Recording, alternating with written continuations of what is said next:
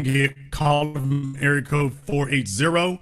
You're on live with the Black Channel. What's your name? Where you calling from? Hey, my name is James. I'm calling from Chicago. How are you?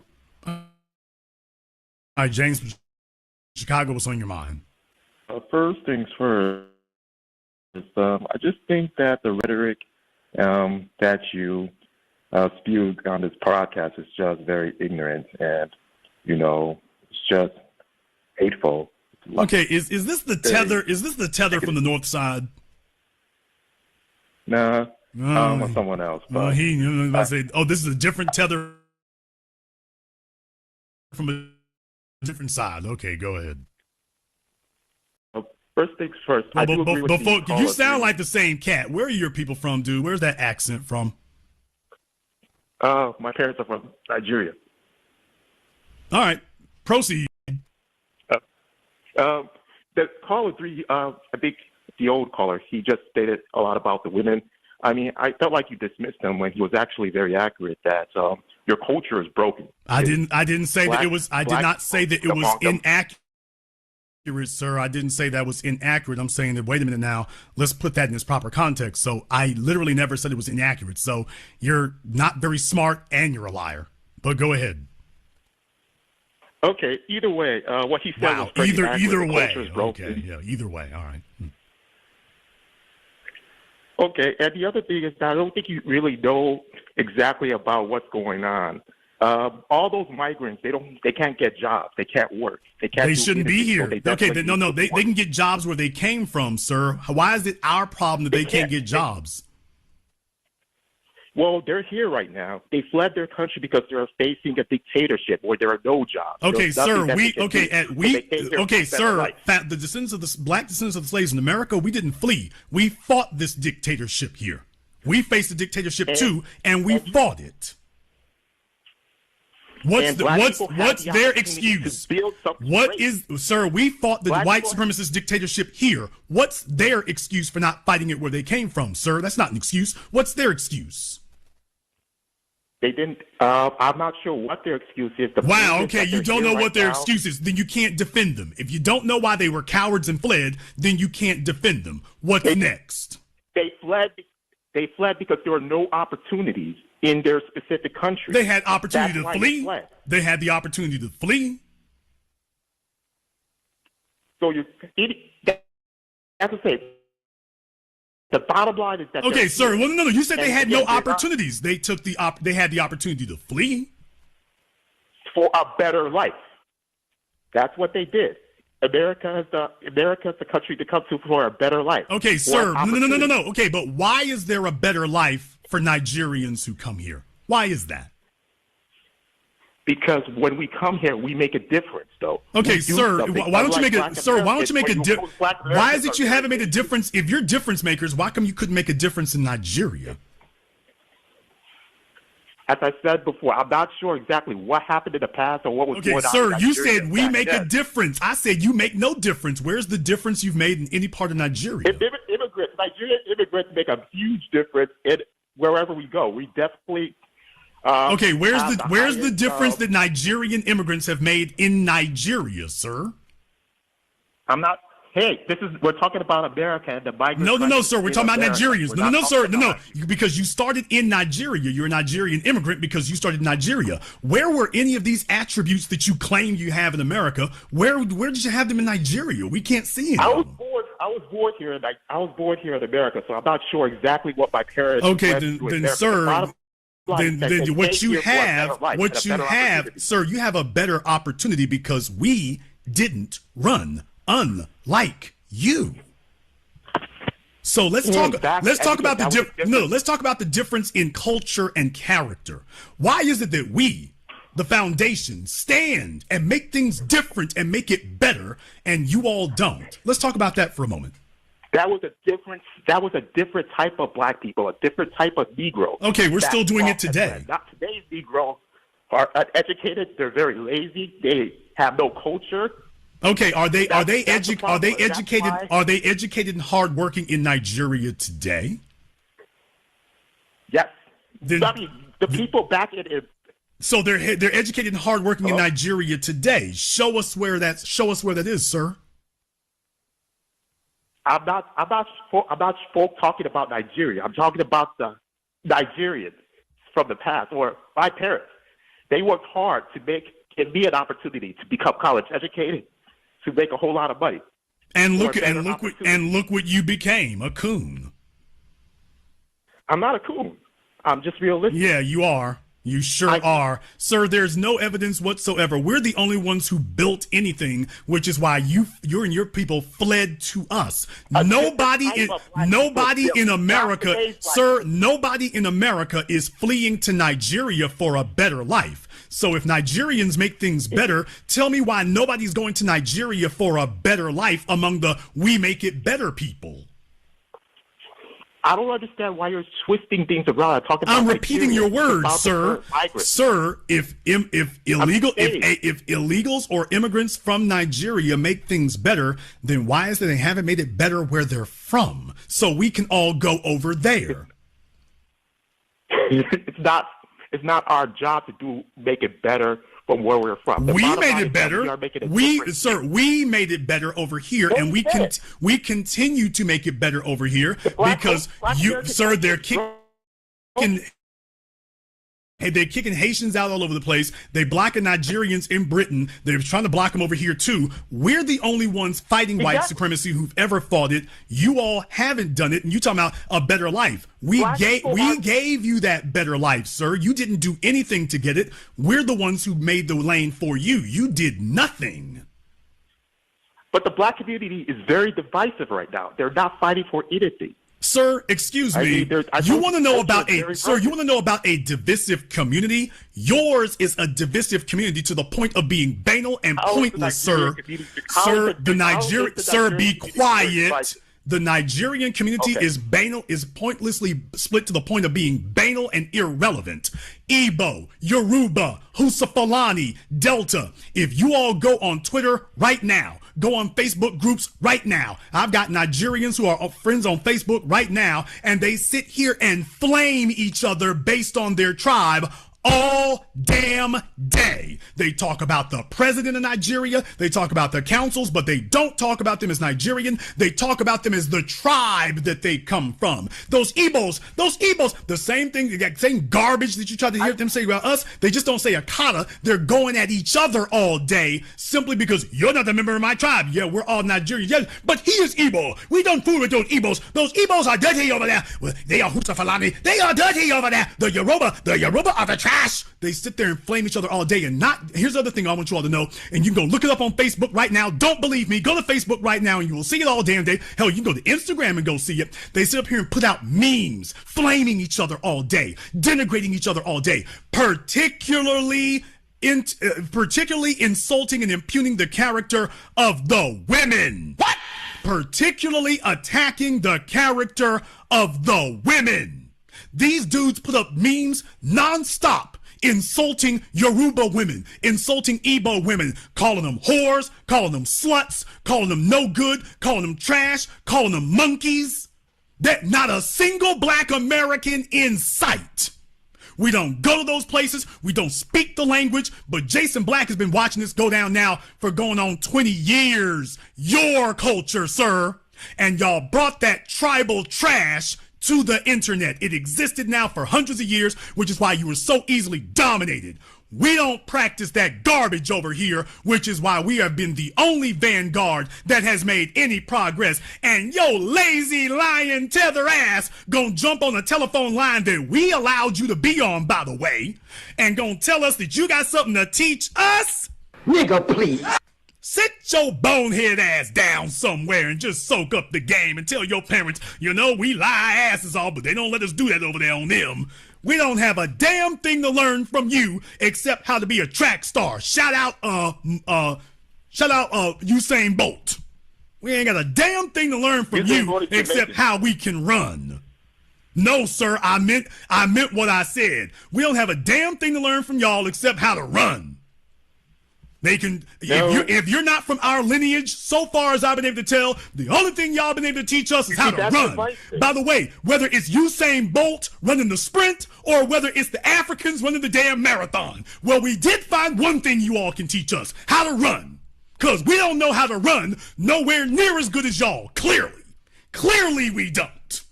Clearly you all got the edge on that. So you can teach me how to run, dude. How about that? I'll teach you how to be a man and how to not get your butt cheeks clapped by white supremacists with your delusions of grandeur, and you teach me how to run like a dog. Deal? I totally disagree. First off, you say Bolt is Jamaican, okay? He's not Nigerian. I said but people not from our lineage. I meant what I said, sir. People not from our lineage. We are. Pretty much you're black, I'm black. I mean, we are.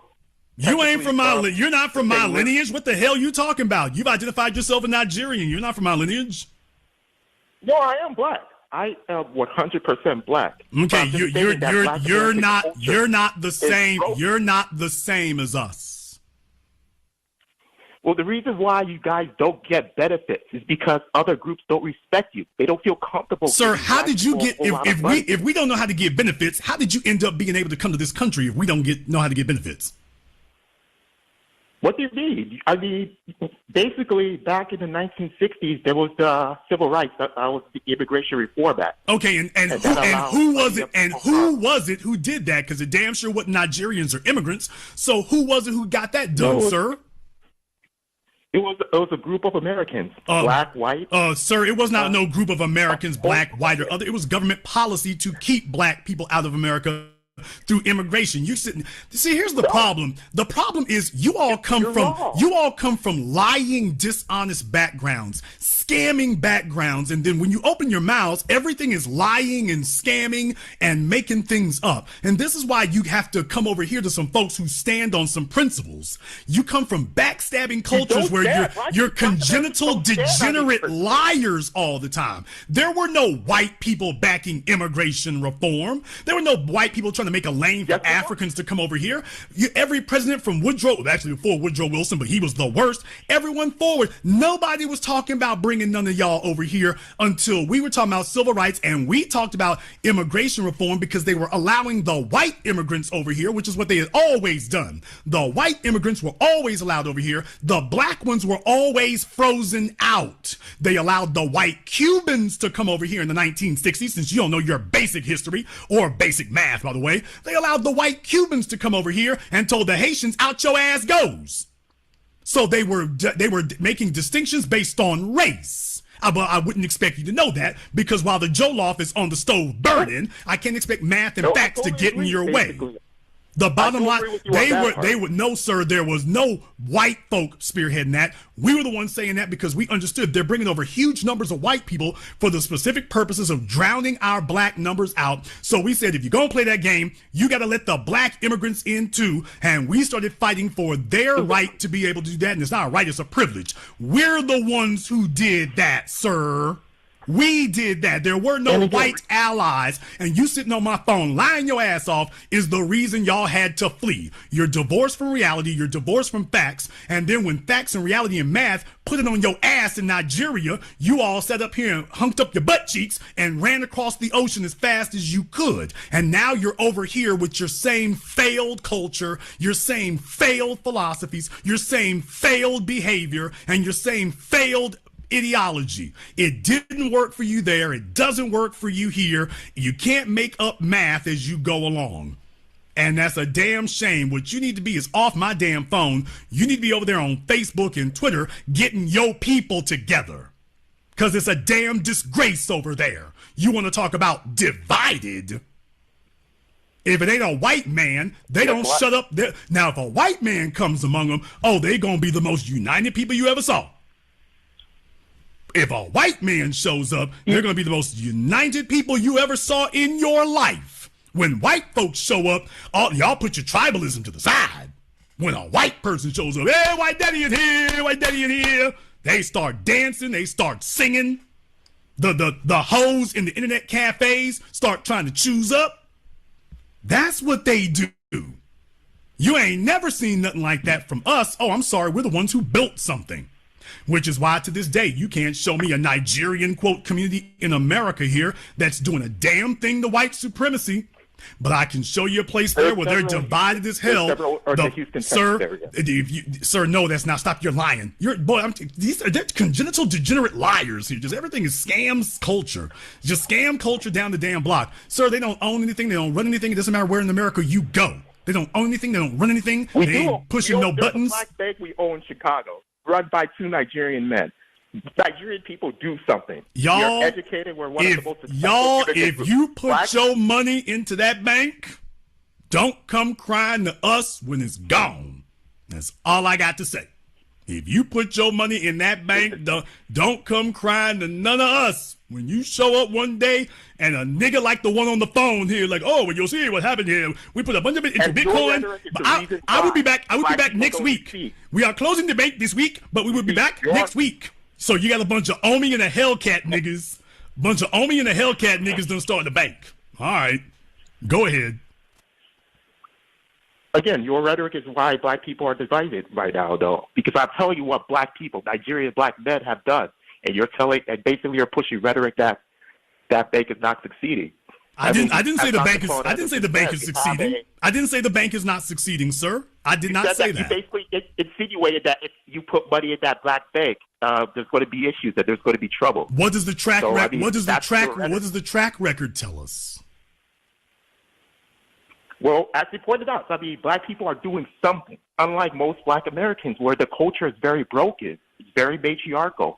Nothing gets done. And okay, sir, and the Nigerian culture is a model for us.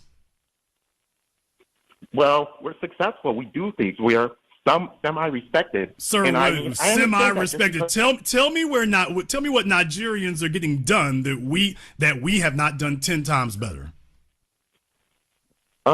We're pretty much one of the most successful immigrant groups in this country. Okay, sir, that's a slogan. Tell me what Nigerians are doing that we have not already done 10 times better. Second try.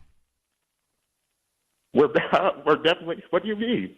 All I know is that we are. Yeah, that's what I'm saying, y'all. See, what they do is they sit up here and the white supremacist media gives them these slogans and they say this crap. I just showed y'all how to shut it down with one sentence. Notice I've asked the same question twice now. They throw these slogans out there, and as soon as you say, "Oh, good, give me the detail," all of a sudden they start stammering and stuttering. It's really that easy to shut it down. But if you had something to name, you'd be doing it. But you can't. And you know why? Because if you all were really that successful and productive, Nigeria wouldn't have the Chinese and the Russians all over it capitalizing on it. You'd be over there being successful there too. And there are successful Nigerians out there. No, they're not. No, they're not. No, they're not. No, they aren't. No, they aren't. No, sir. No, they're not. This is a fact. No, they're not. You're wrong. The richest black man in America lives in Nigeria. The richest black man in the world lives in Nigeria. Okay, first of all, when you're dealing with scammer cultures, I would advise you all that can you really believe the numbers coming from folks from that culture? I'm the richest one in the world. They're also the Prince of Zamunda, Wakanda, and Ethiopia. So that's my first response to saying that. I would love to audit those. I would love to audit, sir. I would love to audit those books. Who's audited those books to confirm that those numbers are accurate, sir? Google is your friend. Sir, second try, sir. Who audited those books to confirm that Adoge is as rich as he says it is? Who audited the books to confirm it's true? I'm not sure. Thank you, sir. Thank you. So in other words, we got his word for it, and probably a bunch of other scammers too. But no proof whatsoever. I want y'all to understand. I'm not the guy who sits up here and lets folks sit up here and scam y'all and fool you and bamboozle you. I'm asking basic questions that any CPA would ask when somebody tells you, here's how much wealth I got and here's what I got. Oh, good. Who confirmed that number? I don't know. Had you all ever thought to ask yourselves the scam culture in Nigeria extends to even their claims of who's got money and who doesn't? Has anybody ever thought to ask that before Jason Black came along? Answer, no. No, nobody ever thought to question. By the way, who confirmed those numbers? Because all we got is his word for it. How do we know he's not lying? Who confirmed that he's not lying? I'm not lying. No, I'm talking about the folks you claim are billionaires over there who check their books to confirm that they are not lying about how much they have. Why would they lie about being a billionaire? Because so another tether can get on the phone line somewhere else and go lie about stuff that Nigeria's not actually doing. No, I don't. Either way, you're stutter. This isn't about Nigerian immigrants. Yeah, it is. The vast majority of those immigrants are South American. Sir, yes it is. Yes it is, because you had the nerve to slap your G-string thong on and get on my phone lines and tell me about us being divided. Is it we got the only ones who've ever accomplished anything is us, and you acting like you got the nerve to sit up here and go like we got a damn thing to learn from you. Black people from the past. Today's black people for the past 30 years have done nothing. You basically destroyed everything what black people are about. Okay, sir. So if we've destroyed everything in the last 30 years, then tell me why Atlanta is booming and popping like it is today, sir. Atlanta's not booming and popping. I mean, basically, white people are taking over Atlanta is consistently in the top 5 of every single significantly growing major city in America survey that you can name. You lying tethers are just despicable. And it's because white people are moving back into the major city right now. It used to be a black Mecca. It's not a black Mecca anymore. Sir, white folk are trying to get Buckhead taken back out of Atlanta. You don't even know that basic thing. White folk are not trying to get into Atlanta. They're trying to divide it. If you knew that, what you just said refuted that, dummy. You just said white folk are the cause of that, and you just conceded that the white folk are trying to get out of Atlanta. You can't have. I know tethers want to. They lie, they scam, they want to have it both ways. I'm trying to come back to this. You're trying to come back inside the perimeter. Okay, you know what? That's a very good point that you make. Actually, that's a very good point that you make. Why is it that all these white folk want to come to a city with folk from my lineage? Then, if the city's failing, sir. Because again, you're destroying the city. They want to make it better. But sir, if we're destroying the city, why don't they just go out to Marietta and go build that up? If we're destroying Atlanta, why don't they do what they've always done, sir? If Atlanta's going to hell, why are they trying to get back into a place that's going to hell? That's not how white flight works, sir. No. The same thing is happening in Detroit too. A lot of no, sir, you're a liar. In Detroit, they're gentrifying the city and running the black folk out of it. Black folk are coming into Atlanta, the dominant population in Atlanta, and you just said, and the white folk want to get where we are. Yeah, that's the word I was going for. They're gentrifying Atlanta as well. Well, sir, gentrification, no. Gentrification is an issue everywhere, but they're not gentrifying Atlanta because it's failing. They're gentrifying it because it's got the busiest airport in America, one of the busiest freeways in America, and the busiest economy in America. That's the reason, and that's under our stewardship and leadership of the last 45 years. No immigrants required. Where's the Niger? Where's the Niger? There's a million Nigerian immigrants in America today. Where's the Nigerian Atlanta? Go. Second try, sir. There are a million Nigerians in America today. Where is the Nigerian Atlanta? Second try. Go. They're scattered. There's not like a specific large community, but there are definitely Nigerians living in Atlanta. I didn't ask you about Atlanta, sir. Show me where the Nigerian example of Atlanta is. I'm showing you ours, so show me where the Nigerians got in Atlanta popping. Go. I'm pretty sure that there's one outside of Houston. He's pretty sure. I think it is. You lying ass. And just understand something. When your situation is so pathetic that you have to tell such a blatant lie, that's your cue that you're supposed to just shut up at that point. When you have to tell such a pathetic lie like that. That tells you. And by the way, talk about Houston, Texas, who has been the dominant ethnic and racial faction in Houston, Texas for the last 45 years, sir? Latinos and black. Houston is a very, very dude. If you don't shut your ass up, but not as segregated.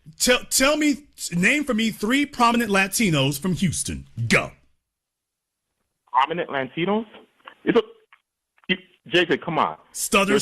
Second try. Name for me 3 prominent Latinos from Houston. Go. I'm not familiar with Latinos in general. But you just sat here and tried to speak for them. But you just sat here and tried to speak for them. I'm not speaking for them. I'm just saying you just tried to sit here and tell us how how significant Latinos are in Houston. For a better opportunity. You just tried to sit here. No, sir. You just tried to sit here and characterize how significant the Latino population is in Houston. And as soon as I asked you, great, name for me some significant Latinos from Houston, you can't name a damn one. Just like you're at your Nigerian Wakanda. You can't tell us where that is either. This is what happens when you're a serial liar, kid. Not a single fact anywhere. You're the one who said that there is one. I told you to name it. And as soon as I said that, he can't do it. Just like you can't tell us where the so-called Nigerian billionaires' money is. Sir, you were asked to name for me the significant Latinos from Houston because we can name Beyonce. We can name the Ghetto Boys. We can go down the damn list with Houston. You're just talking about entertainment, though. That's what. Sir, okay, it just show me the significant show me the significant Nigerian in any field from Houston. Go. Oh, I definitely guarantee you that there are way more Nigerian lawyers than regular Black American lawyers. Second try. Name for us, since entertainers are not significant, name for us the significant Nigerians in Houston. Go. Significant. Let's see. In Houston? Nigga, if you don't stop trying to lie, he's sitting over there trying to Google right now. He's desperately trying to Google and still coming up snake eyes. By the way, I hear him over there. He's trying to type on Google as we speak, and he still can't find nothing. Google just sat here and gave you a 404 that page cannot be displayed error. That shows you we ain't got a damn thing to learn from you. So no, we're not listening to any of your suggestions. We ain't got to go to the Westwood area. Sir, name the name. Name the name. Name the name. Name the person. Name the person. He's sitting over there Googling. Y'all understand just how majestic we are. We are so majestic that this is not Jason Black against a tether caller. This is Jason Black against Google. Google told you with the amassed knowledge of mankind at his fingertips, buddy, you wrong as hell, Jason right. Google is sitting there telling you I'm right. That there are no search results for what you desperately just tried to look up. I'm not making an ass of you. Google is right now. Get your ass off my phone.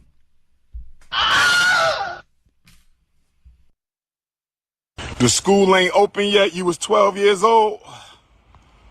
No problem. Little ninja. I see you, little crusty ninja. I see you, little crusty ninja. He said the school still ain't open. He was 12 years old. I see you, little crusty ninja. Why don't you shave that crust stash off the top of your lip too, little ninja? Shave that crust stash off the top of your lip, little ninja. Little crusty ass ninja. Talking about he was 12. Your whole family been through public school. Y'all ain't have a problem with it. Shut up. Always trying to go to war with King Kong. Little crusty ninja.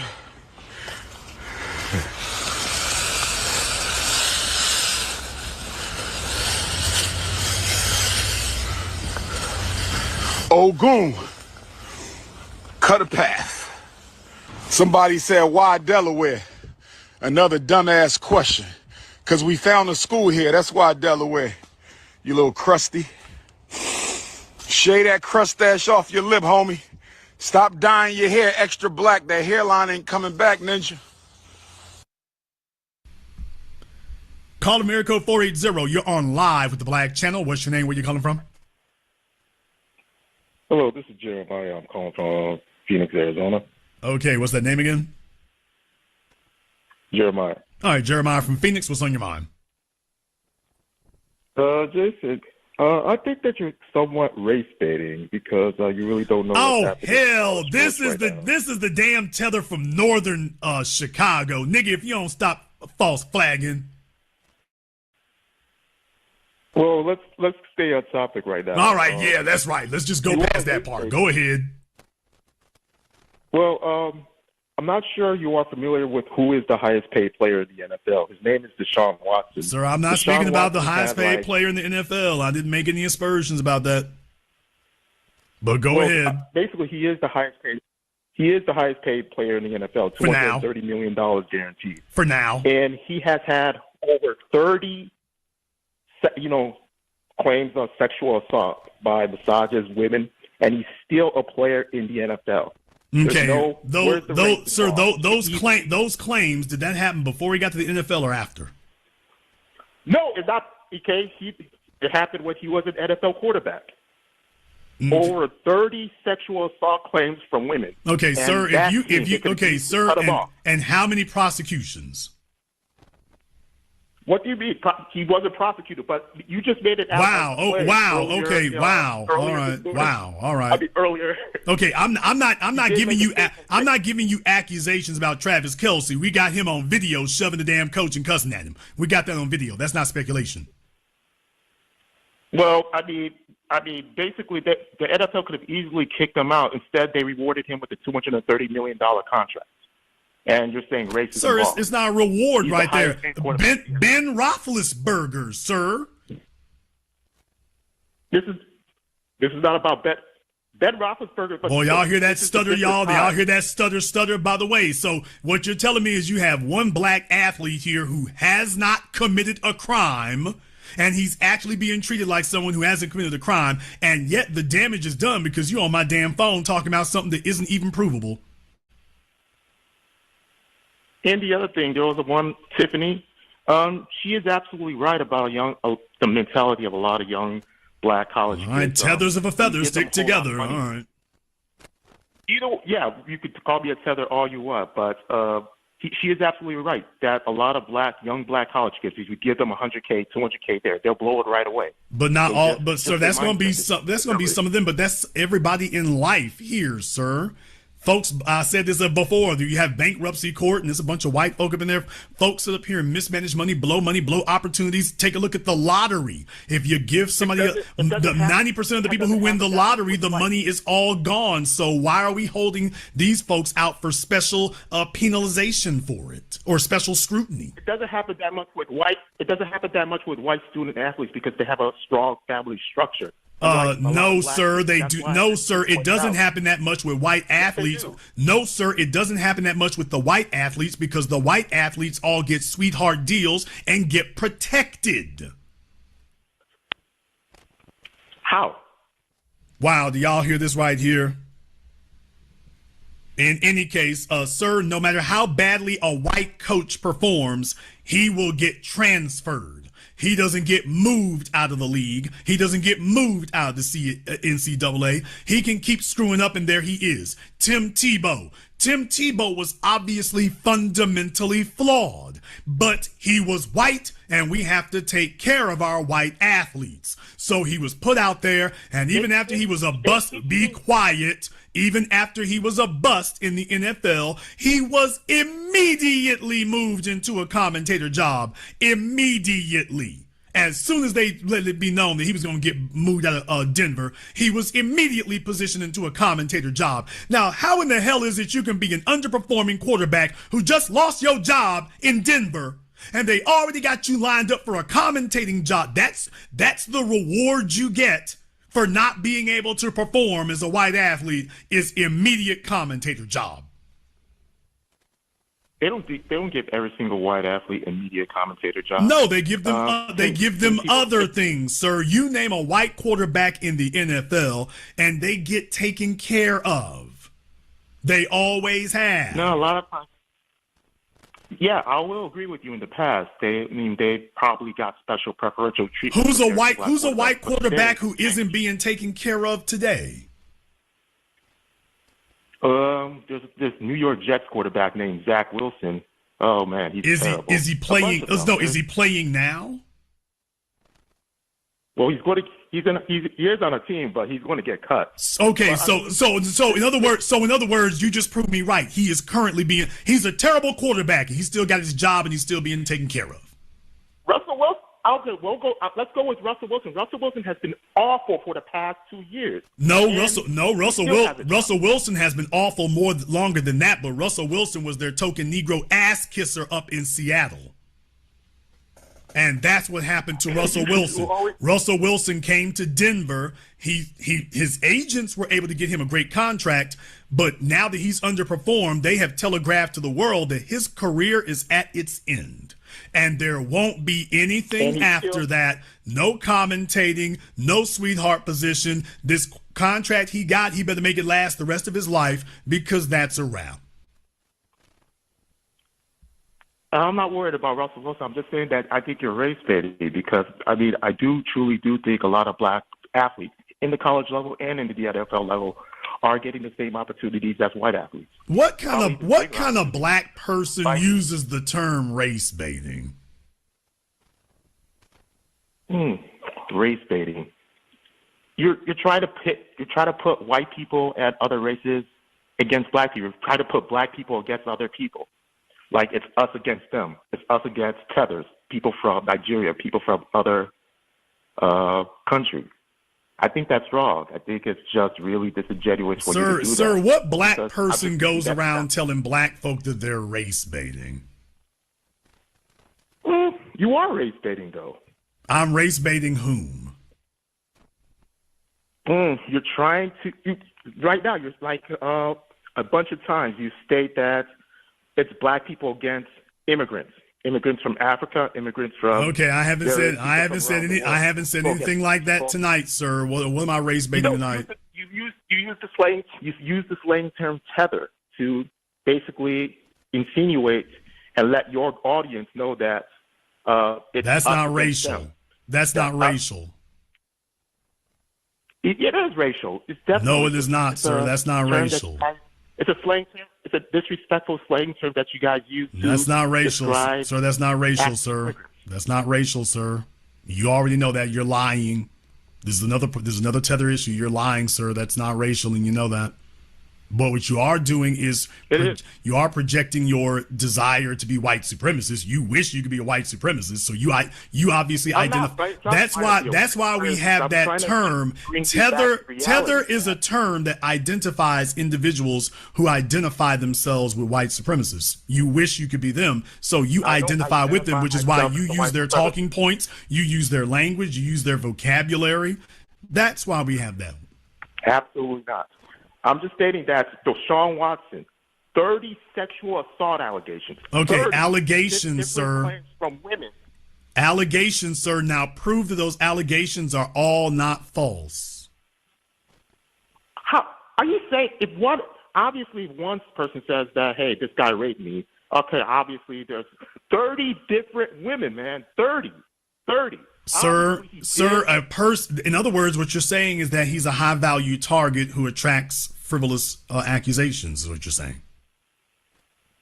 Either way, in the past, the very fact that you can say that there's 30 women and not a one of, sir, you're saying that there are 30 women, and out of 30 women and 30 so-called accusations, 0 of them have been able to be substantiated. That's mathematically impossible unless all of them are false. It takes a whole lot to prove a rape claim. No, it doesn't. No, it does not, sir. Ask Brian Banks. Sir, black men get put in prison for false rape allegations and no physical evidence all the time. I know. He pled guilty because he didn't have the accurate representation. Sir, black men get falsely accused and convicted of rape allegations all the time, dude. You're trying to argue against reality and facts. They get accused and convicted all of the time. That's not true. I mean, a bunch of college athletes recently have been, accused and prosecuted for rape, and they actually got acquitted. Okay, but sir, what you're saying is, okay, has Deshaun even been prosecuted? Has he even been charged? He was never charged. But okay, the fact that didn't occur, that's your first clue that you need to stop trying to push this line. There's a reason why they dismissed it, because it's so obvious that those accusations are all false. A bunch of females got together and said, "Oh, are they handing out free money?" But he still settled. At the end, he went ahead and settled with pretty much a bunch of those women. Which Sir, okay, but sir, if somebody has committed a crime against you, do you settle? Do you settle? Do you take money for it? Somebody committed. Sir, let's try this again. You're not listening very well. If someone committed a crime against you, like sexual assault, are you telling me that you would tell your daughter that the proper response to being sexually assaulted is to let them pay you off and send you home and settle with them? That's the proper response? If they're giving me like $1 million, $2 million, yes, of course. That's what Deshaun Watson did with pretty much that. So you're telling us that you would tell your daughter, well, if he did sexually assault you, well, take $1 million and then go home. Go ahead and walk that. Go ahead and walk that off, baby. Yeah, that's generational. That's generational money. If they're offering $4 and $5 million for them to just say, hey, let's not pursue the case, yeah, I'll tell her to take the money. Y'all, all I can say in response to that is tether family values. That's all I'm gonna say in response to that. If your daughter gets sexually assaulted, well, find out how much you can get for it, baby, and bring it back to Kenya. Okay, tether family values. That's all I can say. All right, have a good one, Jason. Bye-bye. What'd he say? If that was my daughter, well, hey, baby, he did what to you? He raped you? Well, how much can we get? How much can we get, baby? How much? All right, that's all I can say to that. Y'all want me to argue? You want me to talk him down? You want me to try to convert him to the love of Jesus? Is that what you think I'm going to do? Oh, no, tether family values right there. He didn't think, that's why he was laughing getting off the phone. He didn't think it over. He's like, oh, wait a minute, that wasn't so great. Yeah, these women accusing Deshaun Watson. See, that he guilty. Dude, so the appropriate response is if your daughter gets assaulted, she needs to, here, baby, take some money and go walk it off? Well, yeah, I would tell my daughter, so just, we could do a lot with that. Okay, well, tether family values. You different from us. Hey, they not like us. Not like us. Okay, he told you if that's his daughter, it's like, hey, look here, just tell her, hey, baby, just consider this to be practicing for the block. Consider this to be practice for the track. All right. Okay, he said it, not me. Hashtag they not like us. All right, this is okay. But Adams, I'm gonna keep it a buck. Like, ever since I was hearing about this whole ADOS, from the minute I heard about it, it was like a division. Yeah.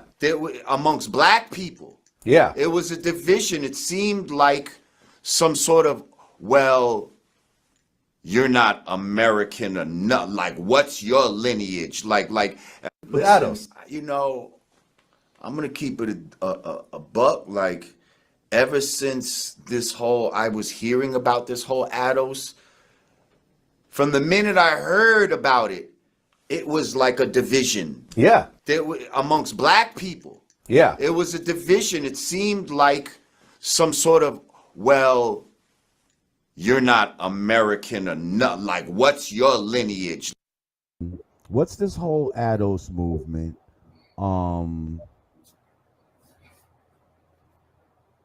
And how is this?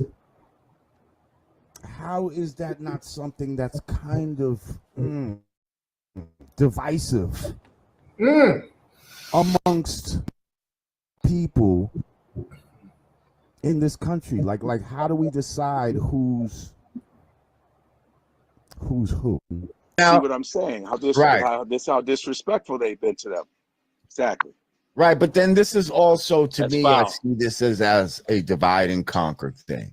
So now I'm supposed to get oh, word? That's what the Jamaicans are saying? Well, then fuck that, And on the list of tangibles, I would assume that's where this ADOS comes in, because I'm thinking that certain people would hope that the tangibles, that the part of the tangibles would be reparations for the ADOS movement. Yes? Yes. Is that what I'm to believe?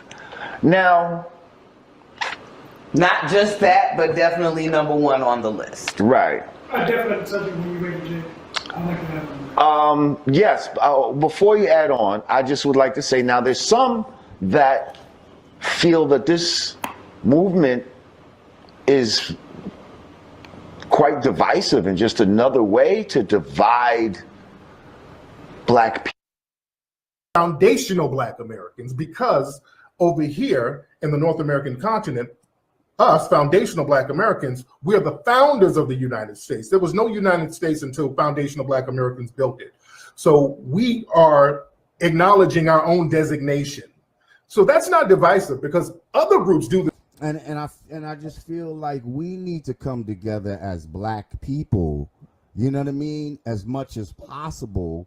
And it just feels like that type of thought, and I understand where you're coming from with it, but it feels like that type of thought helps to divide instead of bring us more together.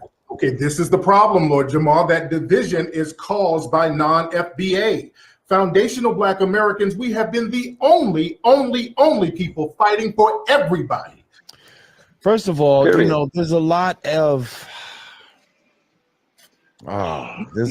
divide and conquer with this. There's a lot of bullshit that goes into this talk of reparations.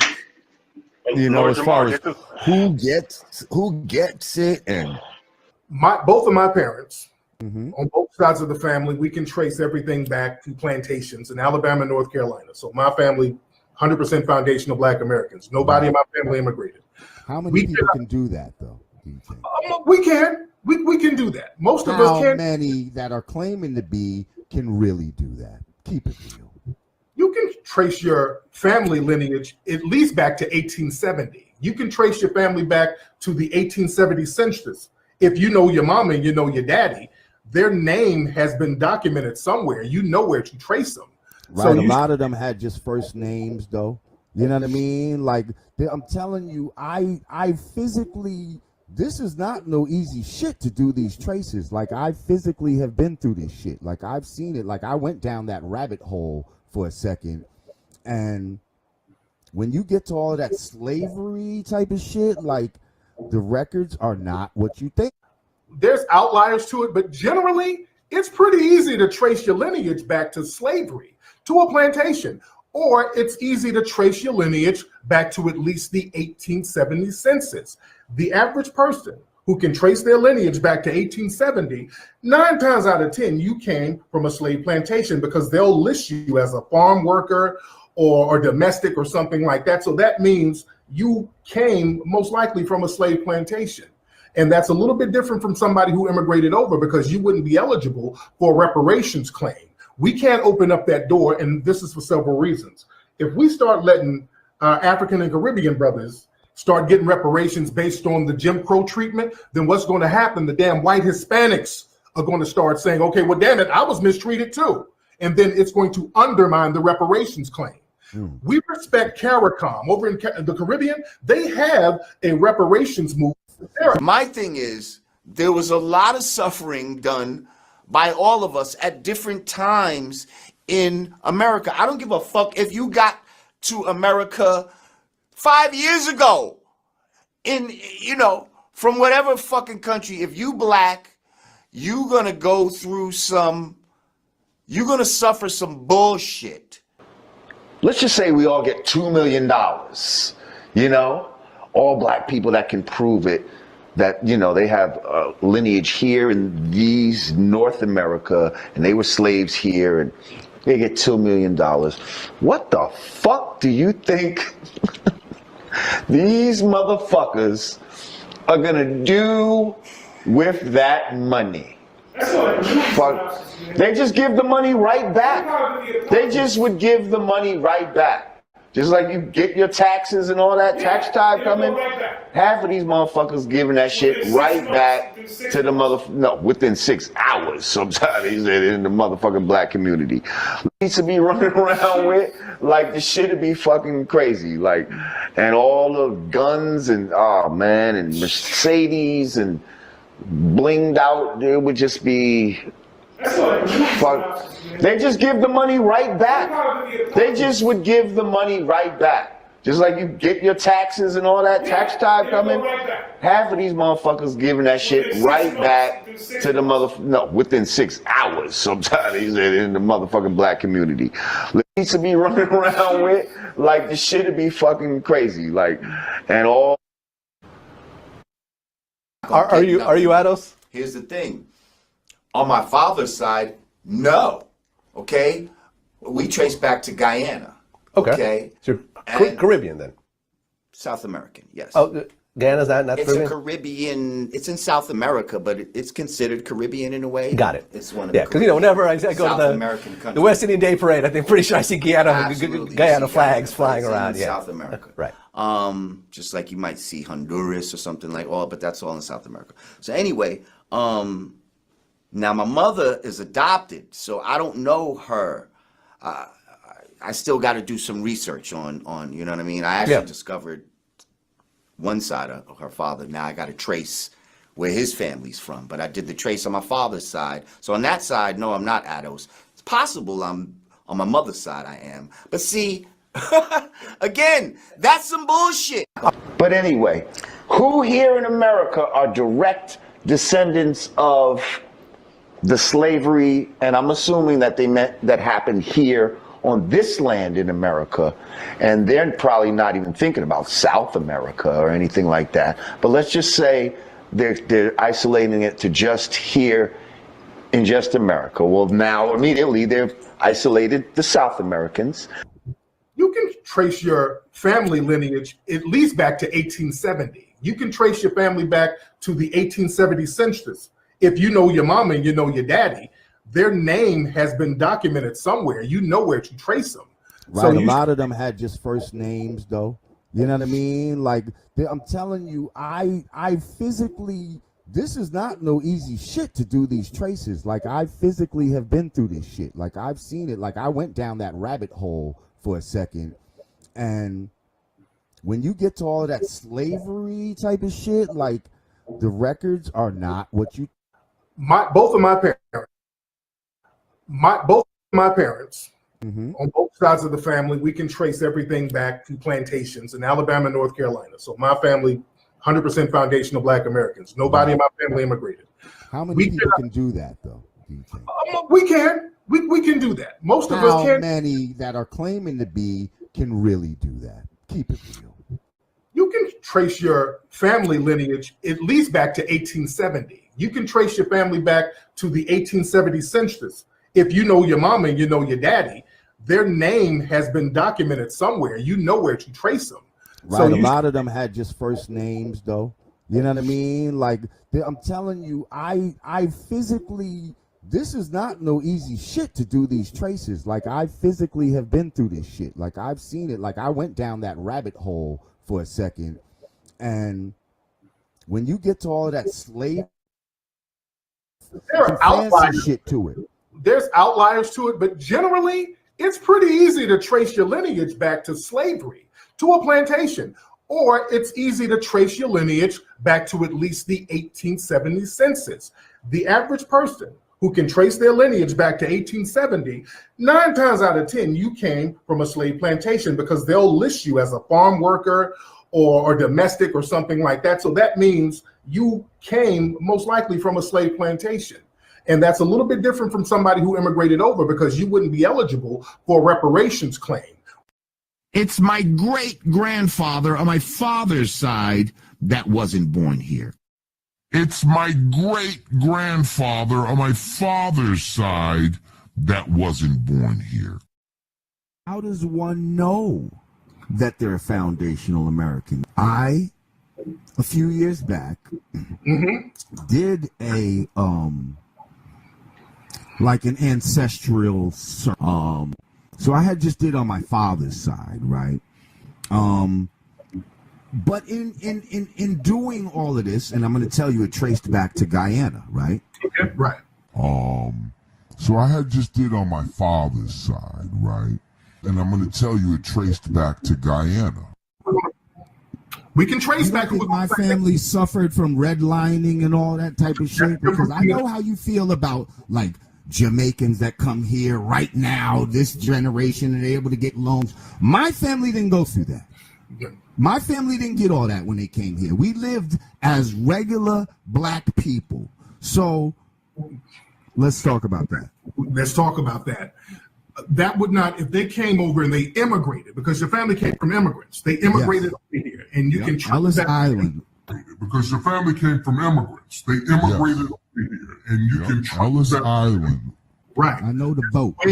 That's very different, because you can't get a reparations claim like that. Because you can't get a reparations claim like that. And it's very important to not mix it up. But now keep in mind, this is just my father's side. I understand that. We all have two sides now. My mother's side, I ain't traced that yet. Y'all would know who the southern side of her family was. So if y'all don't know, that means she's from the Caribbean. So if I can understand that you don't know your dad, that's one thing. And your mom didn't tell you where your grandmother was from? Your mom didn't say shit? She had to come from somewhere, either immigrated from another country or came from the South. If she's black, right?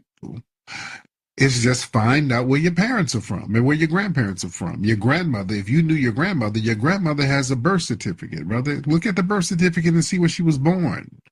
And then see what her mother and father's name was. It's on the birth certificate. And then see where they were born. You trace it back like that. And if you can go all the way back to the 1870 census, that make you a foundational black American. All you got to do is just trace the parents back. Okay, some of these folks, you don't know where your mama's really from. Okay, like my mom's from New York. We kind of lost, and then, okay. Well, folks, okay. I don't know how y'all don't be knowing where your mama from. And you don't know your mama's side of the family. At least I can understand the dad's side might be a little sketchy, but you don't know your mama's side of the family? See, that raises red flags. That raises a lot of red flags when folks don't be knowing what their mama's side of the family is. All right. That's all right. That's weird. And I feel like they want us to spend our energy on this conversation when we really need to be focusing our energy on more practical things.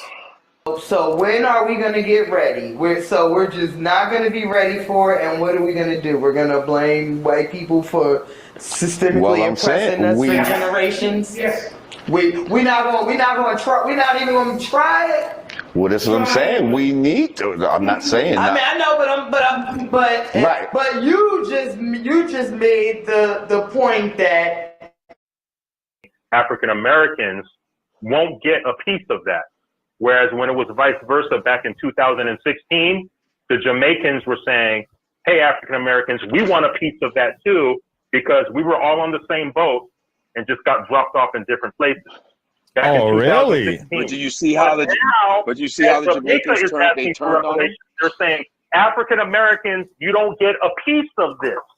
That's the talking. But you see what I'm saying? How disrespectful they've been to them. Exactly. Right, but then this is also, to That's me, foul. I see this as a divide and conquer thing. So now I'm supposed to get oh, word? That's what the Jamaicans are saying? Well, then fuck that. You know, if they trying to keep it, then we're going to keep our shit to ourselves. See, that's the type of attitude that they want to inspire by having these fucking conversations right now, so that we'll be fucking mad at the Jamaicans. Well, the cash payout is a trap because the American dollar doesn't have a mineral equivalent. The dollar is not on the gold standard. It's not on the silver standard. It's not on a copper standard. It's on no standard at all. It's a promissory note. So when you look at the cost of slavery to African people, physically, spiritually, psychologically, financially, when you look at what slavery did to us, and continues to do to us, you have to be very careful of trying to transfer that into a US dollar equivalent. You're talking about the single greatest dehumanization campaign in recorded history. You're talking about the greatest forced transmigration of a people ever. No, there's not even a biblical epic that could even compare to the enslavement of African people. And so when you talk about restitution for the greatest human crime of all time, you have to be careful about trying to quantify that. You know, trying to quantify a qualitative experience can be quite a challenge, and I think it's a trap. And I think that trap is being intensified by the fact that a lot of us are a bunch of greedy Negroes who just want some money so we can go buy some Gucci and some Louis. I mean, let's be honest. Since when did we become so loyal to our ancestors? You know, we're so loyal to African ancestors all of a sudden that we want to fight for their reparations. We haven't built any institutions. Okay, we haven't tackled any of the major problems that we have.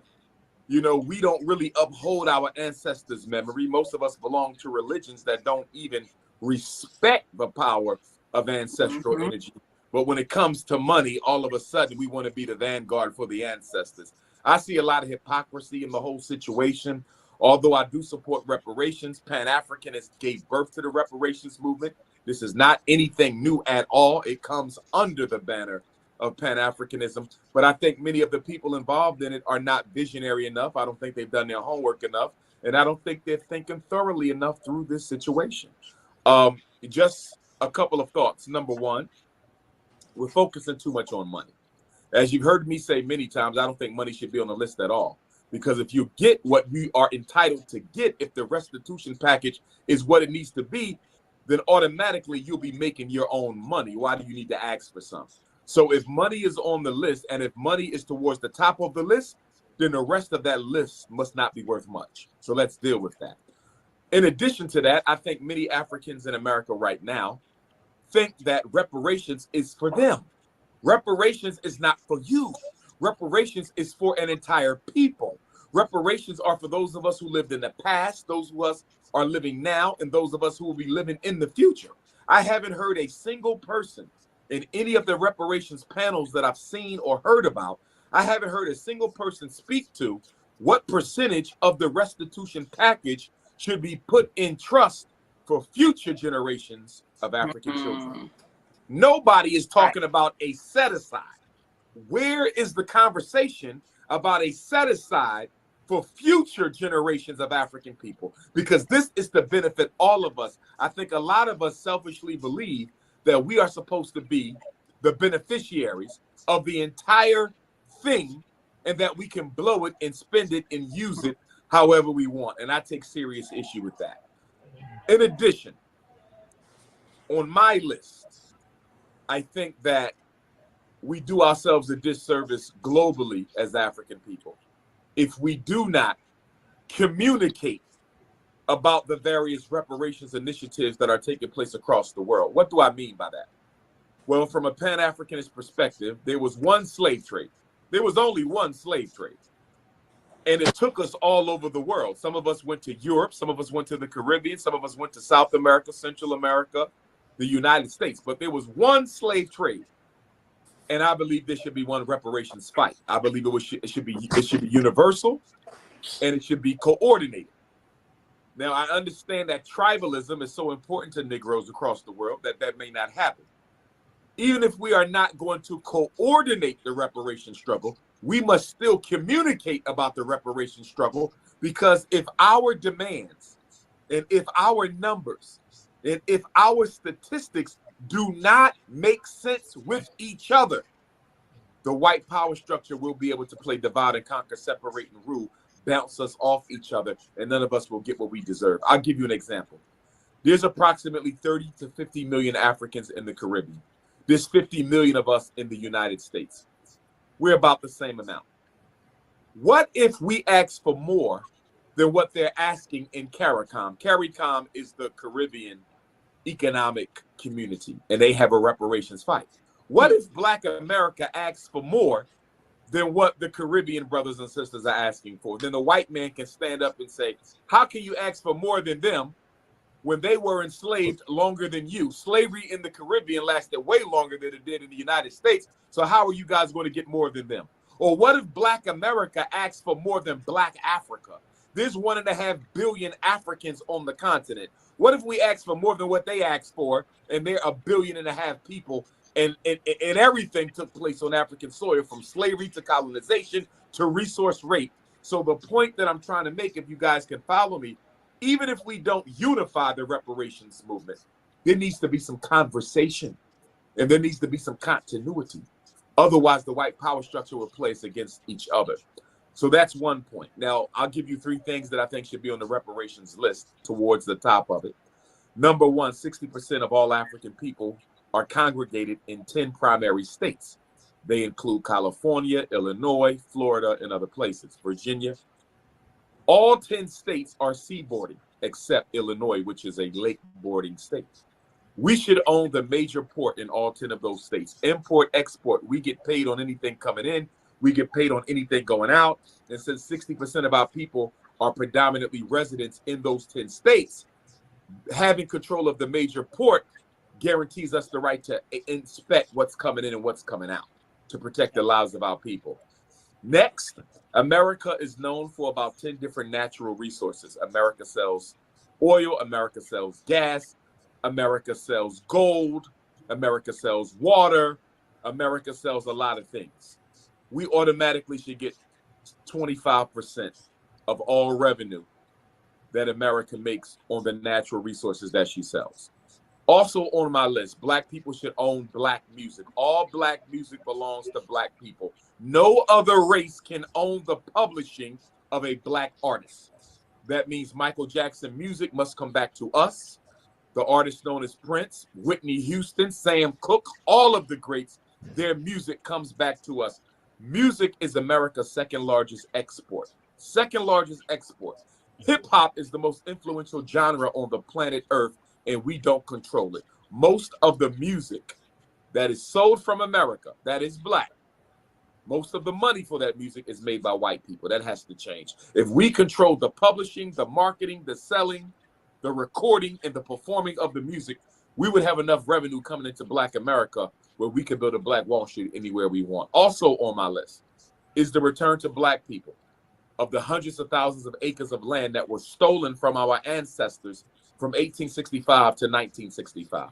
Literally hundreds of thousands of acres were stolen from us at gunpoint by the Ku Klux Klan, government, white night councils, and other white organizations that would basically show up and tell you, you got 24 hours to get out of town and we're going to kill everybody in your family.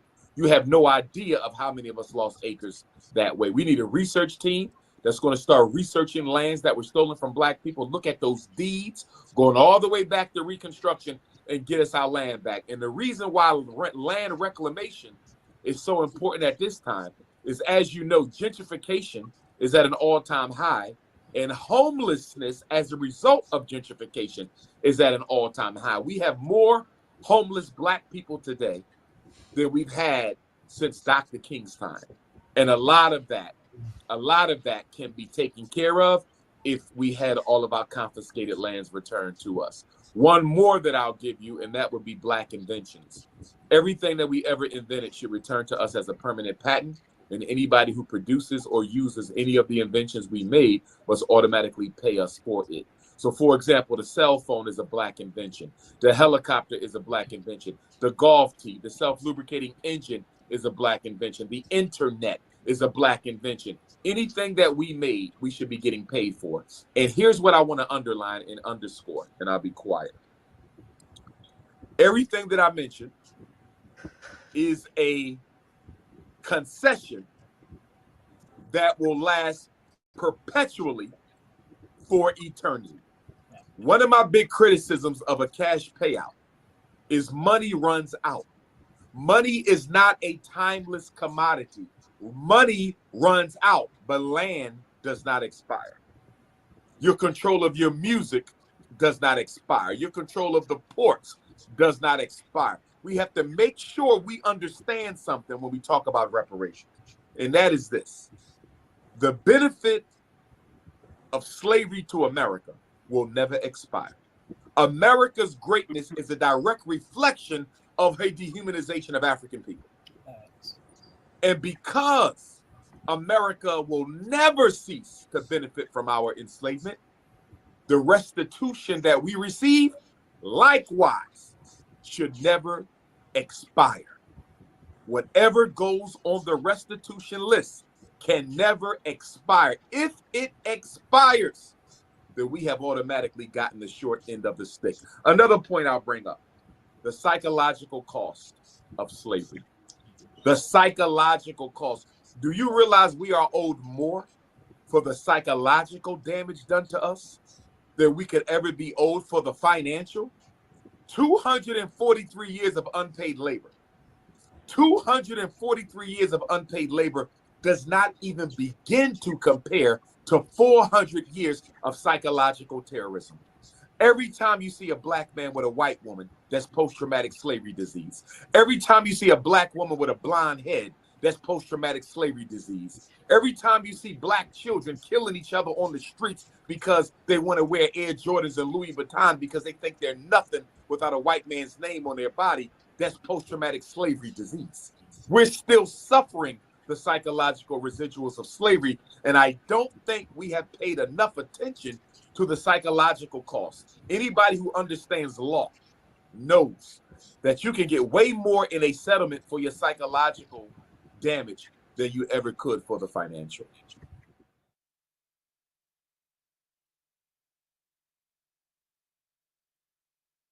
Which is funny how almost every foreigner has something to say badly about African Americans. Even Africans sometimes have to say about African Americans, but then everybody comes to America trying to be African American. I'm going to speak for my whole country. Love Jamaica. But I think quite a few Jamaicans think that you guys play the victim a lot. Like an outsider looking in, it's like, gosh, them complain about everything. Look how much opportunity them have. Look how them can work. Look how them can buy $1 burger. And them over there complain. And that is how I was preconditioned, if I'm being totally honest. They're like, Shante, it makes sense. Yeah, don't go over there and waste the opportunity. Don't go over there and start complaining. Work for your own, focus on that. So that's always been my mindset. We're so focused on just making it. I really want to emphasize that. But sometimes when you just are focused on, oh, you're going to eat, you know, think say somebody a touch you. You know, think say, you know, oh, I'm going to have the right temperature. I'm hungry. What y'all gonna do? Like, the way how African Americans prioritize blackness isn't necessarily the same way in which an immigrant would prioritize their blackness. So, you know how African Americans would say, oh, black writer, black creator, black artist, black lawyer, black doctor, black woman in STEM. No, when we come to this country, it's immigrant or nationality. Maybe our careers next, and then whatever else comes after that. So immigrant, Jamaican, marketer, whatever else comes after that. The issue that you're having is we don't see ourselves as one of you. And the reason that we don't see ourselves as one of you is not because of blackness. We just see ourselves as an outsider. The issue that you're having is we don't see ourselves as one of you. And the reason that we don't see ourselves as one of you is not because of blackness. We just see ourselves as an outsider. So now let's move forward. So as an immigrant, I'm here in this country. What do I want to do? Put my best foot forward. What do my parents want to do? Put their best foot forward and give us the best opportunity they possibly can. Thank you, Lord, for my parents, because they did exactly that. But it's my turn as their child to hold the baton. And one thing I always say, my parents did not risk their lives to get to America for me to get involved in some political warfare. My parents did not risk their lives for me to get to America, for me to sit here fighting people all day. That makes absolutely no sense. And I think because you guys have never taken that level of a risk, you don't understand that level of responsibility and accountability. That's really the problem here. Because if you really risk your lives to have something, if you really risk your life to get something, you're not willing and ready to throw it away. You're just fully American. You're African American, bro. That's it. How was that see you in 30? That wasn't an insult. That was strictly, you're black. You're not Trinidadian. You're not Jamaican. You're not African. You're not, word. You're not Ghanaian. You're not Dominican. You're not Puerto Rican. You're not Cuban. You are American. I farted so loud. Black Americans people, I don't like them because they take lots of drugs. Really? That's what I think. But have you met any Black Americans in real life? No, like in the movies. I didn't meet them. Now, what do you think about the Black American culture? Fucked up. I'm sorry. Is it like okay, the fucked up humanity group that's Black Americans. Yeah. And I actually feel bad for saying that. It's true. It's true. I know it's true. Now, why do you believe that? Because they mostly don't belong where they are. They're Americans. We all know they're Americans. They know they're Americans, but they don't belong there because they are minor. One for that. They are minor, and the racism and everything. They don't belong there actually. So they belong here, and they are not here. So they are fucked up. That's really interesting. So, I had no idea. So I have this tweet by McBeanie _ and they said African Americans are by far the worst representation of Black people. They are obnoxious, self-righteous assholes that make people's lives a living hell anywhere they go. And then she got like 390 likes. Is she also Black? No, I don't know what she was. This is what she said. Yeah. Wow. Mm-hmm. That's really a lot of hate, I feel like. But like my mom would agree with that comment. She would agree with that post. She would say like, you know, lazy, like loud, rude, all the negative connotations. That's interesting. So let's explore that. That's really interesting. But I also will say that like my parents definitely came over here with stereotypes about African Americans. When Africans are immigrating to the United States, their idea of African Americans, like, take away modern times where we have like the internet and everything, it's coming from TV, right? Where they're just seeing these rappers and these music videos, and they're seeing these movies and TV shows with people shooting guns and like cussing. Ignorance from our parents as well. Our parents say things to us in which, at least I can't speak for African Americans, but I know Africans, our parents say things to try to get us to stick with other Africans instead of branching out, and for that festered. So now it just lives on as we get older. So I agree with her in that aspect, but also another thing I feel like isn't talked about enough is the way our parents will talk about Black Americans. Because if we're being honest with ourselves, our parents are not respectful. They will say things to try to instill within us to divide away from them, but like being lazy or not as clean or stuff like that. And I feel like that also helps perpetuate the divide, which also needs to be acknowledged. Okay, so growing up, I had this ideology from the media, from people around me, that African Americans were these ghetto, noisy, arrogant, aggressive, just criminal. So I think this was the intent of my elders as they reminded me to stay away from akatas. Akata is a derogatory term for African Americans. I didn't understand why at the time, because I knew nothing about propaganda, media, or anything else we'll discuss today.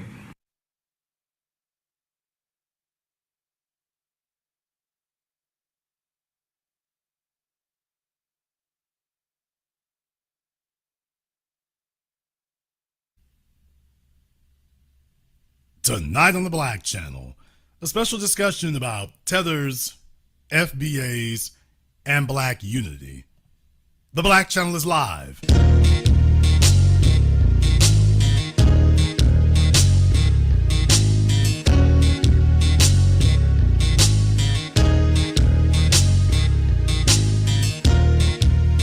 Unapologetic, unadulterated, and absolutely uncompromising.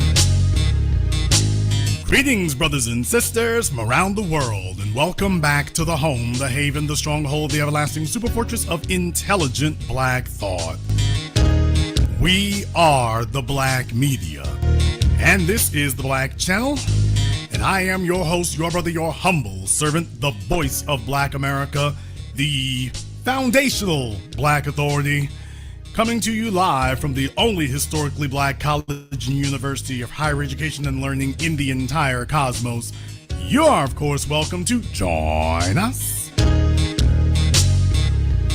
And join us you shall, because on tonight's program here, you know, a lot of events have happened this week. The tragedy down there in New Orleans, which is a whole thing's been unfolding, and I'm actually going to probably be dealing with that in a different way. I'm probably going to be dealing with that in a little bit of a different way there, but in the wake of those events and recent events also, there was something else that I wanted to discuss here as well, though.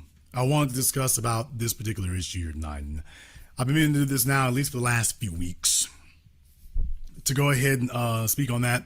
If you didn't join us on the first of the month when we did our, as usual, New Year's broadcast, if you didn't join us on the first of the month there, we want to take an opportunity to address that and to take a look at a few things. So if you didn't listen in that night, I talked about why it is that you hear those kinds of words and those terms, and why we use that, and why we make these distinctions, and why distinguishing ourselves and delineation is a critical thing for us here.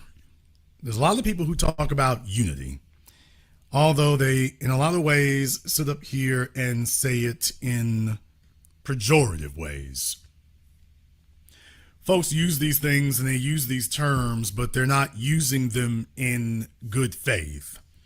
When you only use terms when you can capitalize on it, then you don't actually believe in it. Having a principle means that you stand by it, whether it is to your convenience or whether it is not. That's the difference. You don't get to be like children and invoke a term when you think you're being a slick con artist in order to take advantage of other people. Well, they're dealing with me in good faith, so let me see if I can take advantage of that. That's the critical key difference. Up until this point, the whole thing has been that we utilize terms in a global sense. We are the only people who have utilized these terms in a global sense. We're the only ones. No one else has been utilizing it in a global sense, or at least not consistently in a global sense. You cannot sit up here and say that you're black when convenient, but when you see an opportunity to get individual benefits, all of a sudden you are something else. Therein lies the problem. If you identify as Jamaican American, other than to just say, well, your family came from Jamaica, yeah, but you make it a point to say, well, I'm different. Well, then therein lies the issue. If you feel the need to distinguish yourself, then everyone should distinguish themselves, should they not? The problem comes when we start doing that, then folks realize, oh, there's no benefits to be gained if they do not group themselves with everyone else. There's the issue. Well, Jason, why is that an issue? Why would that be a problem? Why can we not sit up here and do that kind of thing? Well, you can do whatever you'd like to in that regard, but just understand one thing, what it means, as I explained on the first. What it means is that you've hyphenated yourself, and if you're hyphenating your identity, that is the same as a man marrying a woman, and she, after marrying him, he finds out that she has hyphenated her last name. What? There's the problem. It is the same as when you're dealing with a woman, you're going to marry this woman and she hyphenates her last name. But in this instance, it's even worse in some regards. This is like this is like being Tina Knowles. She hyphenates her last name from her previous husband. Damn!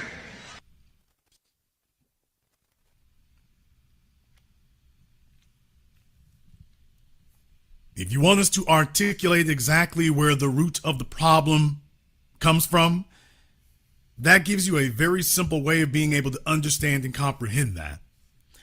If you are going to hyphenate your identity, then that is the same as being a wife who hyphenates her name after she's married a husband. Well, she's letting him know what her identity is.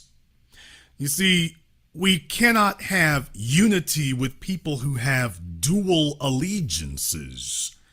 There's the problem. You cannot have unity and dual allegiance. In case you need somebody to explain that to you and articulate that more simply, you cannot have unity coupled with dual allegiances. any more than a man can be committed to his family and he's got dual or triple allegiances across town. That's the issue. Now, that works if you're trying to take advantage of someone. If you are exploiting someone, then you can operate that way. That's the way you can operate if you're attempting to exploit someone or take advantage of them or to cheat them or to con them, and you walk away with more than them. But if the principle is that it is you and me and us and we and all together, if the principle is unity, then, well, you can't operate that way. You cannot claim that you are a free agent when it's to your convenience, and that you are a member of a group, of a global group, when it's to your convenience. No, you're either a member of the global group or you're by yourself. But you cannot be both. You cannot be both.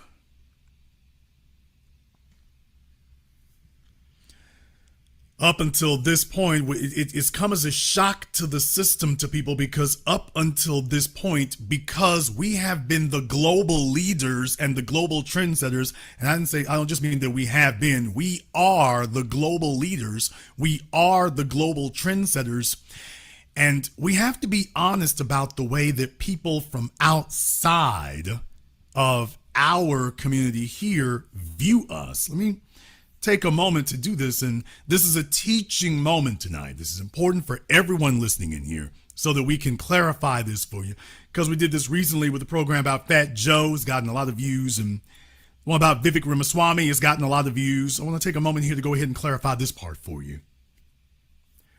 You see, up until recently, we've had to make changes in that, because what's happened is the view that everyone else has had of us is that because we have been so successful and we have gained so much ground and we've accomplished so much and we have redefined the global landscape, basically the attitude that we've been faced with is that we've done so well and have so much that everybody can just eat off of us at our expense, and that we should be okay with it because, well, after all, you got so much.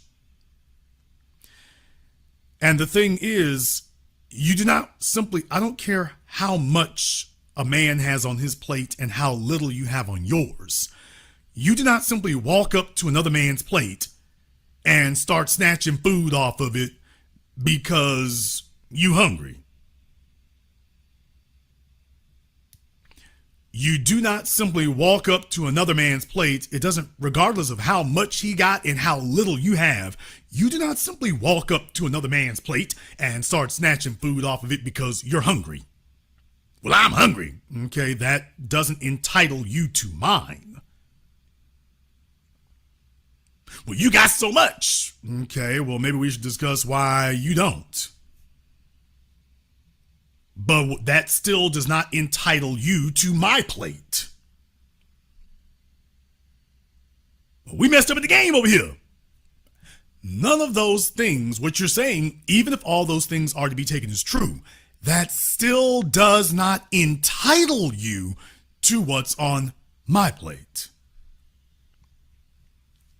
Nothing you just said there entitles you to that. So when you get so familiar, I know this is a shock to the system for a lot of people, but the point is, when you get so familiar with somebody else that you believe that they should be accepting of abuse and exploitation because you feel so familiar with them.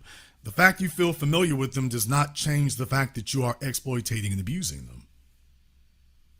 And this idea that we are to be the global guardians and everyone else is to benefit from it at our expense. Now, there's the critical key problem.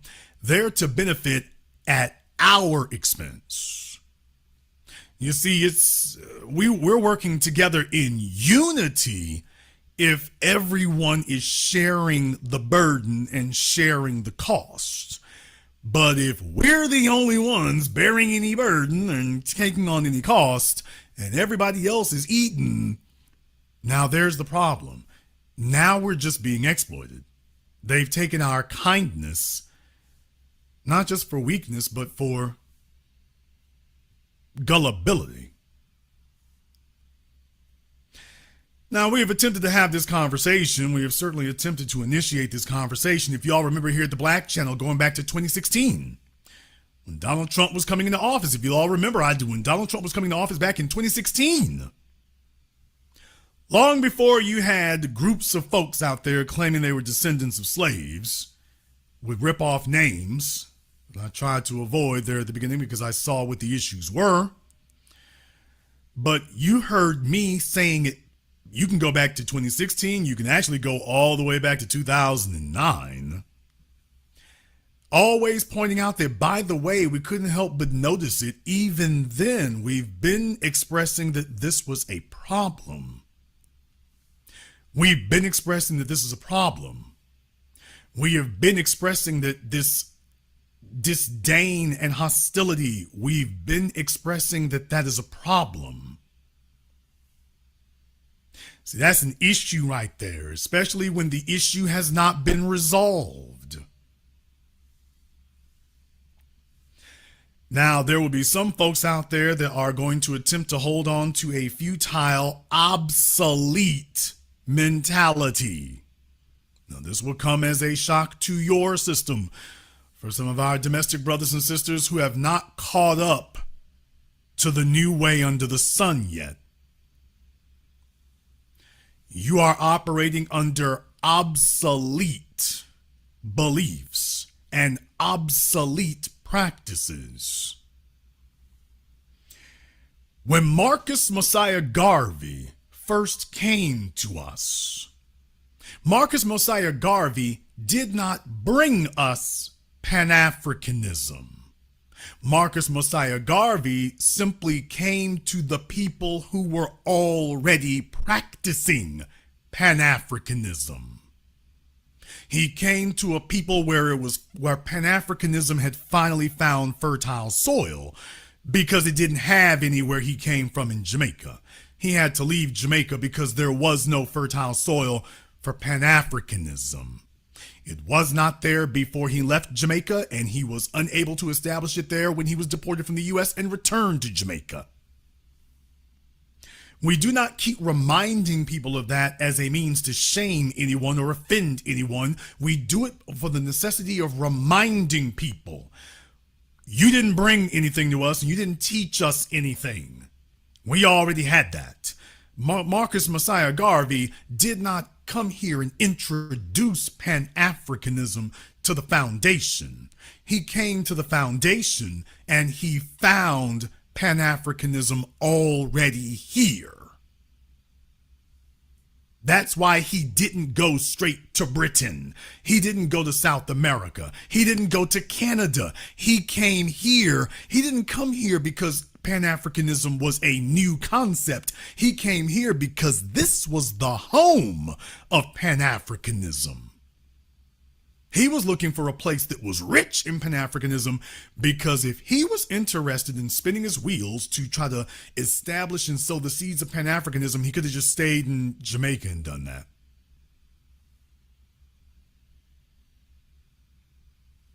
He could have stayed there and done that. He did not have to come here. He came here because he had already done that. He came here because he had already done that. That's the problem.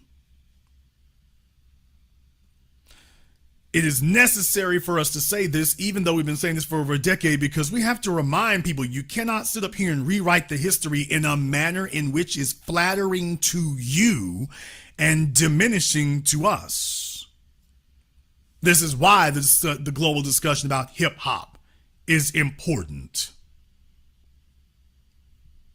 Because people are going back and rewriting the history, and it's not just the white society anymore.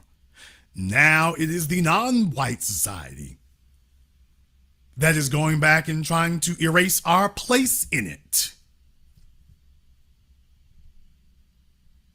That's the thing that we realized here.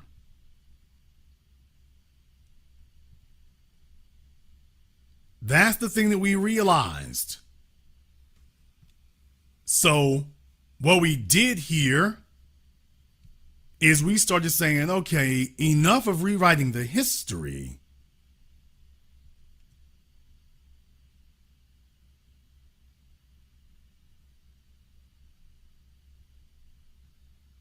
This is a shock to the system, because up until this point, people have been doing that and we didn't say anything.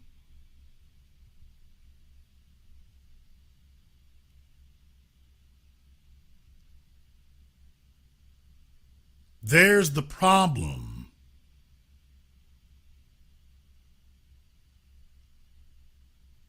There's the issue. So this is why we have become sensitive and hypersensitive to these practices that people have been using against us. And up until this point, we weren't pushing back on them as forcefully as we were before. We notice that people are seizing on these things and then going back and erasing us from our own history and then telling us that they're the ones who started it.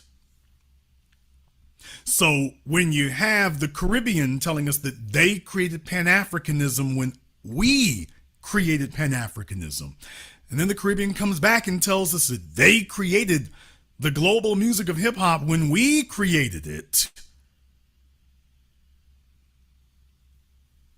that's the part that we are making sure we clarify to everyone here, that this global movement to erase us and our own accomplishments and to hijack them, that is not unity.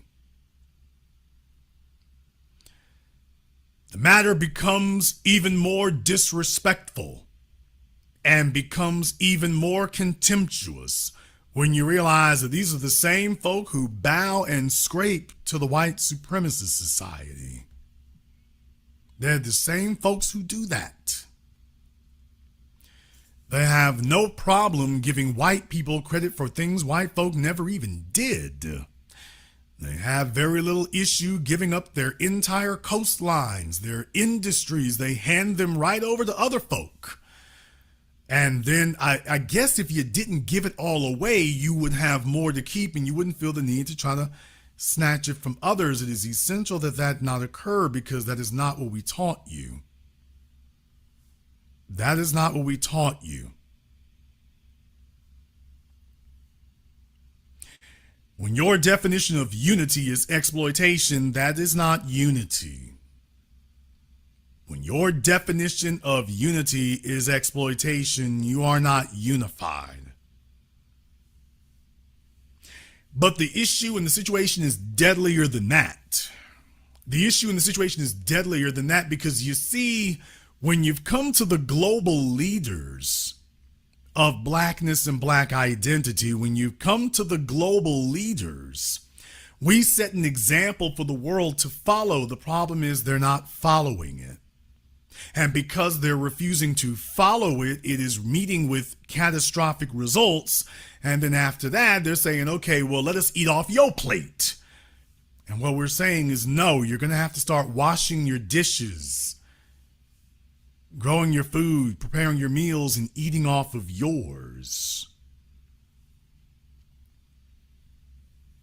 We have absolutely no problem and no issue whatsoever helping a worthy person who is in need of assistance. But a person trying to undermine us is not in need of assistance. They are in need of removal, not assistance. That's the issue that we've been running into here. That's the issue that we have been seeing here. That is the issue that we've noticed.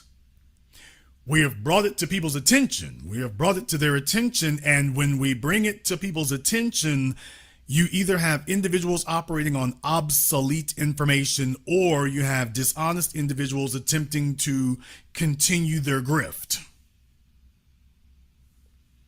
But rather than addressing the actual illness and the actual sickness and stopping the behavior, they are instead attempting to intimidate people into going back to ignoring the obvious offenses and abuses we've been absorbing. Therein lies a problem.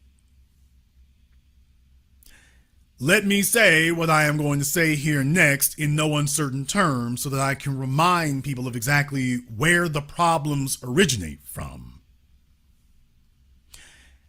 As Malcolm X taught you all, our power comes from our points of commonality.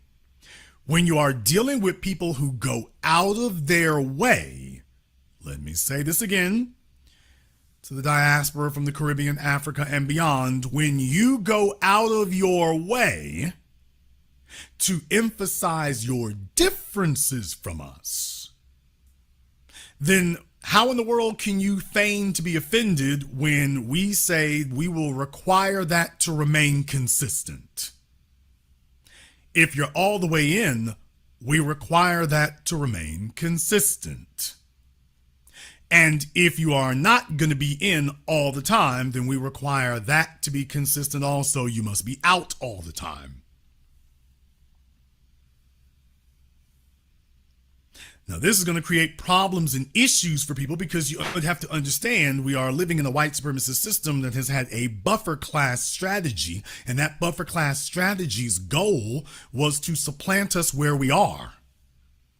That those of us who are the descendants of the slaves and the original foundational people of this nation, the original foundational people of this nation,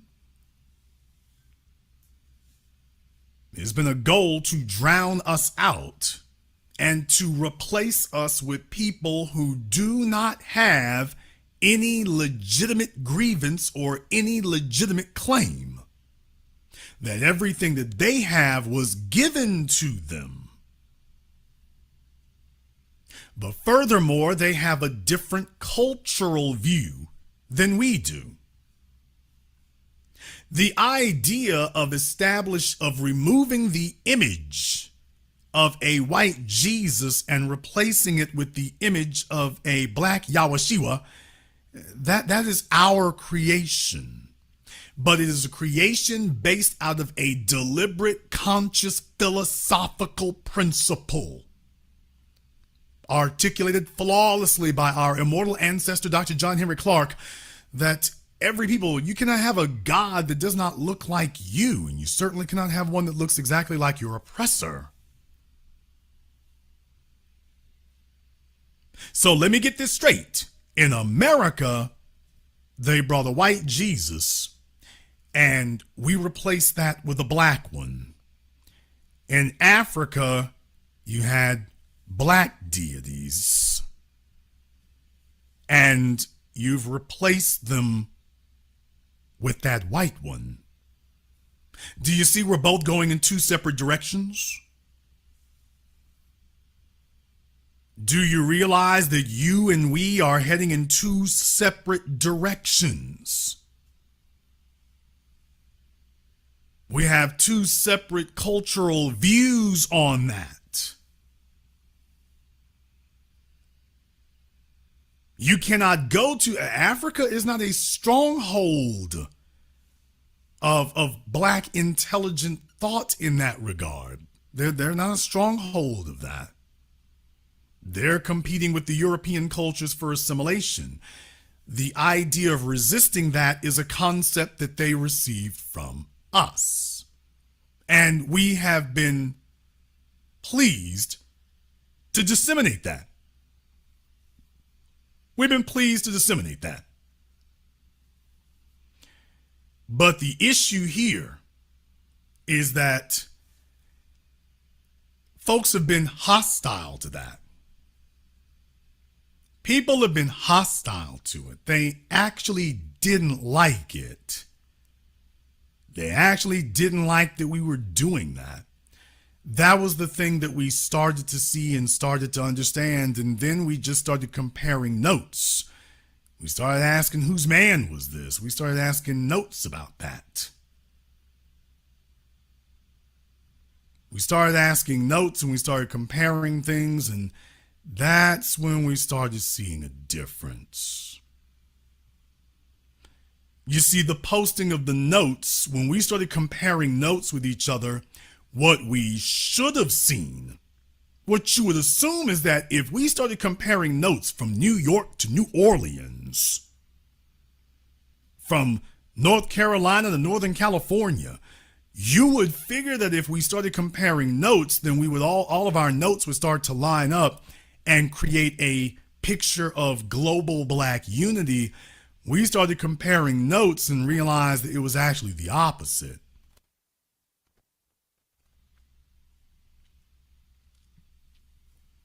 At one time, we had told ourselves, well, this is an issue, certainly. This issue, however, is confined to New York. But outside of New York, that is not the issue. But then people like me started coming up and saying, actually, Texas, Florida, California, you see the same thing there.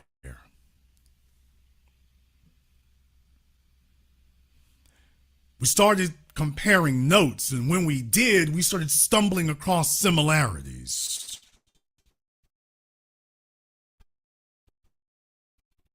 Started across similarities. And that's when folks started telling us, now here's where things got twisted for us domestically.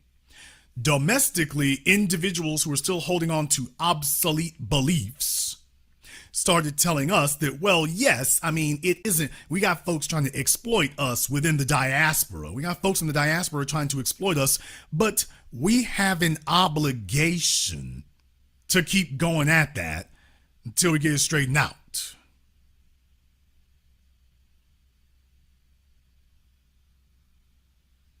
We have an obligation to do that. That's a whole lot of energy to use in that regard for folks who are supposed to already be on the team.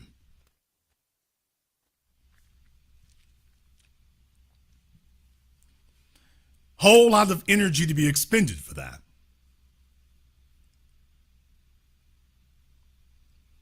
That's a whole lot of energy to be expended for that. So we started asking ourselves questions. Who is it that the Democrats are using to undermine us? Who is it that the media is using to undermine us? Who is it that academia is using to undermine us? We started asking a question that up until then we had not been asking before. Where are you from? Paperwork check. Where are you from? We want to find out if somebody from our experience, how can somebody from our experience who's seen what we've seen, experienced what we've experienced, whose family has seen what we've seen, whose family has experienced what we've experienced, how is it that someone from our experience can respond in such a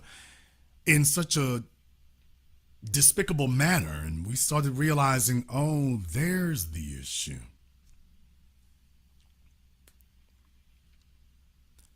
There's the issue. So what we realized is that we have a problem with domestic coons, but we also have a problem with international coons. The difference is the domestic coons were already here. The international ones are coming over here. Well, at that point, you are now the aggressor. At that point, you are now the aggressor. We are sitting here fighting white supremacy, attempting to establish our tranquility. But if you're coming over here to where we are, telling us that you are entitled to be here and you are entitled to destabilize us, the people who made it possible for you to even be here, now we have a bigger issue. Now we have a bigger problem.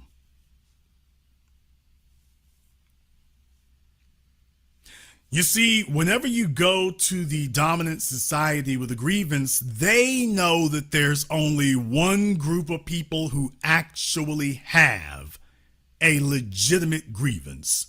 Only one.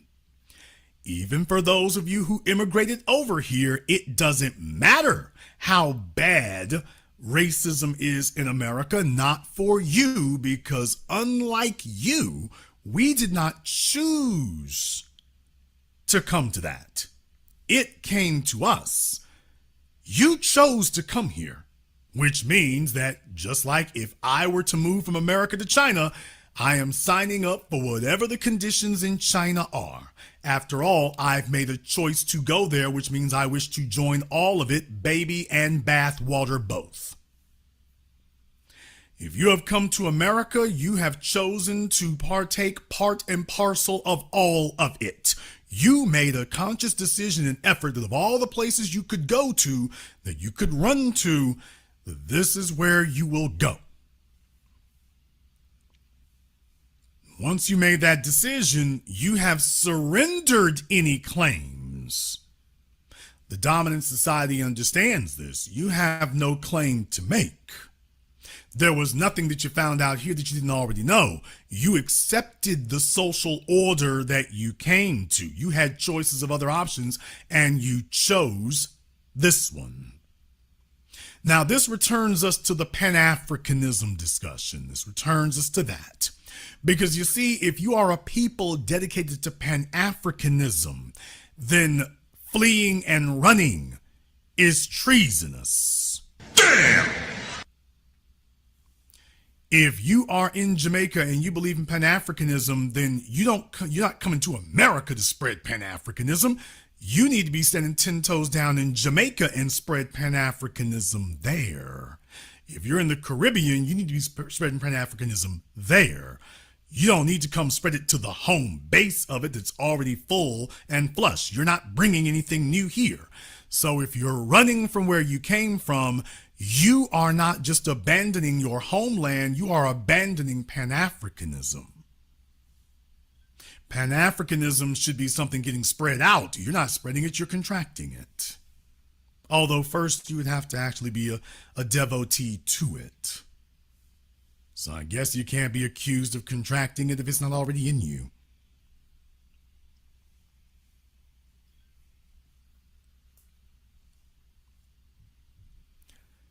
Cultural legacy is important. Cultural legacy is essential. The problem is that the Candace Owenses of the world and her ilk do not have a cultural legacy of resistance to white supremacy, which is why they love her. They promote her on YouTube. They promote her across the websites of the world here. They promote her across social media. Yes, because she's going to tell them that there is no issue with the dominant society. She's going to tell them that. She's going to tell them that there is no issue with the dominant society. The issue is with the rest of you. That's who it's with. It's with the rest of you. That there is no problem. And of course, the dominant society, just like they're rewriting the history books to erase slavery from it. By the way, you've never heard Candace Owens say a word of protest against that, about the erasure of slavery in American history books. You've never seen her go on a crusade against that. That's been going on now for 2 decades. Her and her ilk, the Coleman Cruises, all the racism don't exist folk, all the woke is wrong folk. By the way, take a look at woke DeSantis down there in Florida. If you're erasing slavery, the most significant event in American history, from America's history books, ain't that woke? Ain't that identity politics? And yet the folks who claim to be the most ardent opponents of identity politics are defending identity politics, defending rewriting history, defending censoring history. Well, it don't get more white supremacist woke than that, does it? It doesn't get more white woke than that.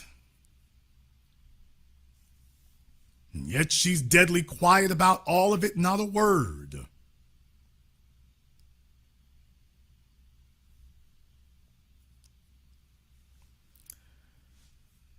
Bring this up tonight because it is essential that we have a clear understanding of why it is that we are doing what we are doing. This brings me, of course, to the next pivotal point here, which is that in order for you to have a cohesive movement, you must also have a concise and coherent movement. It cannot be cohesive and incoherent. We have some folks among our group here, some who fancy themselves the class clowns. To be clear, You cannot use terms like anchor baby and tether and other terms like that. That's not something that you just throw out willy-nilly.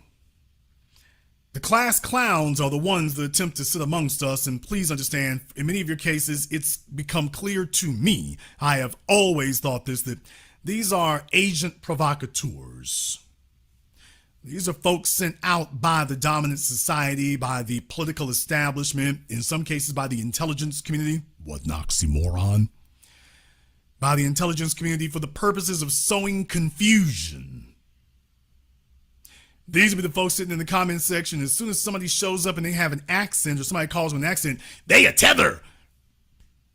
You got to understand, COINTELPRO is still very much running. COINTELPRO is still very much active. And because it is still very much active, you will have people attempting to create confusion. We have defined and explained many a time what qualifies to be a tether, and yet you'll still see people jumping up and claiming that, using that word, knowing full well the person they're referring to does not qualify for that, and yet you'll see them doing that.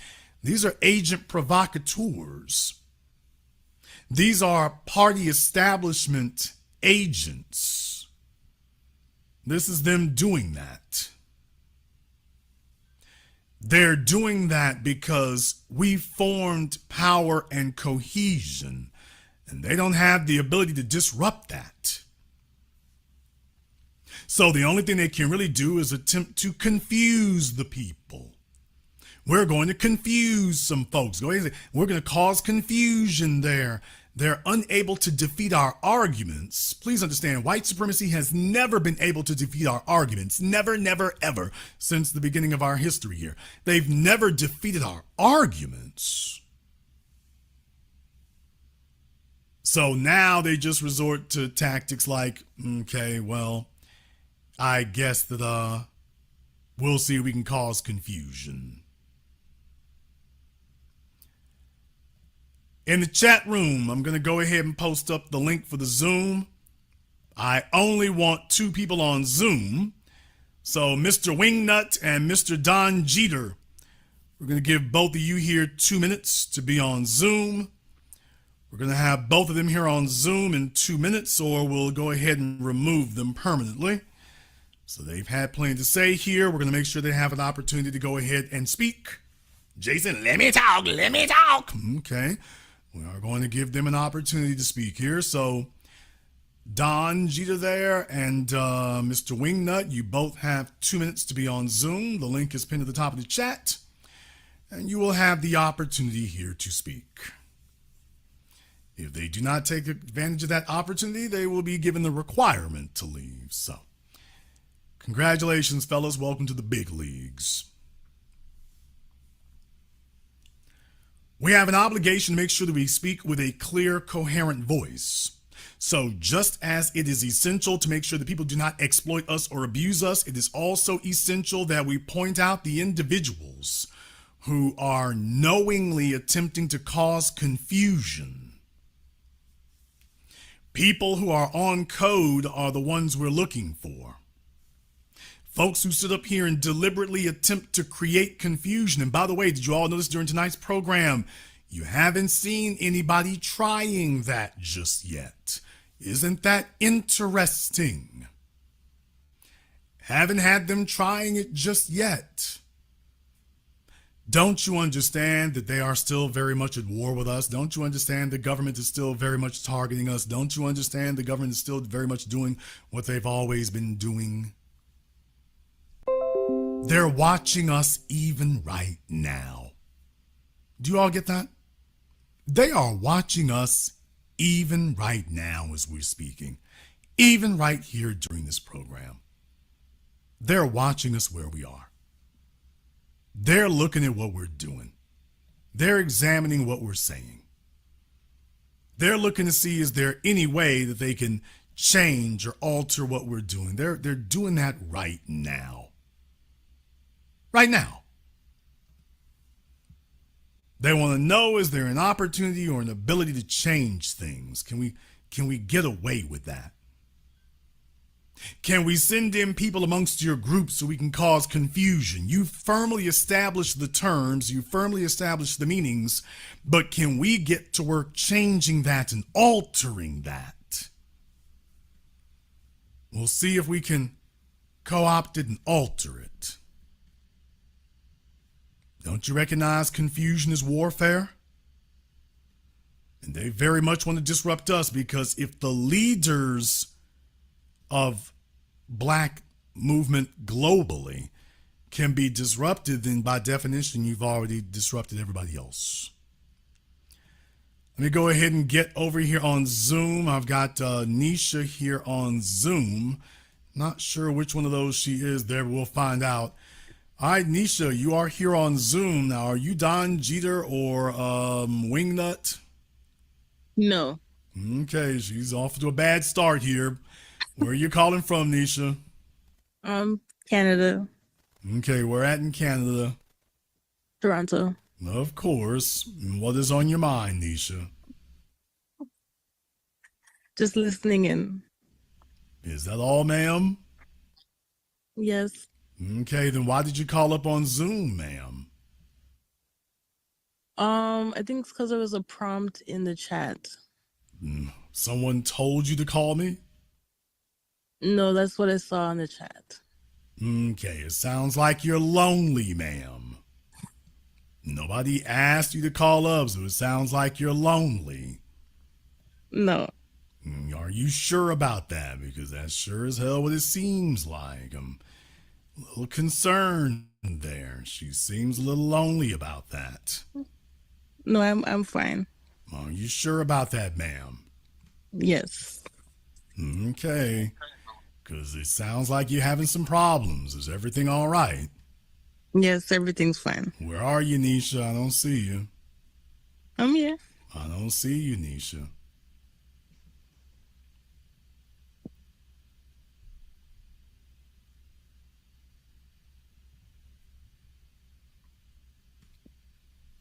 Where are we going? There you are, ma'am. Thank you very much. We appreciate that. Stop blinking out on me, ma'am. We want to see those pearly whites of yours.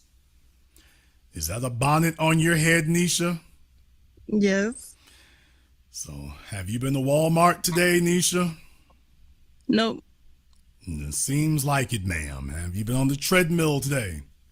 I was actually. Okay, how far along on our weight loss journey are we?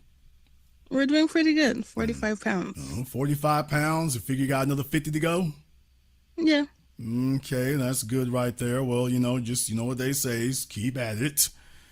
Early bird gets the worm. Yes. Okay, Nisha.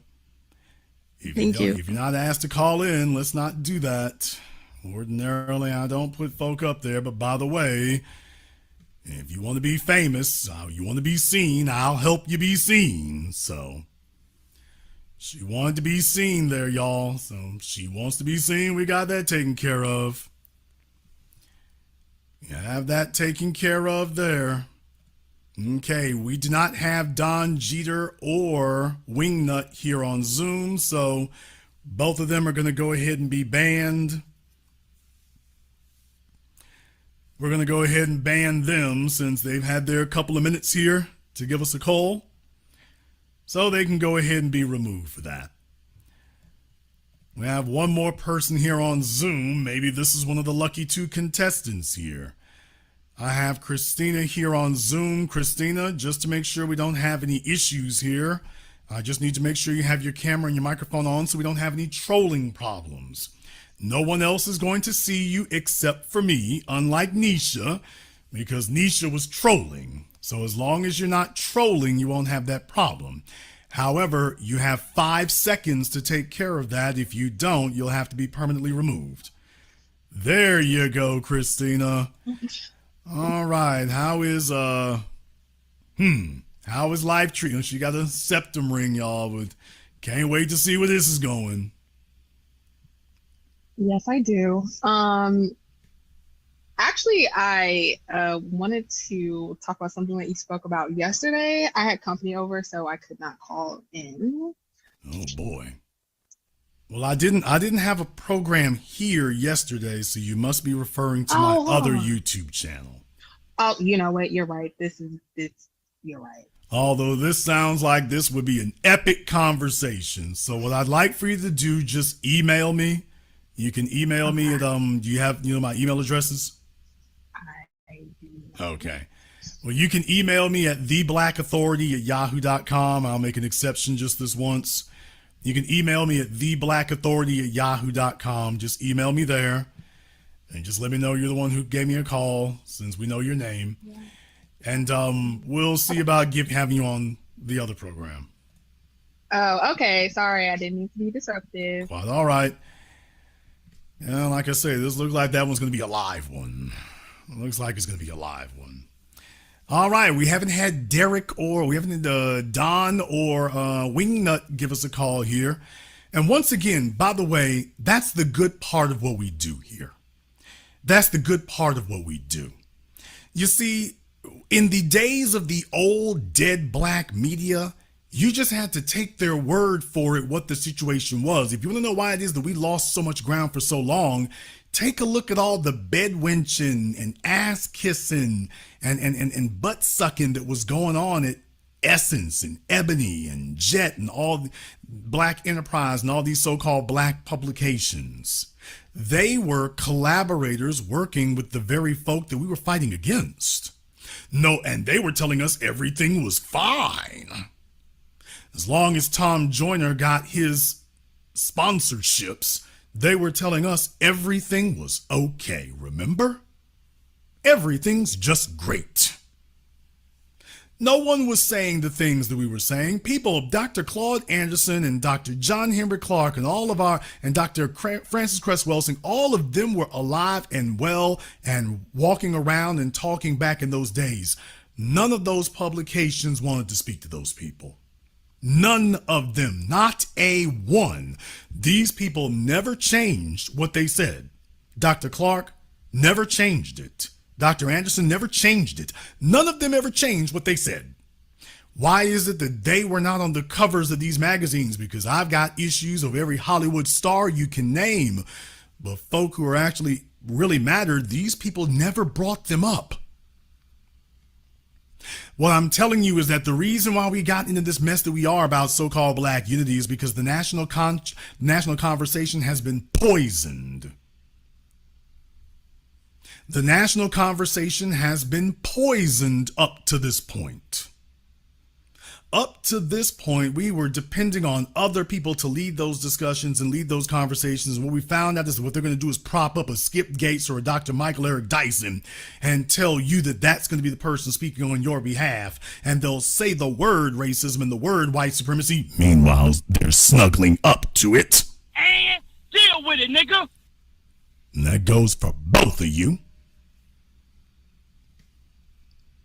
Am I gonna go there tonight? I'm gonna go there tonight, brothers and sisters. I'm gonna go there. Would y'all?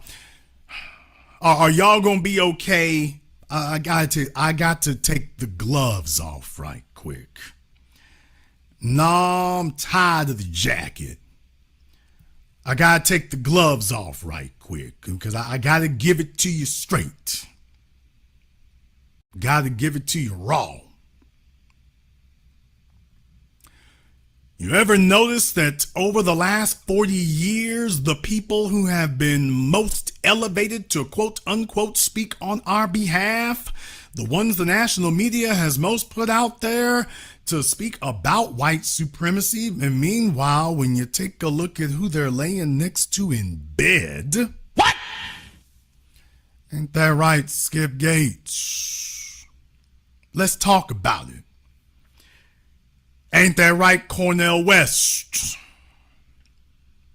Let's talk about it. Ain't that right, some of y'all? I think it's appropriate to have a conversation about that. By the way, y'all folk, they have no problem giving you unlimited amounts of television time. They have no problem giving Negroes who do that kind of talk all that television time.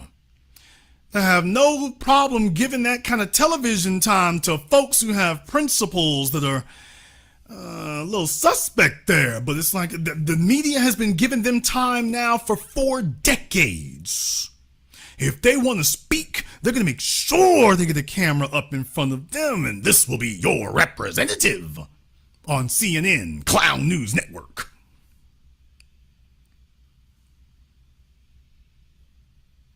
Isn't it interesting that they do that? Now, you know what they don't do? They don't go find white men who are married to black consciousness females and shove a camera in their faces and tell you that this will be the voice among white people. Now, you notice that you can't name a single white man you can say that about? You can't go to a single CNN panel. Ain't that right, Van Jones? It's not an isolated incident. The anchors on CNN, hey Allison, couldn't help but notice y'all have an eerie similarity. Only a small portion of the black population is interracially married, and yet practically all of the panelists on your cable news networks are interracially married. Now, how is that mathematically possible? How is that mathematically possible that the majority of black faces that you see on cable news are interracially married, even though only about 10% of the black society even engages in that? How is that mathematically possible, people? If they are taking just an honest sampling of the best and brightest in our society, then why is it that their ratios of interracially married people are not lining up with ours? Everybody they got is doing that. And I'm just looking to see how many white men that they have on these networks who are married to a pro-black conscious female, and that those are white people's representatives. Can you name even one? Even one? Just one.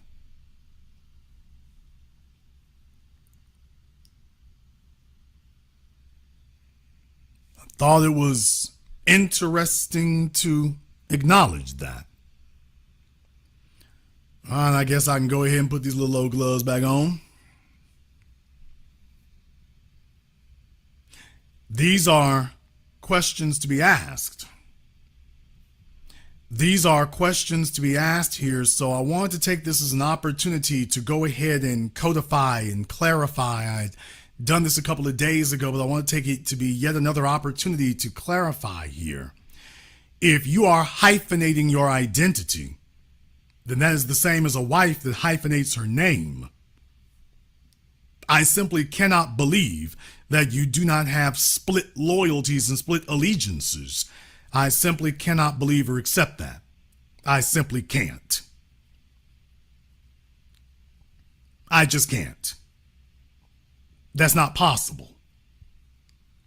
I don't believe that. Because mathematically it does not match up. If we are to make progress, it is going to require cohesion. And that brings me to another group here. Now, this is going to be the difficult pill to swallow, but it will be yours to swallow.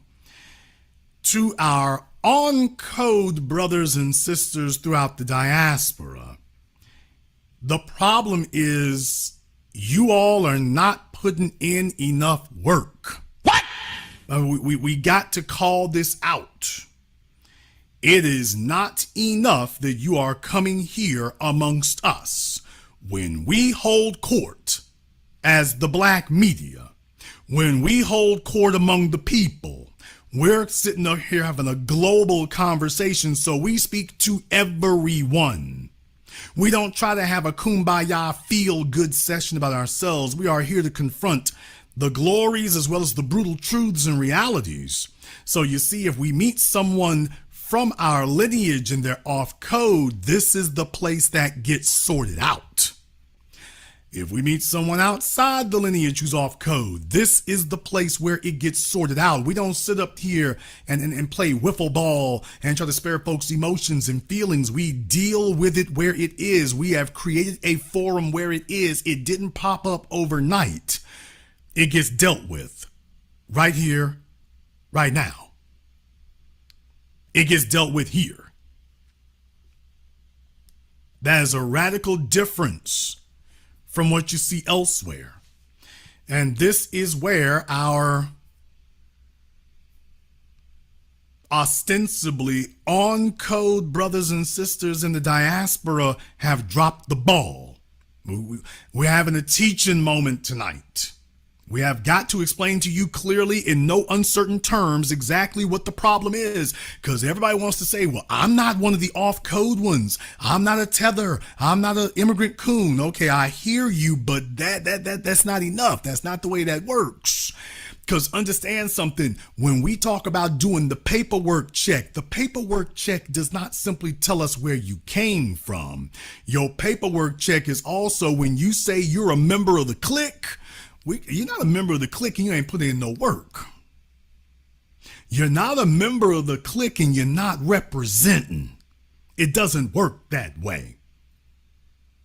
You can't say that you're a member of the gang and that you ain't carrying your flag. We're not going to have that. That's more of that, I think I can camouflage myself. No. The paperwork check is going to do the background check is going to come back. I need to see where you're from. I need to see what you're doing.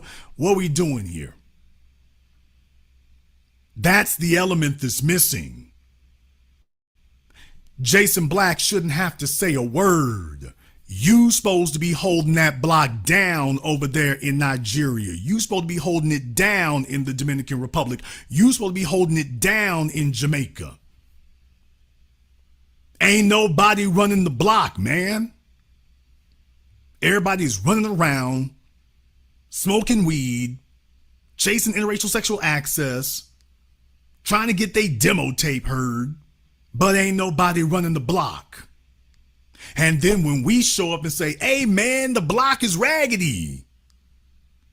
You being divisive. You damn right I'm being divisive. We don't run raggedy blocks. We don't run raggedy blocks, and you ain't gonna come over here and be sitting next to us and the block is raggedy. To our ostensibly on code brothers and sisters in the diaspora, we got to call it for what it is tonight. Everybody's yelling about the tethers and whatnot, but we talking about the tethers. What about the slackers, man? Y'all are not holding it down.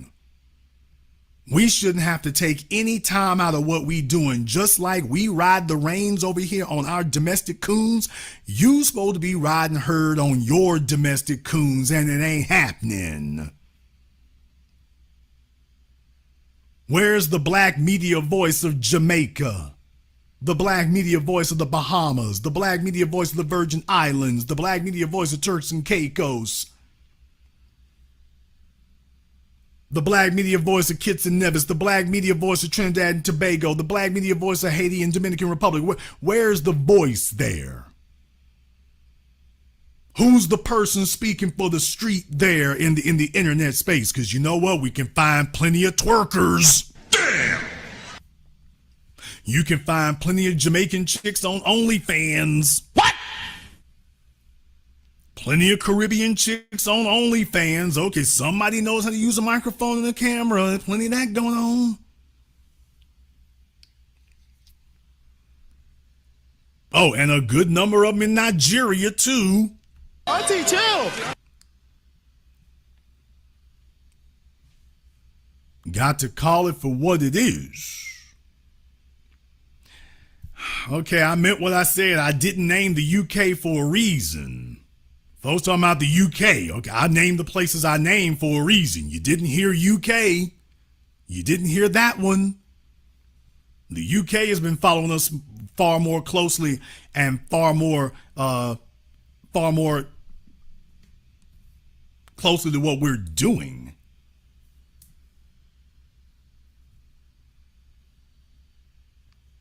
They're far more similar to us than these other folks are. These other folks just wildcatting. They just doing whatever. Let me explain to you what I mean. When you get on Twitter, when you get on Facebook, I'm on YouTube Live. Thousands of people. If I get on Twitter, it's going to be thousands of people. Okay, but guess what? As I've mentioned you all before, I am a member of Nigerian Facebook groups. I'm a follower of Nigerians on Twitter. And you should see what's going on. You should see what's going on. When they start up their own Twitter spaces, they're not talking about Nigerian unity. Damn! Get out my face, you buck-toothed dumbass. They're not talking Nigerian unity when you go in their spaces. They ain't doing that. I mean, they talking about how raggedy Nigerian women are. They're talking about how raggedy the Nigerian females are. They're talking about how nasty the Nigerian females are. Then when you start talking about tribes, I mean, they going at each other. You can see that on Twitter and on Facebook all damn day, even in the politics. Even in the politics. Even in the politics, that's what they were doing. Understand that. They're doing that now. When they talk about politics, it's only to take snipes at each other.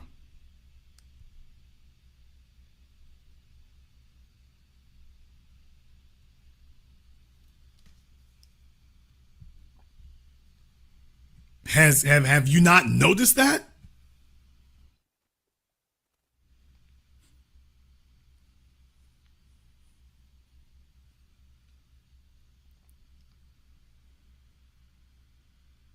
I remind people about this all the time. That, by the way, when you go into those groups, that's what's going on. They're not sitting there talking about cleaning out the riffraff and getting that straight. They're not doing that.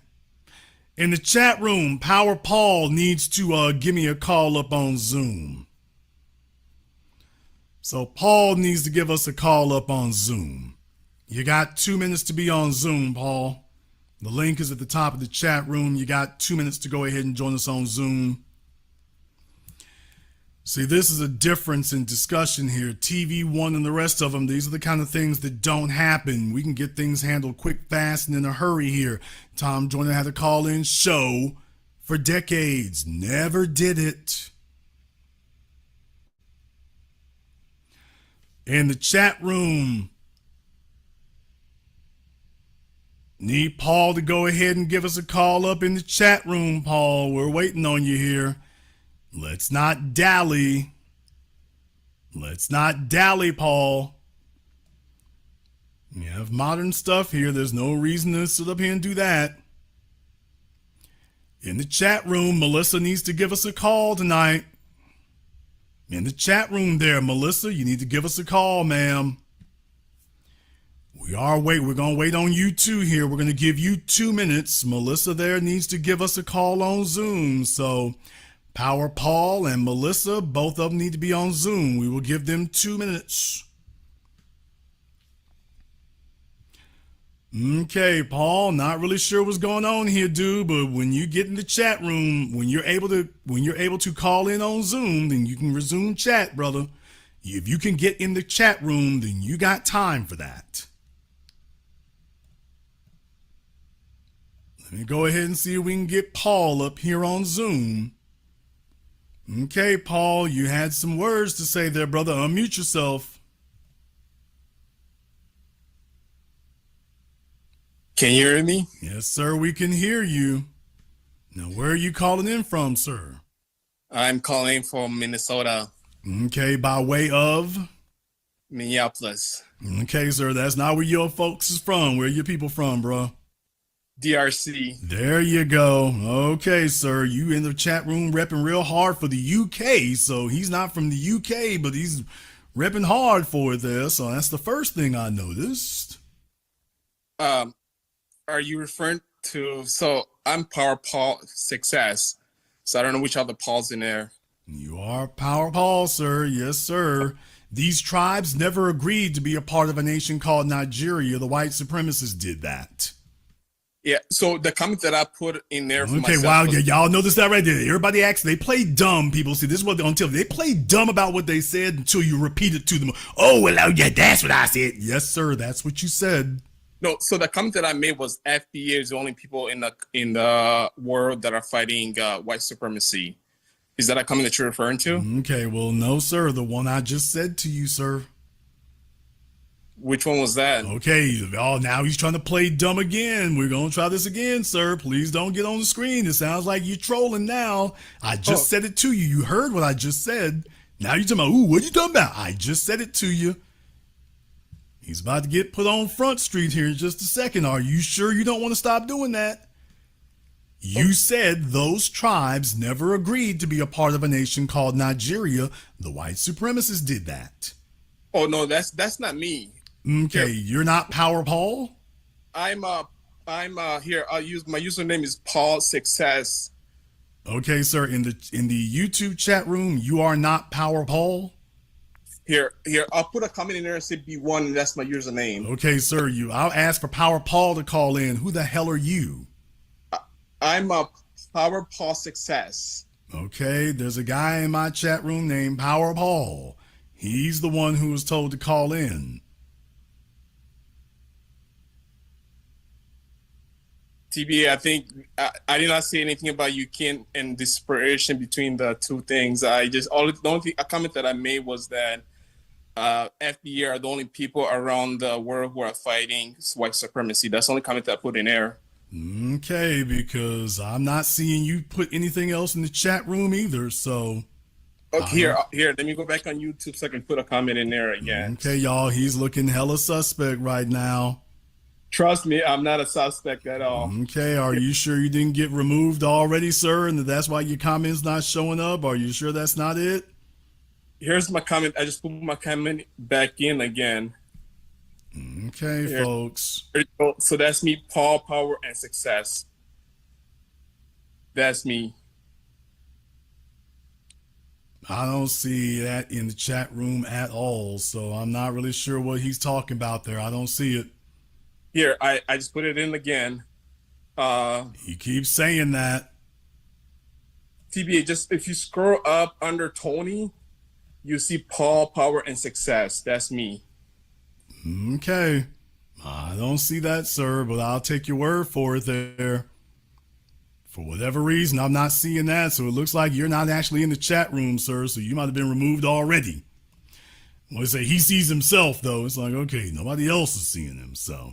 I can still post. I just put another, the same comment that I put in there. FBA are the only people around the world. Yeah, brother. Who are fighting white supremacy. Yeah, brother, you're not the one who was told to call in. Okay, my bad. Okay. I heard Paul, so I called. All right. Yeah, I think he's already been gone. Oh, I think he's already gone. It's rough to be him. Okay. Looking for Paul to give us a call here. By the way, you got Power Paul. I'm going to go ahead and remove you now, since he's decided that he does not want to call in. So, folks, understand the agent provocateurs and the Democrat shills getting paid for it. It's just going to be a rough night. It's just going to be a rough night. All right, let's go ahead and get over here to Melissa. Hello. All right, Melissa. You had something to tell us, ma'am. So my comment was towards what you mentioned as far as how when you go on the African spaces and how instead of talking about progressive things, they talk bad about their women. And I realized they do that basically here too in America and everywhere else too. So that's why I said what I said. Okay, Melissa, where are your people from? My mom is from Jamaica. There you go. My father's from here, though. We can see which the dominant side of your family is. So nobody can see you like I do right now. So it's, the Jamaican side is running the yard there. So now, here's the problem. First of all, you do realize that deflection is the biggest, most prominent sign of immaturity, right? When somebody makes when somebody makes a point and then you attempt to deflect onto something else. If somebody makes an observation about how Nigerians are talking in the room and you didn't address that, you try to make it to, oh, well, other folks do that too. You do realize, ma'am, you do realize that doesn't do anything to change what was said, correct? So look. Okay, stop there. Okay, you're going to stop there first. We're going to acknowledge what I just said. You do realize that first and foremost, that doesn't change anything, right? I understand what you're saying. Okay, so the whole reason why it shouldn't be said in the first place is you're trying to deflect because there's an unpleasant truth that you don't want to have to deal with, so you're hoping that you can change the subject. Nah, that's not going to change reality, and we won't change the subject. Slow down. That's not going to change reality nor the subject. Second of all, what you said is wrong. It's not wrong. Yes, ma'am. What you said is factually false. Yes, it is. Which is exactly the point that we have been making. When we took a look and did some introspection about, by the way, folks who say stuff like that mess you just said, by the way, we started checking the paperwork to see where did they come from. Well, then you take a look at Blavity and World Star and Shade Room and a bunch of these rappers and these executives of these companies and then a bunch of folks online repeating and reposting this stuff and people on reality TV shows. And we started to notice something. We started saying, by the way, their lineage doesn't go to us either. So a bunch of that stuff was people who immigrated over here and started replicating what they were doing over there. We're the Black Love people, ma'am. We're the ones who created that slogan. We're the love song folk. We're the ones who created that. So these other things were foreign entities to us. We started asking questions about who brought this new damn music over here. Luther Campbell. Nigga, please. We started asking questions, ma'am, going back decades now. Hey, Luther, none of us were doing that. Where you from? Yikes. Now, Melissa won't highlight that part. I have to stop her so I can highlight it. She'll just throw that out there, even though it's false. I got to stop the train and say, wait a minute, no, that's false. Let me highlight where this came from, because she wasn't going to do it. She was just going to keep rolling. Well, we all the same. No, we're not. We're not doing that. We weren't doing it then. And furthermore, I can prove it because we are the only place that's having a conversation about that now. You don't have Luther Campbell and the Caribbean crew having this conversation like this now. They're not talking about black women or uplifting anything. They're talking about getting blunted out. Where they gonna get turned up at, they're talking the same stuff they've been talking for 4 decades when they're not kissing Democrats' asses. That's what they're doing. So no, ma'am, even the stuff you talking about, that didn't come from us, and we've never indulged in that as a group. Now, I do know where it is indulged in as a group. We can go to Carnival anytime you'd like to, ma'am. And deal with it, nigga. Now, we can start right there if you want to. You want to talk about objectifying and degrading women in this, that, and insulting environment? We can start right there with that one. You have you have no equivalent to that among the foundation. Not a one. All right. Can I say something now, please?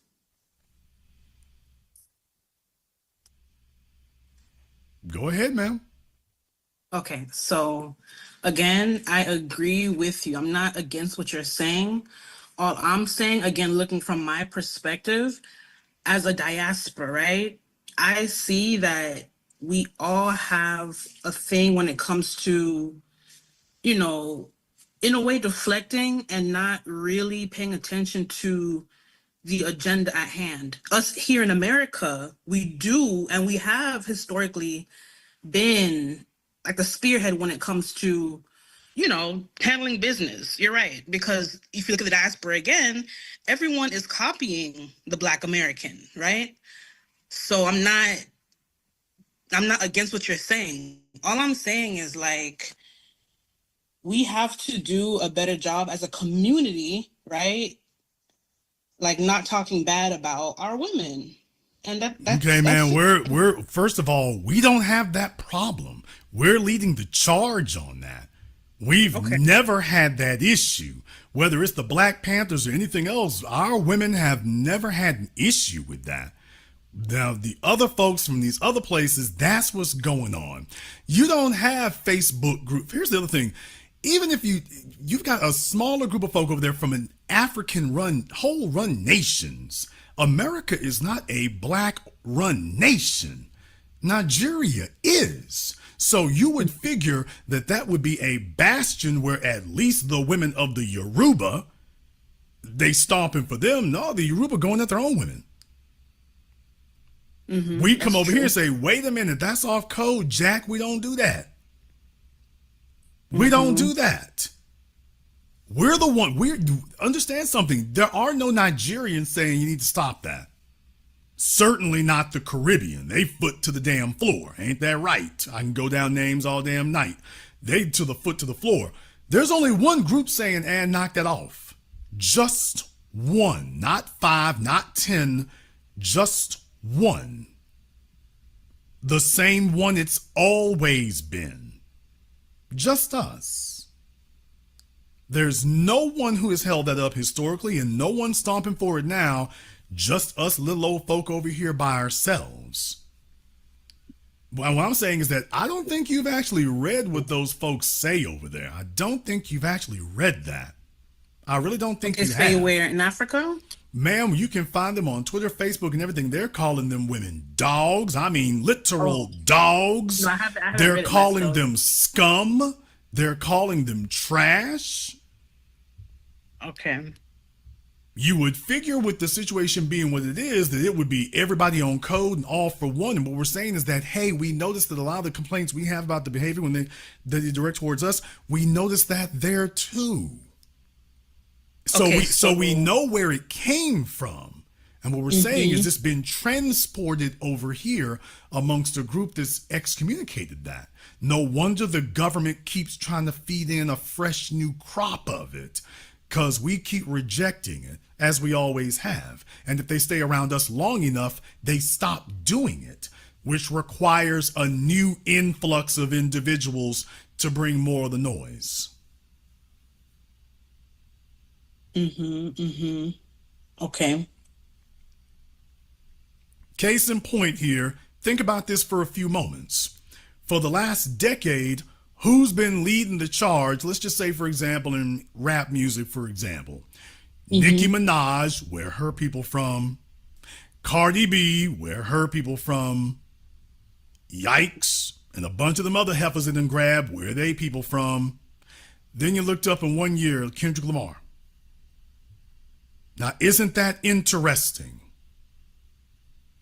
You want to talk about that? And furthermore, I understand that too. You don't have a bunch of us who are their fans. We're not their fan base. Go ask Kamala Harris if we're their fan base. Americans aren't fan bases for Nicki Minaj and Cardi B? We're not their fan base, ma'am. Go ask Kamala Harris if we're their fan base. How'd that work out for her? If we're their fan base, how did it work out? Fat Joe, man, this is not me talking. This is Fat Joe talking. Fat Joe literally said that we're literally into a rally and said, Kamala Harris told me that they need somebody to come and talk to the Puerto Ricans. Now, those are his exact words at a Kamala Harris rally that he was brought to. Those are his exact words.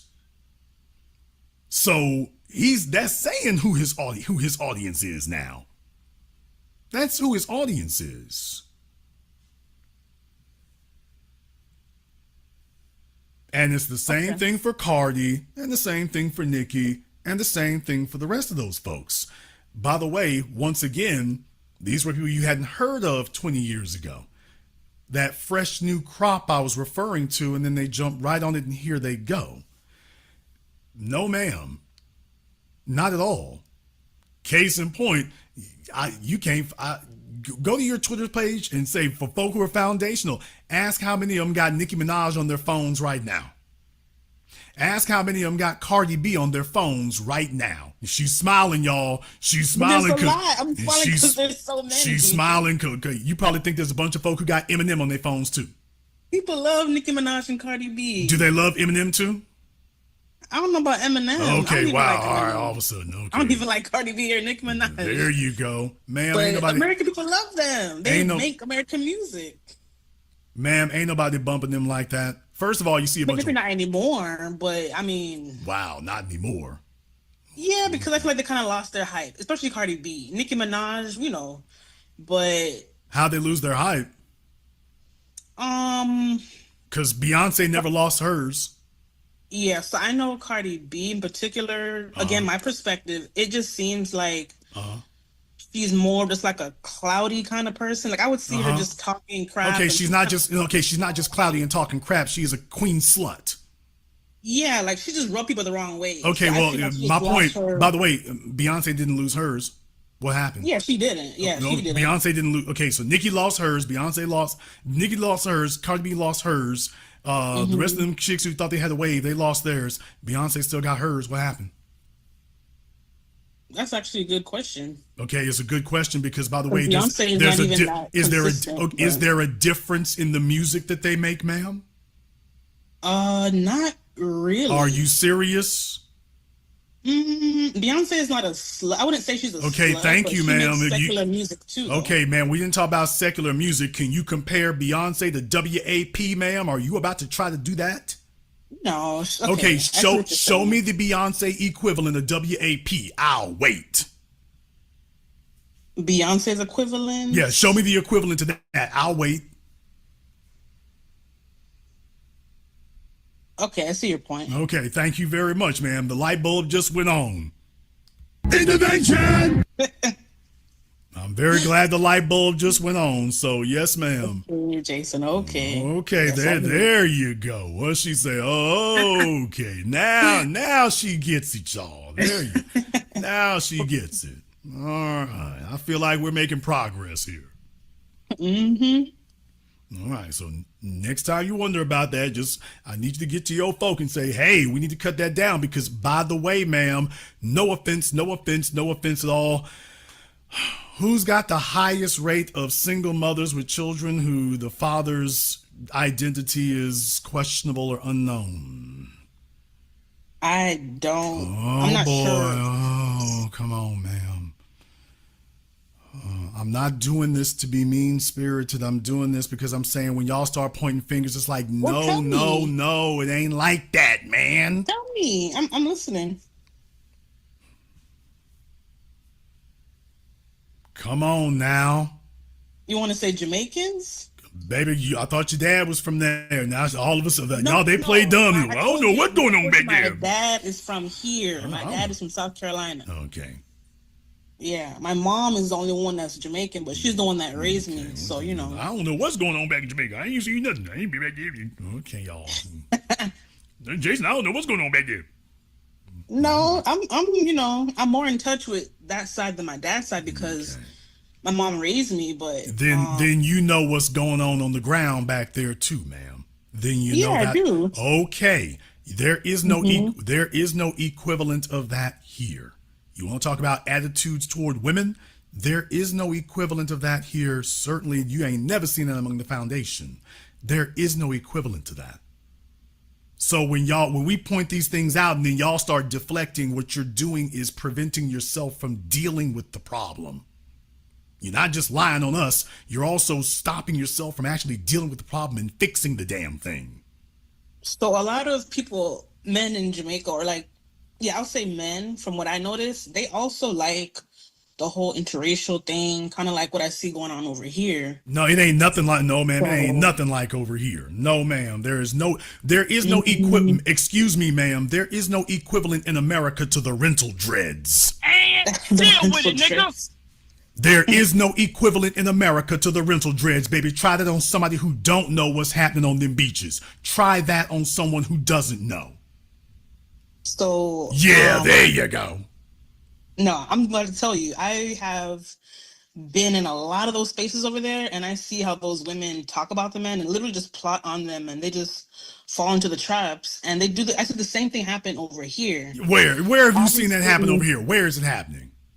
A lot, like a lot. Okay. Obviously, not all black men. No, man. There's nothing like that happening over here. There's nothing like that But- happening over here. Tell me the city that's happening like over here.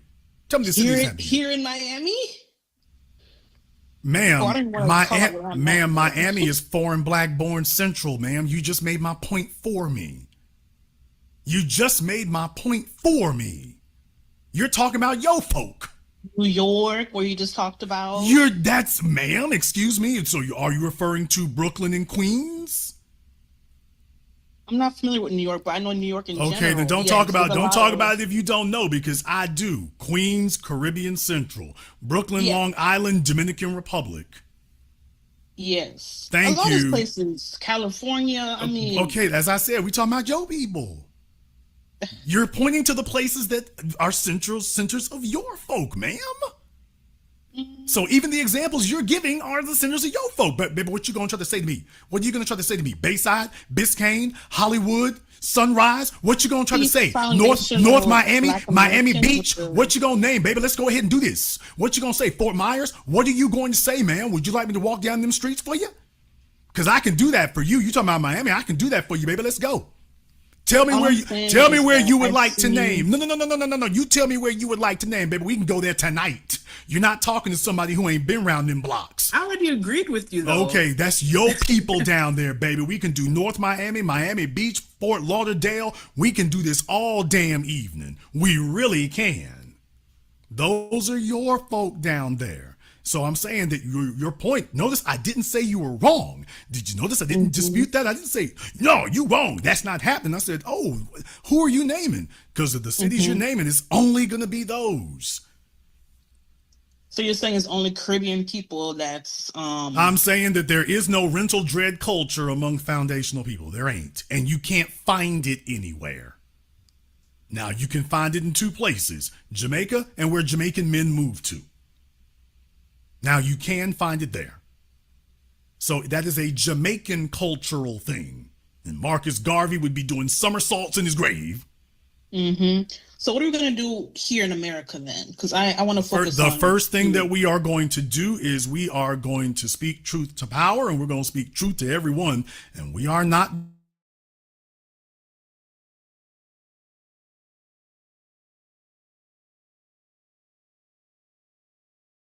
Are trying to figure out how to save their feelings or save their egos or create some false equivalence. We got to slam on the brakes. There is no false equivalent. We've shown you the way, but you cannot follow our example if you're going to tell us that, nah, we all doing the same thing when we are not. No, we're not. We would be disgusted if somebody tried to kick off some damn rental dread culture over here. That would be ridiculous. Travis Hunter can't breathe right now, ma'am. That wouldn't be happening in Jamaica. They'd be cheering him on. There you go, man. They go to get the girl right there, but you got your Becky. We go for that there. You're looking good, man.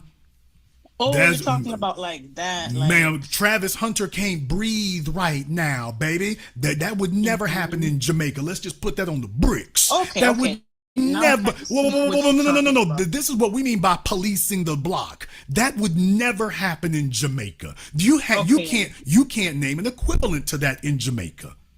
Okay, so with that, I'll definitely agree with you on that. We do a really good job over here with. So how come there's so much like backlash and stuff when we do talk? Then, like, why is it such an issue for us to see something and address it? Man, we see it and address it, but some of you all who have mixed lineages, rather than immediately gravitating to that without argument or dispute, folks start arguing and pushing back because dual allegiances. It is not because we have not been saying it, and it's not because it's obviously sitting in front of you. The fact that all I had to do is ask you, who among us have you seen doing that? And you couldn't name it. Well, you didn't need me to say that. You already knew that. But you were desperate to find some equivalent so that we can say Jamaica's all right. I mean, so something as simple as the entertainment industry, right? Like, you just mentioned Travis Hunter, so like the football and basketball league and all those spaces, you know, like it's like I know it's a white supremacy thing that goes beyond just them dating non-black women, but it's still a representation, you know. So it's like, yeah, we do push back on it, but it still happens frequently. You know what I mean? So okay, ma'am, I don't know what your definition of frequently is, but the real thing is, what is the response of the rank and file and the average person? How do they respond to it? Because we don't have control over what mega conglomerates may put on television or may put on wax or may put on a billboard, but we damn sure have control of how we respond to it. So how is that being responded to on the street level is the real question. Mm-hmm. You cannot compare what's happening you cannot compare what's happening in Miami to what's happening in other places. You can't compare those two. And that, of course. So we do, like what I said, we do a lot of pushback. Like, we're like, man, like it just looks bad, you know, as a collective. Like, obviously we can't control everyone, and it's not about controlling all of us, but nonetheless, we're all black, and it's still nonetheless a representation. Okay, but the bottom line is that we are not doing that with women. We don't have that relationship with them. We don't have an exploitative relationship with black women. We don't have that. We never sought that. We don't have historical points of that. We've never had that. You know why? Because we've never had a black government. What? Yikes, am I going to go there? You damn right, I'm going to go there.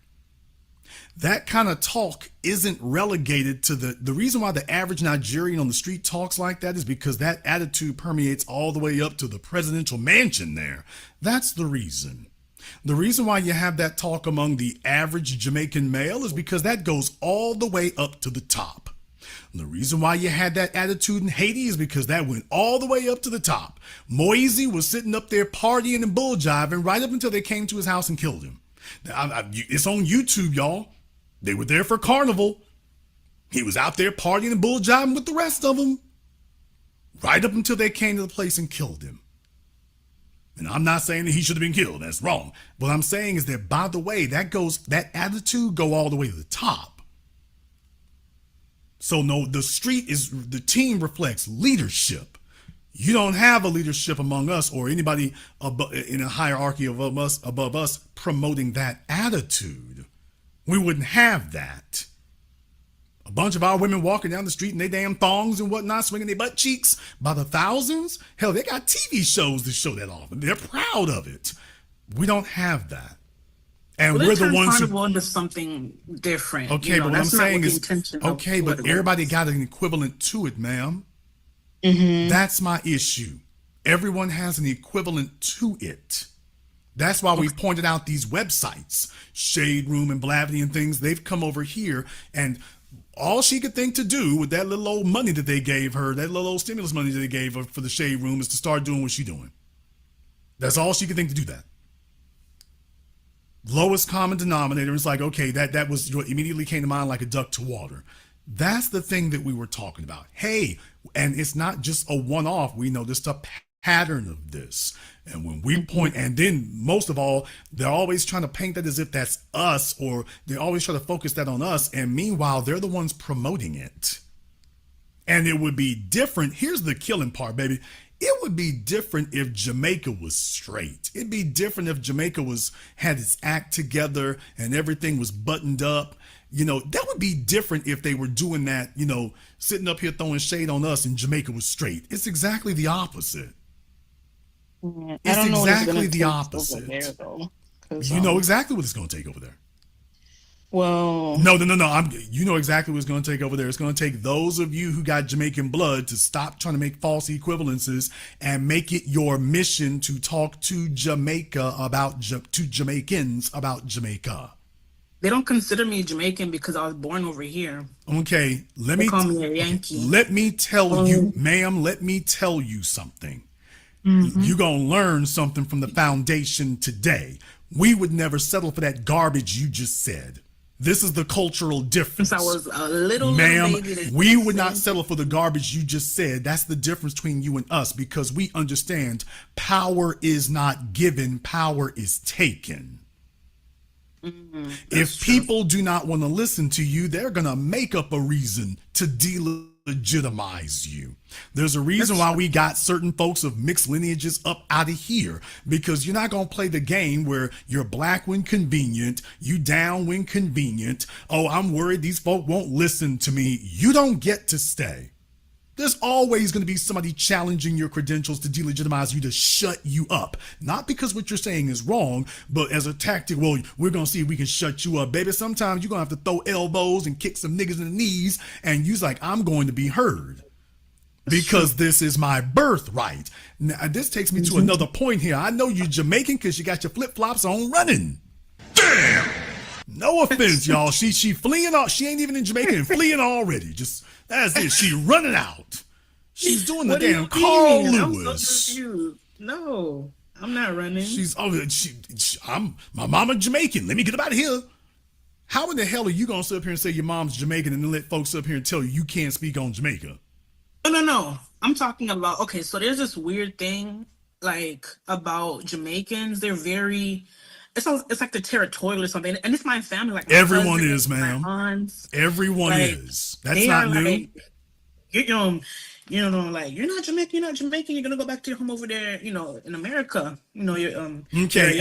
And did that disprove the rightness or wrongness of what you were saying? Because if it didn't, then it's irrelevant, ma'am. You are going to get what you take, not what you're given. That's the way that's going to go. So if someone is able to discourage you that easily, you ain't never gonna make it nowhere. And that's another point that Marcus Garvey made. There are Negroes we're gonna have to leave behind because they were worthless in America. They'll be worthless to us in Africa. Baby, if you ain't gonna stand 10 toes down for what you are, why in the world should the rest of us have any faith you're gonna stand by foundations either? The truth is the truth. No, I'm here for a reason, Jason. The truth is the truth, no matter where it is said, no matter who it's said by.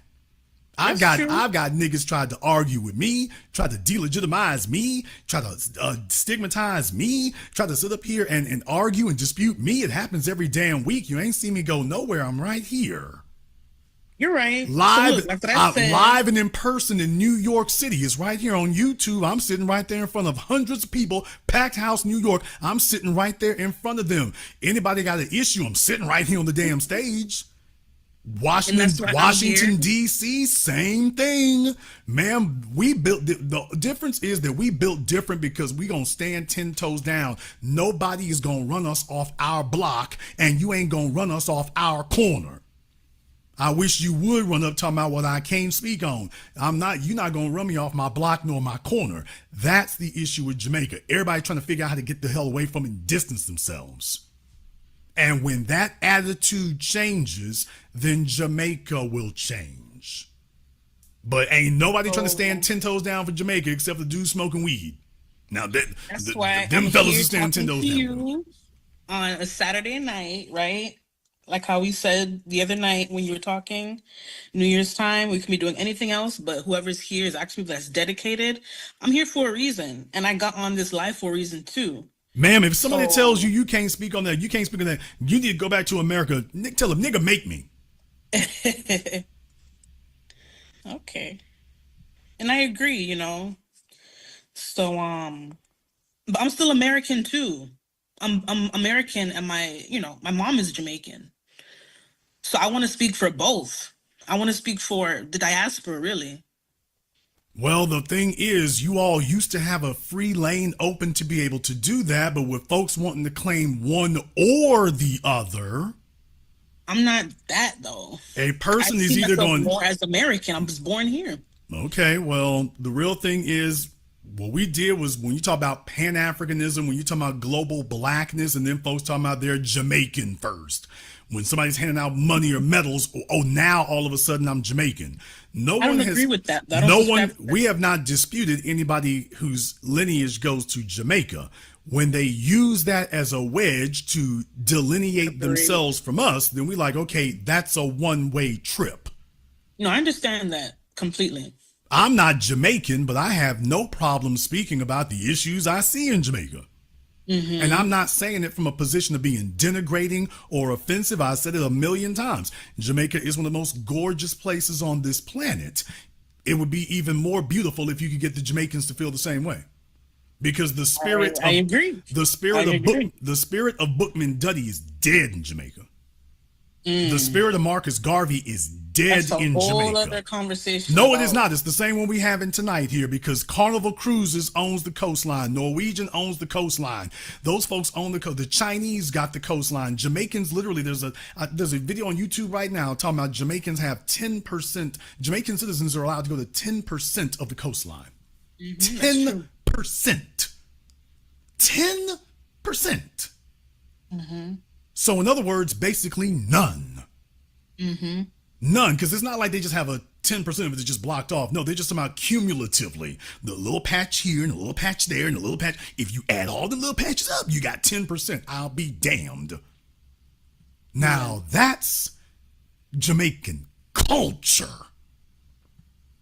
It used to be the culture of resistance with Marcus Garvey. It used to be, then they even ran him off. Yeah. And how you can be, and we had a civil rights movement where we took to the streets. Jamaica ain't had that yet.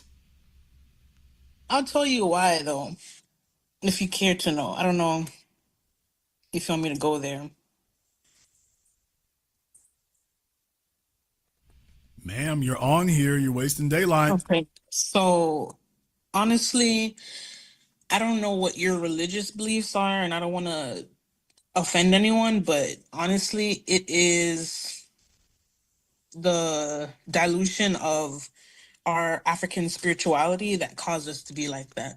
Because you have a lot of Jamaicans that's really low key that are ready for the rebellion and they're ready to do something, but it's just such an overwhelming amount of Jamaicans that are so just that they're just addicted to religion, and they're just addicted to ma'am, here's the issue. Okay, religion is a tool. If you're a coward, you're going to interpret the Bible through the eyes and ears of a coward. If you're a rider, you're going to interpret the Bible through the eyes and the ears of a rider. If you're a revolutionary, you're going to interpret the Bible through the eyes and the ears of a revolutionary. The same white folk who told black folk the Bible said you're supposed to be in chains, Nat Turner, a black preacher, read the same Bible and said, it said, rise up. It is all the Bible does is a tool that's used by an individual to accentuate and emphasize what they already are. So if you're reading a Bible or any religious text and you are taking powerlessness out of it, that's not a testament to that book. That's a testament to the person reading it. They're taking from it that which reinforces what they already want to do. And then you take a look at the rest of it. It's not like the rest of their lives is in conflict with it. Their whole lives are cowardly. Their whole lives are deficient. Their whole lives are running. Their whole lives are giving away their power to other people, not just religiously. Their whole life does that. Every aspect of their life you see it in. You don't see anything that's in conflict with that. And by definition, human beings are supposed to have idiosyncrasies. But the folk you talking about, there's no idiosyncrasy there. That's all they do. So what would you suggest from your perspective then would need to change over there? Ma'am, we had a whole civil rights movement, no religion required. Yeah, you had the clergy back then, but let's be very, very clear. By the time you get to the Panthers, that's not a clergy-driven movement. It's not a clergy-driven movement. You are going to need Jamaicans to define what being Jamaican is. Right now, being Jamaican is rental dreads, weed, and white women. We one big ass resort, but we're not respected. When Jamaicans make a decision as a group, that they are going to redefine that and get back to some respectable basics, then you will see that change. But it's going to have to start with a group of folk who are like, do or die. This is our life's mission. This is our life's work. Because you got folks who made their life's work to grow weed, shake their butt cheeks, and sit up here and hang out by the cruise ships. When Jamaica gets a revolutionary group, and it doesn't have to be thousands of them, it can be just 10 people. But when they say this is what we are going to give our lives to, we are going to be the apostles of Black empowerment here on Jamaican soil. When that happens, then everything changes. When that becomes do or die, I'm not here to do it to be popular. I'm not here to do it to be famous. I'm not here to do it to get people to like me. I'm willing to do this even if it kills me. Now, there's one that stopped most Jamaicans. Our riders over here were willing to die for this. There's been a number of us who have had hairy situations with guns pointed at us in the new damn black media. So don't say you about this business if you're not willing to die for it. Literally die for this. Dudes is willing to die for weed and white women. When it comes for dying for the soil, oh man, I don't know, we can do that, man. It's not about how messed up the other people are. How valuable is it to you? Because it doesn't matter if there's 1 million people in Jamaica, if only 5 of you say it's valuable, the 5 of you who say it's valuable outweighs the 1,995,000 who say it isn't. When you get that attitude, everything changes. As I said, power will be taken, not given. You waiting for the masses to give it to you, then you might as well go ahead and hand the keys to the Chinese now and y'all get the hell on up out of there. And quit bull jiving and pretending you're going to get some. You might as well go ahead and hand the keys over to the Chinese now and save them the Chinese the trouble of running y'all off. Man, they already got the keys. Okay, well then, no, this is Jamaica's legacy then. Look, okay, no. Then this is Jamaica's legacy, but now you understand why we want to put distance between ourselves and that, because we don't want that to be our fate, because we cut different. We had folk 20 years ago telling us about what we wasn't going to get and what wasn't going to happen and this, that, and the other. Y'all ain't never going to get reparations. Now they're like, y'all niggas asking for too much. Y'all asking for too much. It went from you're never going to get it to, man, why y'all making so much trouble? Why y'all trying to get so much? We didn't let the majority sit up here and dictate what we was going to do. Power was taken, not given. And we've shown you, we still on the job, we still on that business right here. That's the difference. That is our culture. We don't do this to be popular. We do it to be powerful. That's what needs to change. Right there. I agree. Thank you for giving us a call tonight. Jason, why you had that conversation? Because I want brothers and sisters from all around the world to understand and hear those things, because the arguments that she was making, those are arguments that are commonly made by other people. Those are arguments made commonly by other people, and I want you all to hear what the sensible, logical answer to that is. If somebody tries to bring up those points, you don't have to sit up here and reinvent the wheel. Just repeat to them what you heard from me. My job is just to give you the intellectual talking points. You heard what she said. You saw me sit up here and go right down the list of it. You can't argue with the examples I gave. That's a wrap right there, partner. That's a wrap right there. Okay, you don't have to reinvent the wheel, people. You don't. You've already got the talking points you need. You've already got the intellectual firepower. You already got it right there. I just gave it to you. All you have to do is repeat the words you heard me say. Play this program until you memorize what I said. Somebody says that, you can just fire back the right answer, and you just heard it will hold. Don't matter who it is, where it is, what it will hold. And by the way, this is what we call a teaching moment. I've been saying that the whole program. This is a teaching moment. This is not about putting anybody down or denigrating anybody. This is about saying that if you are going to ride with us, you must get your house in order. Jamaica needs riders. Trinidad and Tobago need riders. We need folk who value that. You coming over here and trying to value this, or if we can hijack it. No. If you can't value the soil you were born on, then I know all you can do is bring that energy over here to us. We ain't looking for all of us to lose who we got. We're not looking for all of us to do that. We sitting up here gaining ground now. You talking about Bruce's Beach and these other places? It's the 21st century. We gaining ground now. In front of everybody. We gaining it now. We making it happen right here, right now. You think we're going to sit up here and have patience for folk telling us what can't be done and, we going to lose this here? No, not we. Not we.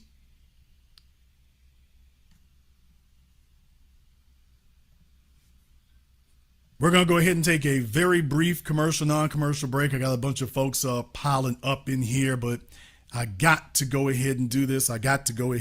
Before I do, I want to thank everyone, and I do mean everybody who's contributed to tonight's program on PayPal, Super Chat, Venmo, my man Cornell Sly. Thank you very much for your support tonight, brother. We appreciate that. Pugilism Company, thank you very much as well, brother. Cyberdyne, Mogul Maze, everybody on the Super Chat, thank you very much for your support. We're going to take a very brief commercial, non-commercial break. When I come back, I got folks lining up here on Zoom. We're going to go ahead and get to all of you. This is the Black Channel. When you visit MrBeTheTeacher.com, you can get a copy of his award-winning book, Guidelines for the Successful Student. While you're there, grab one of his newest tunes along with fun and educational lyric videos. Never give up, don't worry, never give up, study. In order to... Times 1 is 2, 2 times 2 is 4, 2 times 3 is 6. 2 now swap names, he, she, they, and we. Simplify the Daddy divides as the father and guide. Money multiplies and shares on what they buy. You can also acquire his tutoring services via varsitytutors.com or tutor.com. If you wish to speak to Steve Burgess directly, you can do so through MrBeTheTeacher.com. The Honey Badger and the Mongoose is a children's story for the family of how a honey badger and mongoose fight an evil alliance of venomous cobra snakes and hyenas that overhauls the balance of the savannah. The Big Five. The honey badger demands reparations. Will the Big Five give the honey badger reparations? Can the evil alliance of cobras and hyenas be stopped? The best new price for the hard and soft cover is at www.thehoneyBadgerandthemongoose.com. You can also find this book at Amazon, Audible, and Kindle.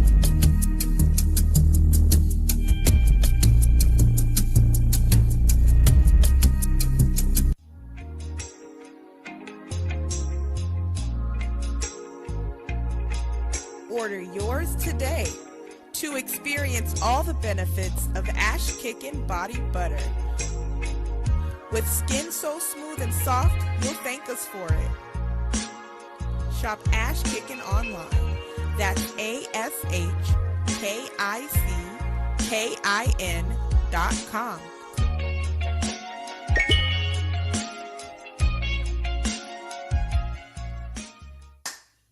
Hi, this is Brenda Starr, creator of Poetry with a Purpose and author of the book Pressed But Not Crushed.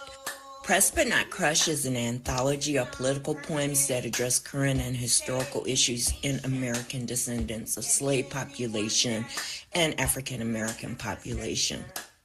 The book describes slavery and its residuals, Jim Crow segregation, social depredation, and other relevant issues to American descendants of slaves and African Americans, including the current political climate that does not address our issues.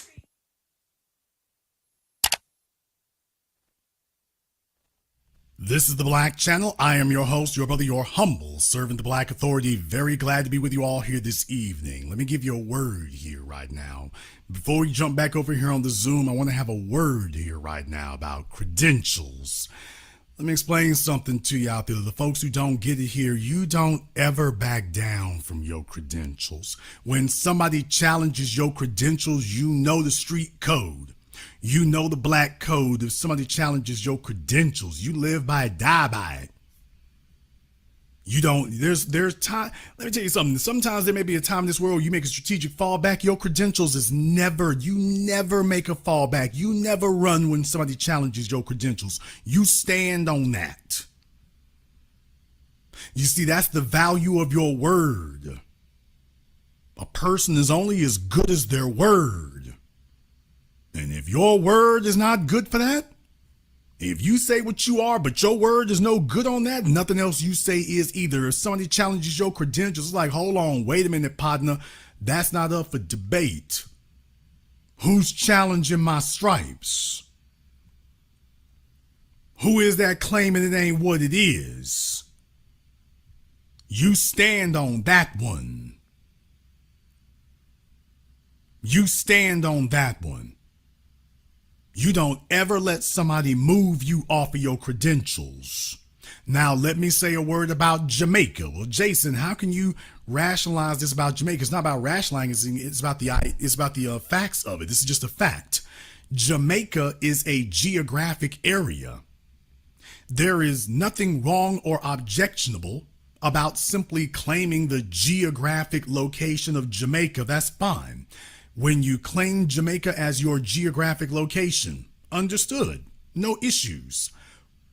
But when you tell us that being Jamaican is its own separate ethnic group, what? Now, when you come back and tell me that Jamaica isn't just a geographic location, that it is its own separate ethnic group that sets you separate and apart from the rest of us, well, now I got to deal with you differently. When you make that statement, that Jamaica is not simply a geographic location, it's a ethnic group, it's a separate ethnic group of people. Now I got to deal with you. If that's your position, I got to deal with you differently. When you say that one. So for anybody out there who wonder, well, how is it you can tell her she can stand up for that? Well, it's a geographic location. Now, if somebody tries to take it beyond that, it's okay. Stand on your square. Now, I can't claim Jamaica as a geographic location. I can't do that. The folk who can do that, if they're going to keep that geographic location, they need to make a stand on it. If they plan on keeping it, because you got folk coming at you for it.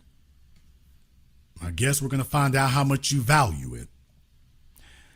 Let's go ahead and jump back over here on Zoom. Let me get Andre. I got a bunch of folks lined up here on Zoom, so everybody who's on Zoom, just go ahead and hang in there. I'm going to get to all of y'all here. Let me go ahead and get Andre up here on Zoom. Andre is trying to connect his newfangled audio here, so we're going to see if he makes it here or not. Okay, why does Andre look like a young Robin Harris? I don't understand. Okay, Andre got his Zimbabwe broadband going. It just keeps saying it's connecting audio. There you go. All right, Andre, what's on your mind? Hello? Yes, sir, you're on. Yes, I'm Andre. I'm originally from Jamaica. Okay, where are you living at now? Oh, I'm living in Bronx, New York. Okay, take those earphones out, dude. It's real muddled. Oh. Yes, I know Apple told y'all folks they work great. No, they don't. Okay, where are you at now? But no, I'm not hearing you. Okay, you might want to turn your speakers on or something. Not YouTube, please. Don't turn YouTube on. It'll start echoing. I'm sorry, I'm not hearing you. Okay, where are you people from? Well, I mean, where are you calling from? Okay. Where are you calling from? Yes, I'm calling from Bronx, New York. Okay, you're calling from Bronx, New York. What's on your mind? Right. Right. I heard the previous caller. I think that she left out a few stuff because you see, as a Jamaican, born to Jamaican parents that living abroad, sometimes what happens is that they approach Jamaica from the point of view that they're like a white tourist. Basically, they treat Jamaica like a tourism spot, not really a cultural center for them. They're more aligned with American culture, but they claim Jamaican culture when Black Americans target them in terms of how they behave. Okay, how Black Jamaicans how Black Americans target whom? All right, target them means, all right, so for instance, you're claiming your culture, right? So whenever a Jamaican living abroad trying to claim Black American culture, Black Americans seem as if they check them. So in as a self-defense, what happens is that Jamaican that living abroad start to claim Jamaica as a self-defense. So Okay, as to, sir, tell me when that has occurred, sir. When has that happened? It happens frequently. Whenever foreigners come from abroad to Jamaica, and they have Jamaican heritage, they frequently speak about how Black Americans. Okay, tell me the Jamaicans who came to America and they were ostracized by us because of their Jamaicanness. I want to hear who that was. I hear it all the time, even from Jamaicans. No, you have. No, you haven't. I heard it all the time, even from Jamaicans living in. Okay, sir. If that's the case, then why are so many of them fighting to get over here if they're universally and generally getting ostracized? That makes no sense. Why would they fight to get over here then? They leave because of the financial. Okay, why would you go to a place where you're being ostracized, sir? Second try. Why would you do that? That makes no sense. It's not I mean, a person can ostracize it, but you can, separate them from the environment. It can move around them. Okay, very clearly they're not being ostracized because nobody sits up here and comes by the millions to a place where you're being ostracized, sir. And they're not moving to white neighborhoods. They're moving in the neighborhoods we're in. So very clearly what you just said is factually false. However, I will go even further, sir. Marcus Garvey was welcomed with open arms. Well, of course. Stop. Bob Marley was welcomed with open arms. Deal with it, nigga. Shabba Ranks was welcomed with open arms. Bob Marley's son is still welcomed with open arms today. There is no place that they are ostracized, sir. That is simply false. Hold on. What's his name? Usain Bolt, welcome with open arms. We didn't care whether he won the gold or lost it. Hold on. Let me say my part. Sir, no. Take issue with what I just said there. What did I just say that was false there, sir? Because I just disproved your whole point. Look, I'm born in Jamaica. I'm born in Jamaica and I moved there recently. I'm just basically regurgitating the information that I was given here by Jamaicans that already lived there for decades, or some of them even born here. That's the point I'm trying to make here. Okay, Jamaicans have never been ostracized, nor targeted, nor mistreated, nor anything else by us. By targeted, they have been protected and welcomed by us. Otherwise, they remember. Whoa! They have been welcomed and protected by us, literally, because remember that's why they were able to deport Marcus Garvey after he had residency here. We were the ones who had to fight to make sure that kind of thing after Woodrow Wilson wouldn't happen again. We are the ones who made that. Well, I'm not talking what somebody else did. That wasn't Jamaicans didn't stomp to keep that from happening in the future. We were the only people who prevented that from repeating itself. Just us. But hold on. When I said targeted, I don't mean in the same way that other white supremacists would target you. I'm talking. When I say target, I mean in terms of criticism. Okay, there isn't any criticism of Jamaicans. There is no generalization. There's no ostracization by criticism, word, deed, or anything else. You go to New York City, the chicks sit up here and go gaga about Jamaican accents if you got a legitimate one. If you got a legitimate one, some paper, because you got to watch out for the broke ones. But a legitimate one, some paper, that's never been a big issue there. We just tell them, watch out for the broke ones. Watch out for that now. There's a little issue going on there because they'll talk you out your house and home. But other than that, no, there's no issue. Well, yes, I understand that because I myself, I work in the finance industry and I don't experience that situation they're speaking of. I'm just saying, as I said before, regurgitating the information that I was given based on the experiences of. So in other words, rumor. No, not rumor. Okay, rumor, what you just said that you're repeating. You just saying that you're repeating something you heard from someone else that you yourself. Not someone. Sir, you're saying that you're repeating something you heard from some other source that you yourself cannot independently validate. Sir, that's called rumor. That's the definition of a rumor. Something that you heard from another source that you can't independently corroborate. Yes, but I have good Wow, rapport. okay. I have good rapport with most Black Americans, so I don't really experience that myself. Okay, thank you. So doesn't that stand to reason that those folks have the same experience? So even if you're hearing that from somebody, it's obviously not a true statement, because why are you not all having the same experience? Well, I mean, all right. Jamaican culture might be there's some nuances as it relates to how we talk and how we conduct ourselves, but that doesn't mean that how would I say this now? That doesn't mean Sir, that you can't name a single Black neighborhood where Black foundational folk click up and it's just all them and no Jamaicans. I can show you several places in New York where it's all Jamaicans and no foundationals. Now explain why that is, if we're targeting other people for ostracization. But perhaps they just want to live amongst themselves. Wow, okay, all of a sudden is, well, perhaps they this. Now, he didn't say it's wrong. He didn't say that they're off code. I just showed him we don't do that with them. Sir, the folks who do that are your folks. You just proved it. Thank you. You just proved it. There are no exclusive foundational neighborhoods, but plenty of exclusive Jamaican ones. Yeah. Yes. Now, you want to talk about who's being targeted? Yeah, I know we are. But isn't that kind of wrong still to exaggerate that point? Because look at it this way, you can't really just blame the entire group on the faults of a few. Okay, sir, no, you don't blame the entire group. However, in general, that is a true statement. No, excuse me. In general is a true statement. The exceptions to the rule do not disprove the rule. We're trying to get the exceptions to the rule to get the other folks on code so that this is no longer a rule. And furthermore, I hear a lot of Jamaicans on YouTube speaking about the issues in Jamaica. Perhaps they just don't understand the way how they're speaking because they're speaking, in the Jamaican patois or Creole, Jamaican Creole. So I hear countless YouTube channels talk about the situation in Jamaica, how the Chinese are taking over, how the Indians are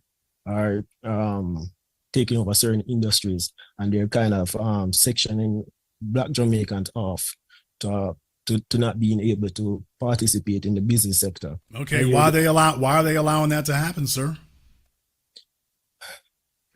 I mean, it's a multiple of issues. Okay, I could say it's the government. I could say it's a lack of initiative. Oh, then again, it could be the culture. Culture. Yeah, tough pill to swallow. Then again, it could culture. They have no, as you just pointed out and acknowledged, they have no problem clicking up over here when they get over here. You can't be more clicked up than Jamaica is back in Jamaica, and yet take a look at how it's been taken over. Now, how is that possible when they've clearly demonstrated that they'll click up? Why are they not doing it with these Asians and white folk on Jamaican soil? You're right. Wait. There's a reason for it. You know what it is. So let's bring it to the light, brother. You'll feel better. This is going to take a burden off your shoulders. Mm-hmm. The truth will set you free, but first it will tick you off. So let's go ahead and get this off our shoulders real quick, brother. Why is that? Repeat the question. Why is it that Jamaicans have demonstrated they can click up over here in America? Why are they not clicking up on the Chinese and the white folk back on Jamaican soil? From what I've heard, that basically there's more of a industry or a more there's a better situation here. Maybe, sir, maybe it's the culture that they don't do that with non-foundational people. Maybe that's the answer. But I know a lot of Jamaicans that work with Black Americans. Okay, but sir, back on Jamaican soil, they are not even clicking up in their own defense or in their own interest where the Chinese and the white folk are. Obviously there's a discrepancy there, and you know why it is, because they see those people differently.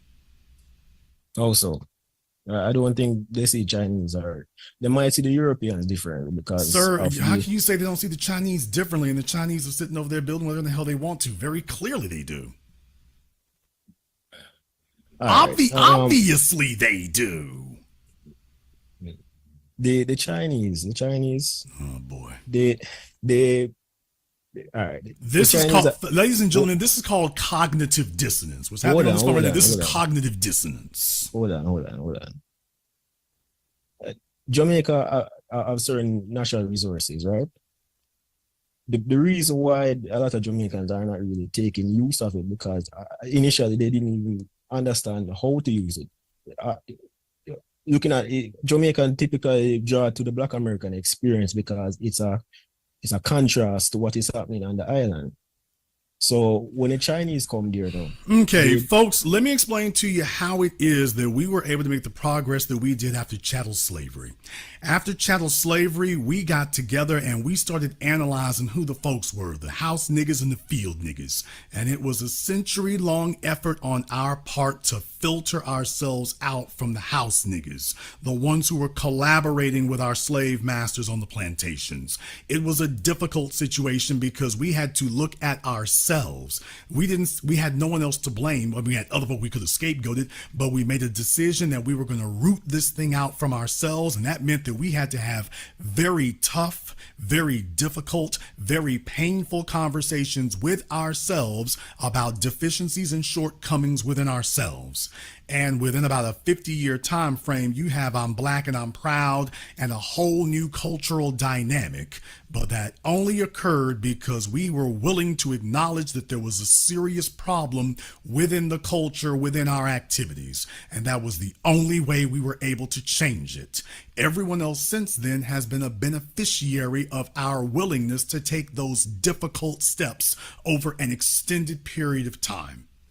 That's what's missing from Jamaica and Barbados and Turks and Caicos and Nigeria and Kenya and Ethiopia, and I'll be here all evening. That's what's missing. An unwillingness to do that one step because it's a damn difficult one, because it requires a person to start by saying, hello, I'm Jamaican and I got a problem. And that's a hard step to take when you're prideful and don't want to admit that there's a problem. Well, guess what? The rest of the world sees it. It's not stopping it from being a problem. When Jamaica makes that the culture, then you're going to see a movement start that changes all those things back. And the government and all these folk who've taken advantage of it will follow suit. But as long as you all are unwilling to admit there's a problem, in the words of Dr. Francis Cress Welsing, white folk play dumb about racism and black folk play dumb along with them. The whites and the Asians in Jamaica will play dumb about racism, and y'all gonna play dumb along with them. And next thing you know, when they get done, it'll just be them.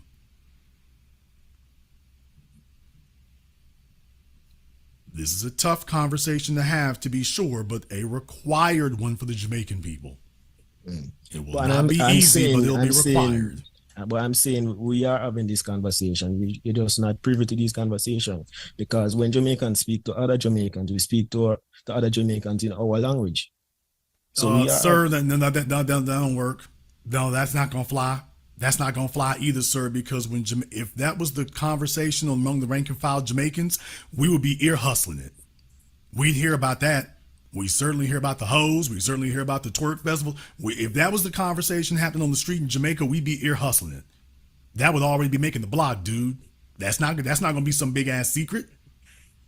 But when Jamaicans speak in Patois, do you understand? Sir, when Nigerians are speaking in their language, when Eritreans are speaking in their language, we still finding out what's going on over there. You think patois is a damn obstacle? We still finding out, dude, if things is changing on the streets, we gonna ear hustle it. It's what we do. First of all, it's foundational. Ear hustling is what we do. First of all, it's science, so we ear hustle. If that was happening, dude, we'd be on top of it. We would see that as part of the culture, and we're like, hey, this is what's going on. Because niggas talk. Well, I don't know what makes y'all think that if you're in Jamaica, niggas don't talk. Niggas in Jamaica talk. Niggas in Jamaica talk all the time. I don't know what makes y'all think they don't talk. Niggas talk. He's trying to, folks, I mean, no offense. Jamaica does not have a code of omerta. I don't know what y'all think going on. We speak patois. Dude, this is not the mafia. Jamaica, niggas talk. Mm-hmm. Come on now, bro. Let's just keep it a $103. Dude, are you telling me that Jamaica ain't talking? That Jamaica don't talk? Yeah, yes, we do talk, because okay. I hear a conversation. Try to keep a secret in Jamaica. Try it. Tell me a secret you have in Jamaica that you can guarantee ain't gonna get out. Tell me which one that gonna be. I mean, as I said before, I hear these conversations, Jamaicans on the island are just as fed up with the Chinese, because the government is not really giving us the same opportunities that the Chinese are having, because the Chinese are coming with their $1 billion or $1 trillion industries to build in Jamaica, and some people in Jamaica are fine with that, but my whole thing about it, though, is that for Jamaica here, the culture needs to change. They need to have a national introspective conversation. That needs to be the number one political issue, period. The number one political issue, the number one social issue, that's what it needs to be. And furthermore, with a country of approximately 3 million people, we just don't necessarily, and our currency is what? $1 is okay, brother. You're talking about a nation that's what, less than the size of Atlanta? But brother, okay, what the hell you gonna say to that? Now, what are you gonna say that's gonna disprove what I just said? But Georgia have a budget probably 100 times the budget of Jamaica. Sir, it doesn't take a budget for folk to talk to each other, sir. But I'm saying we do have conversations. Okay, what I'm saying is that you have a much smaller population than we have in most of our major U.S. cities, dude. That's no reason for you not to be able to talk to each other. That's a whole lot fewer of you need to communicate. Yeah, but all right. For 2024, the annual budget for Jamaica is about $6.6 billion US. Okay, and the cost of talking to your neighbors is how much, sir? We just don't have the budget of the American. Okay, you're talking about. Okay, sir, what is the budget to talk to your neighbor? What's that one? I'm saying we do have conversations. Okay, then that's all, and that's all you need. That doesn't require a government or a government budget. Getting off your ass and go talk to your neighbor about what the issue is right there. That's what it is. All this making up excuses to get nothing done. Okay, brother, can't never could. That's the problem. But how are we going to compete with Chinese investments if our dude, you're going to compete less than 1%? The first thing is everybody got to get on code. You're not going to get on code until you all start talking to each other about why you're off code. Then you can actually get on code, and that doesn't require a government budget. Thank you very much for giving us a call tonight. That does not require a government budget, folks. It doesn't. It doesn't. When folks stop making all the excuses, you're going to get some different things done. Okay, let me go ahead and see if I can run through this here real quick. Gonna have to make some of these other ones a little bit shorter because I got like a dozen folk up here. Let me see if I can get Free Melanated Woman up here on Zoom. I'm going to try to give her a moment here. It looks like she might have stepped away from her Zoom. Can't stick around all night for it, but Free Melanated Woman, let me give you a moment here. Free Melanated Woman, there you go. All right, Free Melanated Woman, and what is on your mind? Hello, how are you doing? I'm glad to be here. Thank you for accepting my call. I've been a part of the group for a while, and I just want to say, first of all, I appreciate what you're doing. I think that educating the people and helping the people to understand who we are as a people and having this conversation is so necessary. So thank you, first and foremost. I'm calling from Abuja, Nigeria. I am an African-American woman, born and raised in America, okay? I was one of the people that people were calling tethers because I said I was in Nigeria and everybody jumped to conclusions because she's from Nigeria, she must be a tether. No, I'm a veteran, was born in America. My dad is a veteran. And I'm calling because I agree with a lot of what you say and what you teach. And I appreciate the work that you're doing. I think it's awesome. But I'm trying to understand your mindset and the mindset of a lot of people who are labeling themselves FB1 or whatever. It's like there's this combativeness between people here on the continent and B1, FBAs, or whatever. There is. There is. What do you think that is? Why do I think that is? Yes. What you're saying is a true statement. So why do you think that is? That's what I'm trying to understand. Okay, I don't think you're trying to understand it. I mean, everything you just told me makes it clear to me. Yeah, you should already understand it. So come on, let's do better than that. Come on now, let's not do that. Let's just keep it real. I've been here for about a year, okay, and it's been a learning experience. I first started coming to Nigeria back in 2021 on mission trips. I developed an appreciation and yes, even a love for Nigerian people because I see the struggle that's here. I'm boots on the ground here. I see what's going on here. However, this time around, being here for almost a year, I can see some of the friction.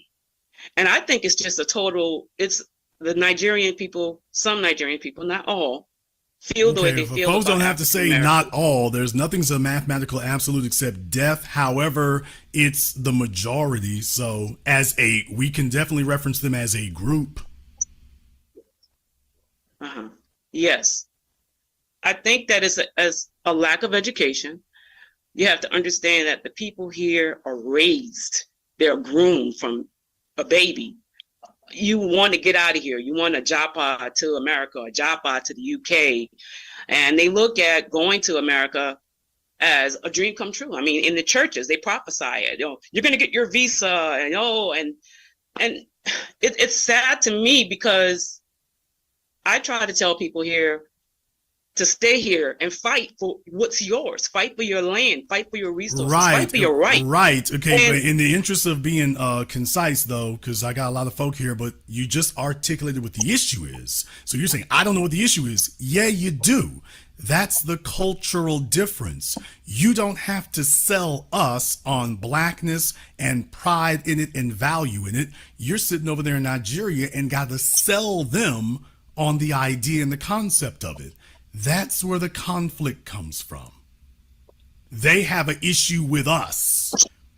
They think we're the wrong ones. You talking about they want to come to America. What you mean is they want to become white. Now that's what you mean.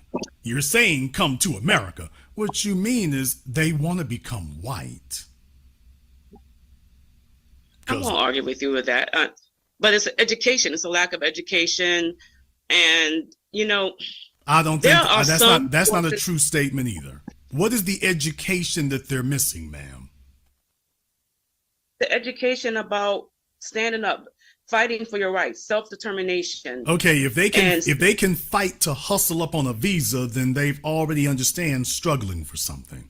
So what you're talking about, the difference is, here comes that word again, they don't value it. You value it, they don't. They value something else. And you're trying to get them to value this other thing. And they're letting you know, that's not really what our hustle is about. We value something else. Now, until you can accept that part, that they hear you very clearly, you're trying to get them to value something that they don't. Until you accept that, you're going to be having a lot of conflict in yourself. And giving excuses like, well, they just don't understand. We need to educate them. Baby, they understand perfectly. They don't want what you're selling. They want white Jesus. They want Zaddy. The females imagine themselves as being Jennifer Aniston on Friends, and you know it. Yeah, that's why she's smiling right now. The females over there they fantasize that you don't know a single Nigerian female that cannot sing the theme song to Friends. Deal with it, nigga. And you know I'm telling the truth. Not a single one who can't sing that theme song. Baby, you know what's going on. You went over there and crinkled your hair up like that. The average Nigerian female are looking at you like you crazy. You can't find 3 of them over there who got hair just like yours is. I don't even care if what you got on your head is not real. You can't find 3 of them got their head adorned like yours. You changed yours to what you fantasized they were like. You got over there and found out they ain't even like that. And it goes even deeper. I'm very glad you gave me a call to talk about the black folk from America who go out to the diaspora, because there was something else that we found when we went to Nigeria, when we went to Ghana, when we went to Kenya, when we went to Ethiopia. There was something else that we found. You see, an African could come to America and marry one of us. You go over there and there's the real issue. You can go over there and you might be able to marry one of them. They come over here and tell their folk not to marry you. Now, there's a difference. You don't have any of us telling our children, don't marry them Africans now, don't bring them in the family. You go amongst them, either here or over there, and they put the word on you. You shouldn't fool on the American Negroes now. Don't do that. They want their kids to get married, but they only want to marry another Nigerian. But they definitely tell them, okay, if you can't marry somebody in the tribe, marry another Nigerian. And if you can't do that, get an African. But damn sure don't get an American black. Now, that's something that never gets stated by us. That's not a part of our culture. That's not part of our teaching. Those are words that never passed our lips. But we started noticing, hey, who's kicking all this dirt on our names? So much for Pan-Africanism. You never had any of us discouraging our sons and daughters from marrying one of them, or from Jamaica, or the Caribbean. That's the conflict that you were referring to earlier. Yeah, that's that conflict. Yeah, it damn sure is. It sure is a conflict. Yes, ma'am. When folks treat us like that, yeah, it's conflict all day. Beef all day. And I can understand that. And I've confronted that as well.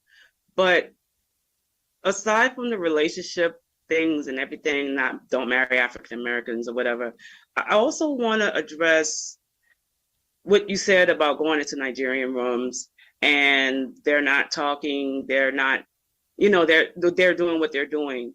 But there are voices here in Nigeria that are speaking up, that are trying to, fight for their rights and, assert their self-determination, but they're getting arrested. Some of them are being unalive. So are we. So I just wanted to So are we, ma'am. So are we. What's your point? So are we. Yes. Well, it's the perspective that you're projecting is that there are no people that are standing up for their rights here. And I didn't say that. Ma'am, I did not say that. I did not say that. However, what I am saying is that you can name one over here and one way over there, not as a group. And certainly not as a movement. Now, what you're telling me is, well, yes, but Jason, they meet in opposition, baby. We meet in opposition every damn where. You ain't said nothing. We meet in opposition everywhere. This idea that they meet in some special opposition that we ain't. What the hell we talking about here? White supremacy is global. Guess what? We're the only ones calling it global. Everybody else is sitting over there, like you said, trying to grab a passport and pretending it ain't. The fact that folks are threatening your life, that's all the damn more reason for you to stand 10 toes down. We've been on that. We've been on that. Here's the real problem with what you just said, ma'am. By the way, it don't even take that damn much from them. That's the issue. You're going to extreme examples. That is not speaking for the typical experience of a Nigerian. That's not their typical experience. Nobody has to sit up here and threaten them to go chase Zaddy and all that stuff. They're doing that happily on their own. So you can cherry pick a few extreme examples, but that's not the culture. That's not what the typical experience is. It's not. It isn't. But furthermore, what you just said is all the more damn reason that they need to be hooking up with us in the first place to begin with. That's all the more reason. I agree.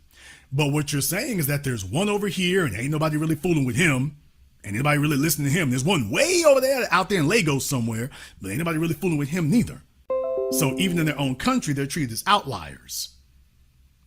So I'm not downing them for their efforts. What I'm saying is, can we acknowledge, the people ain't rocking with what they're saying. There might be some fellas out there who might be, or women who might be saying it, but the people as a group ain't rocking with them. Let's just call it what it is. Yeah, they talking, but just like when you talking, they ain't really fooling with that.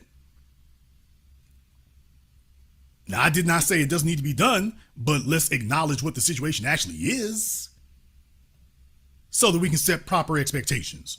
And let's not call it something it ain't. The people heard what y'all saying. They still dreaming of white Jesus and the passport to white America. They look at Candace Owens as a goddess, and you know it. I would like to get on TV and have my white husband, and we go to Britain. You know damn well, baby. You know full well you could have damn me female UFC rumble in the streets if you was handing out a marriage certificate for a white man in America. You know damn well them hoes would be chunking on each other. Did he say house? I damn sure did. And deal with it, nigga. You know full well if you was handing out marriage certificates, I got marriage certificates for 5 white men. Let the rumble begin. It's the Royal Rumble out there in the streets. It's chairs flying. It's fists and feet going. It's koofies and head wraps flying all over the place. And you know it. They swinging tree branches. They throwing shoes at each other. It's on and popping. And you know it. I'm not even joking. You know that. They would leave school. They would walk out of college and be like, here, I'll punch another heifer in the eye. So much for Nigerian unity. You have my permission to laugh, ma'am. By the way, you can laugh at that. You have my permission to laugh, y'all. She is holding it back so damn bad, baby. You about to get a hernia. I don't want that to happen to you. That would be terrible. Can I ask you one question? Yes, ma'am. Then I gotta move on. Do you think that Pan-Africanism, as Marcus Garvey taught it, and true Black unity is possible worldwide between all of us? According to Einstein's theory of special relativity, my answer would have to be yes. So there's a lot of things that are possible. You could also throw a ball into the air and it doesn't come back down. Special relativity allows for that too, by the way. However, as is currently going right now, it's not practical. So yes, it is possible, but not practical. Because in order to have unity, you have to have partners who are equally invested in the interests of the other members of the group. Not partners who are all looking to take advantage of one member. That's not unity, that's predatory.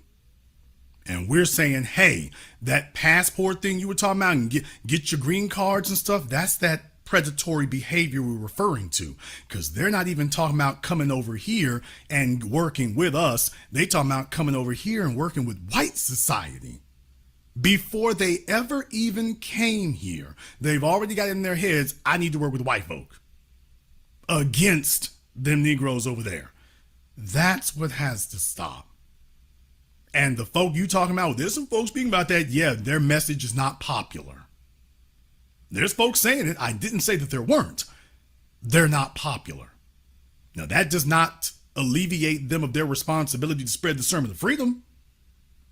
Just because what you're saying is not popular does not alleviate you of your responsibility to do that, because we've been talking about this, and what we say is not popular, we're still here doing it year after year, decade after decade. So the fact that it's not popular does not alleviate you of your responsibility. Thank you very much for giving us a call tonight. Scrumptious skin tone, by the way. She has a scrumptious skin tone, by the way. She is too good to be sitting over there.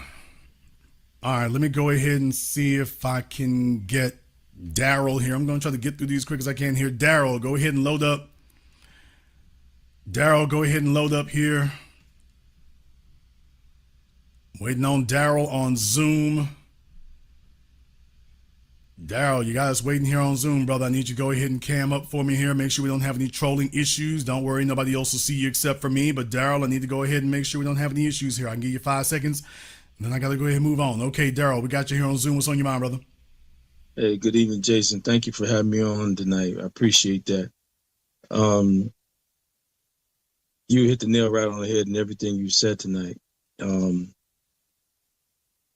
When you start calling it, we have to keep it on code. I'm gonna say it just like that. I talk to my nephews about that all the time, and they understand what's been said. You reached out to a lot of the young cats, and you've got them on board, and now they listening. They listening, and they listening hard.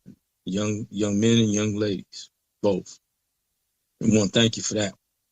First off, and the second part is that sometimes it's not sometimes, majority of these times the people from other countries, they don't understand. They don't want to understand. They look at us, we're the trendsetters. We always have been, we always will be. So I'm very, very thankful for that.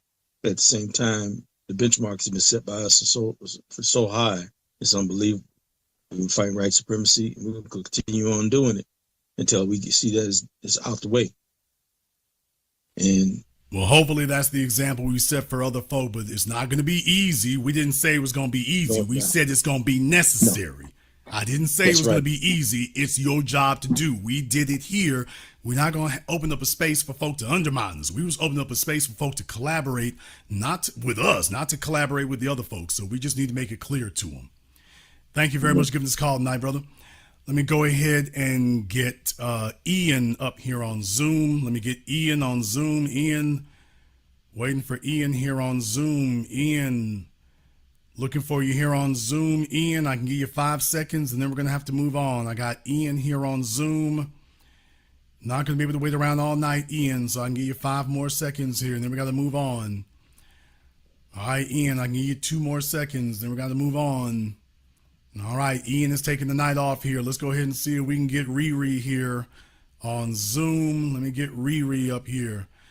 All right, there you go. We got Riri on Zoom. What's on your mind, Riri? Hi, Jason. How are you? I just wanted to talk about the Jamaican caller it was the male who called up previously to the last lady. The talks that he's saying about how Jamaicans are speaking on collaborating and trying to do better, it's a false narrative. I myself, my parents are from the Caribbean. I've been in rooms with Jamaicans.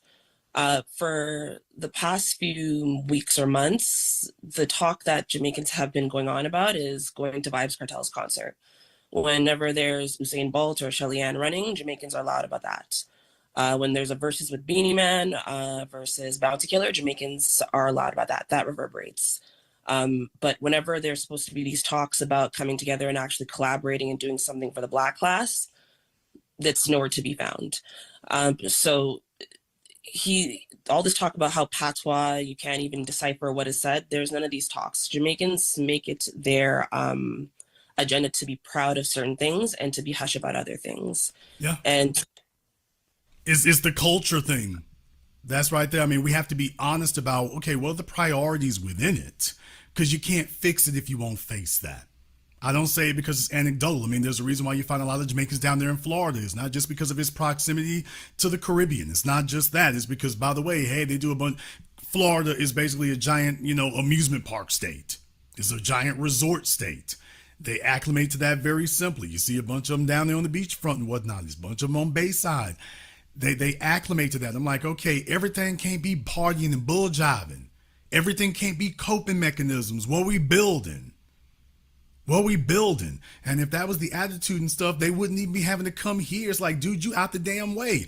The white folk in Carnival have no problem building in Jamaica. They're able to do it just fine. What are we doing here? And forget that. Okay, you know what? I'm going to say something a little bit more daring. And if you've been to Jamaica, you're going to understand what I'm saying next year. Let's leave Carnival and Norwegian and whatnot and Princess where they at. Let's just leave their ports exactly where they are. Now, you can't get more accommodating than what I'm about to say. Leave them where they are. Shouldn't the black folk own the hotels on the beach then? All right, the cruise ships can show up. We own the hotels and all the shops on the beach, and all the white tourists can come by from us when they get off. That ain't happening. That's not happening in Jamaica. It's funny enough you said that. I was there about 5 years ago. We took a plane to Montego Bay and we drove all the way to Ocho Rios. And we were talking to the tour guide and we were like, wow, look at all these new hotels that are being erected and all these places. And we were asking him, like, who owns these? And he just kind of looked at me and just laughed. And then he just looked the other way. And I said, oh, okay, so there's a real problem that's happening here. And even with the limestone, I think he said Jamaica is probably 80% limestone, and that's a mineral used in toothpaste. I was like, okay, so how is the government utilizing that, taking it and putting it back into the black class? And he just once again looked at me and just laughed. So there's a real problem. I have Jamaican friends. I have tried to have these talks about this. There's this clinging on to wanting to talk about the culture and Bob Marley and cuisine and all these new artists, but you can't have all that pride in that if you're not going to take pride in the ground that you come from. And if Jamaicans I know, they purport themselves to be the leaders of the Caribbean, you got to start acting like it. Otherwise, you can't talk about all these other things, but then run away and not have any type of love and any type of pride in where you come from, especially when your ancestors are the ones who cleared brush for all these other new people to come in and now make money off of your land. There's no reason that every single Jamaican should not be rich. It should be like Dubai. They should be charging all these other folk to be there. I'm not a big proponent of giving away land, for example. So when you talk about limestone, that's one of the key ingredients for making concrete. Concrete is actually kind of difficult to make if you want to make the construction type of concrete that we use worldwide. But if you have limestone, that's a critical ingredient in it. You got to give away your land for it and stuff. But by the way, if you got access to it, that's another thing. Are they using it for that? There's no reason that every Jamaican shouldn't be getting a check every month like Alaskans do or whatever, just simply off tourism and being in the resort. But you got to value that. You have to value that and say, hey, this belongs to us. This is ours, and we value this, and we're not going to let nobody screw us out of this. And as far as things being tough, hey, that's the way it's going to be. Here in America, that's what we had to put up with. We got hella martyrs here. Still do. Iran, Mohammed Mossadegh, when he nationalized the oil wells and then they killed him, there will be martyrs. Every freedom movement going to have that. So when you got folks sitting up here, they have no problem shooting somebody at the club if you grip his woman's butt cheeks. But the damn government over here ain't, the white folk come over here and say, well, we can't do nothing about that. Okay, now that's a mindset. That's not a military issue. That's a mindset issue. That's what that is. Thank you very much for giving us a call tonight. Let me go ahead and see if I can get Carrie Big Speak Soft. Okay, Carrie Big Speak Soft. Okay, Carrie don't look like okay, this is not who I thought Carrie was going to be. All right, Carrie, you are on. Yeah, I just wanted to speak about the Jamaican guy. It's like, and the woman, she kept trying to switch it over to what Black Americans are doing and stuff like that. It's like, speak on your people first before you keep trying to make it seem like we're having the same issues. She already abandoned her heritage because someone made her feel bad about something. But then she's trying to speak on Black Americans. Black Americans have stood together through thick and thin. There are history and history books, and it's written that when Black slaves were freed, men walked through the states looking for their wives and their families. The Jamaicans have not had the same fight. The Haitians are probably the only ones who have a similar fight when they fought for their freedom. After they fought for their freedom, they still tried to make it seem like they wanted to be good with white people. And we saw what happened to Jean Baptiste when he traveled the seas. And so my point is that don't come over here trying to make it seem like, oh, Black people got problems, Black Americans got problems too. Take care of your home first. You come here, you make all that money, you make your little mini mansions back in Africa, whatever country in Africa you in, you make your little mini mansions back in Jamaica, whatever that is. And it's no different than, as you say, don't trust them old niggas. Well, don't trust them tether Jamaicans. Don't trust them tether Africans that make their own, say, I'm good, fuck everybody else. I'm good. I made my American money. I'm good, fuck everybody else. They had their mini mansions and they shit on everybody when they go back home. This is what they do. Stop trying to look at us and try to point, throw stones at our houses. Y'all are not taking care of home. Y'all come here, y'all get rich. Y'all beg, as you said, you see it. These African, these Jamaican, these whatever are getting trains ran on them by these white boys through college when they getting these college visas. They getting trains. They be so happy to have a mulatto baby. They be so happy. They go back. I mean, look, stop trying to talk about what Black Americans are doing. We standing 10 toes down. We are the most stuck together with our families. Black men are faithful to our women and the marriage rates. And we, of course, we have our problems. But no different than when Michael B. Jordan tried to make a wine and Nicki Minaj with her tether ass talking about now there's the point. Now that's the point right there. Everything else you said, that's nice, that's a good preface, but the root of the issue is what you just came to there. There is no movement by us here in the States to travel to the Caribbean to undermine Jamaicans in the Caribbean. There is no movement by us in the States to go to Haiti, the Dominican Republic, Barbados, Bahamas, Nigeria, Kenya. We ain't going over there to work with the white society over there to destabilize those people and undermine them on their soil. Brothers and sisters, that's the point. There is no movement by us to get a passport or to get citizenship in Ghana to undermine the Africans in Ghana. There's not a single one of us doing that. There's plenty of Ghanaians sitting up there hitting us up for change when we get off the plane, but we're not going where they are to undermine them on their soil. But there is a long-standing movement from them to come over here and collaborate with the dominant society to undermine specifically us on our soil. They're not targeting the Asians. They're not targeting the Arabs. They're coming over here helping them to target us. Folk with the same skin color as them, they targeted us. So that's the real point. Everything else you said is nice. It's a nice preface. But the root of it is that part right there. There is no movement to undermine them from us. None of us are trying to figure out the spots in Africa to go to so we can dispossess them and take what they got out from up under them, or help the dominant society to move them out the way so we can get a better job. There is no such movement from us. That's the difference. Yeah, and back like with the Nicki Minaj and Michael B. Jordan. Nicki Minaj literally told Michael B. Jordan, "Don't use that name for your alcohol. That's a Caribbean thing. We have accepted them. We have allowed them to come through here. They get mad at us when we don't accept their piss poor artists and stuff. I mean, look what Akon did. Akon he made so many songs about weed." And then he got on these interviews talking about, I don't smoke weed, but I'm smart. I'm not like these Americans. Like, this is just what they do. They have a history of this. They have a history. And then he sold out he sold out the country just for electrical system. So I mean, look. I mean, okay, let's say it straight. Then he's a scammer. Yes. Akon City is a damn scam. I'm like, okay, another Nigerian scam. All hands up. We didn't see that coming. Did you really think he was building the city? Some niggas bought into that. Did you really think Mr. I Want to Love You, it was building the city? Did you really think that was convict music? You thought he made that much off of music? He's going to build the city, another scam. So yet another difference we can point out between us and them to begin with. Thank you very much for giving us a call tonight. Let me go ahead and see if I can get Sharice up here on Zoom. Let me go ahead and grab Sharice up here on Zoom. Let me get Sharice up here. Waiting on Sharice on Zoom. There you go, Sharice. All right. And what's on your mind, sister?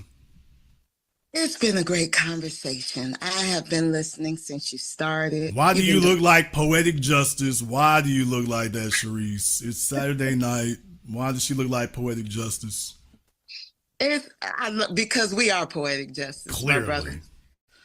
Let me say this, because I've had so many thoughts from all the conversations, especially the two Jamaican, the brother and the sister that you were talking to. I want to say this. One thing, and I hope they're still listening. One thing that foundational Black Americans have really come to in ourselves, is that the dominant society, for the most part, understands that we're the wind beneath their wings. They really want to be us. But the problem with you tethers is y'all run over here thinking you want to be them when they really want to be us, the FBAs. And then you try to find fault with the foundation of this country, who we built this house, okay? You find fault with us while you're trying to connect. It's so sick and twisted with the enemy who don't like you. And then when they eat you, you want us to defend you. So you really got to face yourself. What I heard with the sister, the Jamaican sister, and with that Jamaican brother is dishonesty. They refuse to be honest with themselves so that they can get through their own BS. And so that's why they can't see the way we see. And the reality is we have a whole lineage. We have a whole history. We have ancestors of power and making a difference. And we come from that. So no, you're not like us, but you can be like us if you study us and face yourself and stop trying to find fault with those of us who are the Christ energy on the damn planet. And I will leave it with that, Brother Jason. I appreciate that, sister. Thank you very much for checking in with us tonight. We appreciate that from you as always. Let me go ahead and see if I can get Better Believes Me. Let me go ahead and see if I can get Better Believes Me here. Let me see if I can get Better Believes Me up on here. All right, better believe me. What's on your mind? I'm waiting for the audio to connect. Let me get that going here first. All right, there you go. All right, better believe me. What's on your mind? Hey, Okay, how got you your doing? speakers on. Yeah, let me mute my TV. I would just like to say, from hearing the conversation earlier with the Jamaican brother, the Jamaican sister, I feel like their grievance is really with like, how, I grew up here. I'm first generation American. My parents are from Belize.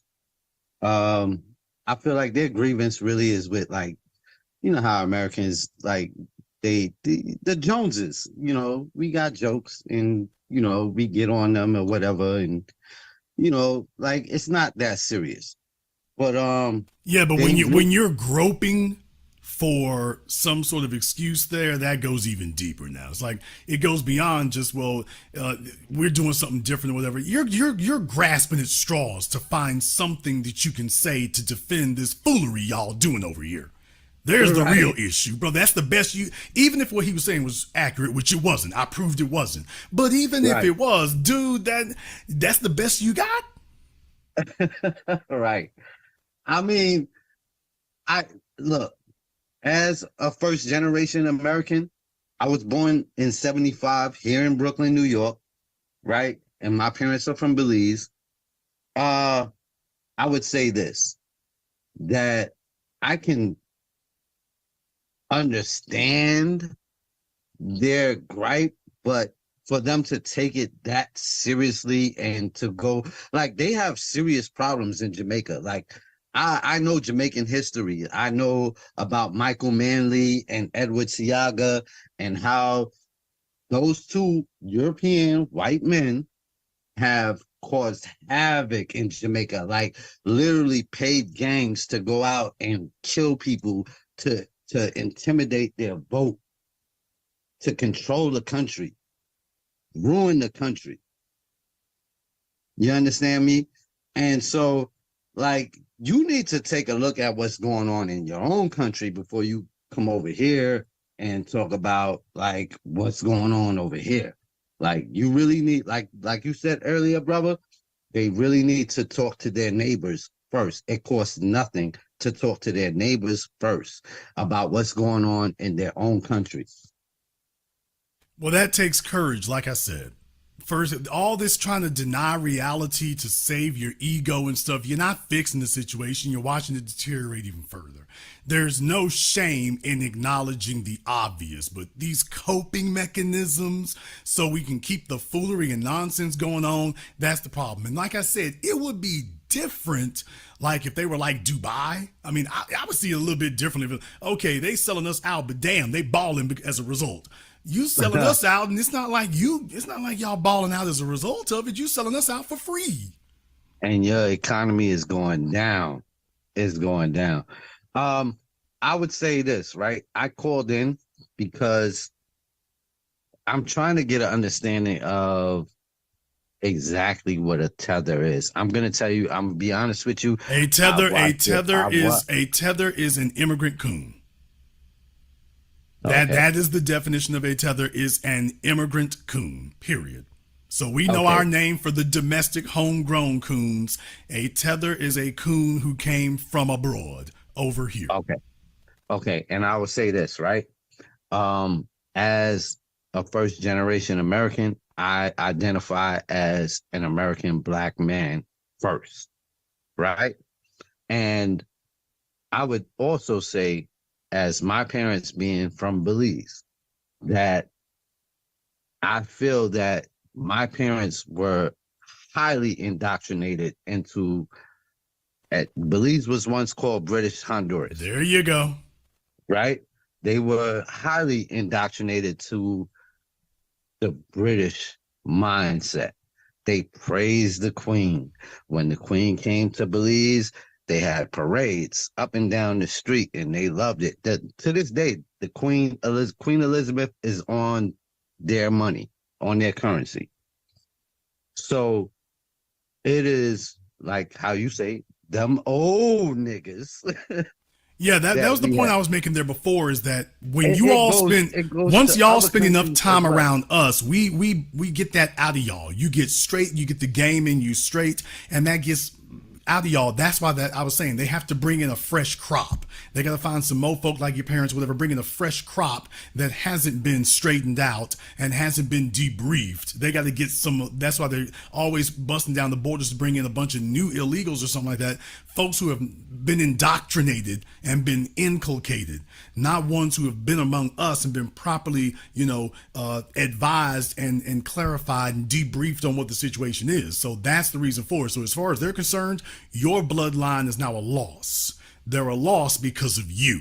So your parents were dependable. As far as they're concerned, made it to the second or third generation. It's a loss. We better bring in some other folk to replace Better Believes Me, because his bloodline is no longer dependable. Thank you very much for giving us a call tonight. Let me see if I can get SOS here on Zoom. Let me go ahead and get SOS here on Zoom. Waiting for SOS to get his audio connected there. Waiting for that to show up here. He's almost got it, I think. He's got his camera on, with his audio is fighting him. There it goes. All right, SOS, what's on your mind? Good evening, Jason. Can you hear me? Yes, sir. First, I love the conversation. Are you hearing me clearly, Jason? Yeah, I hear you. I don't know if you have an echo or something, but we hear you just fine. So go ahead and speak, sir. Well, first, I love the conversation you are hosting.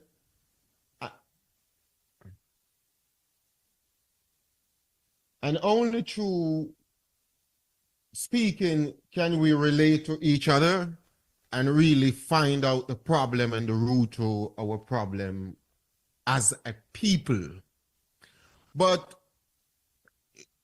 listening to previous callers, I hear each of the callers, they explain and state different part of the problems that we are having as a people, especially as a Jamaican, because I am a Jamaican. And I don't know, it keeps playing over and over in my head. I'm hearing it's Are you hearing me? Yes, sir. We hear you just fine, brother. For third time. I'm not sure what's going on your end, but we hear you just fine. I have to check with something because it's interrupting my flow of the conversation. Okay, well, I'm not sure what's going on there, brother, but like I say, hopefully Kingston Broadband will get that straightened out for you all. Let me go ahead and see if I can get Black Powder here on Zoom. Let me go ahead and grab Black Powder right quick. Let's get Black Powder up here on Zoom. Waiting for that to come through for us here. All right, Black Power Pop has. Go ahead and turn your speakers off, sir. Yes, sir. Sorry about that. That's my phone. Should be taken care of now. All right, what's on your mind?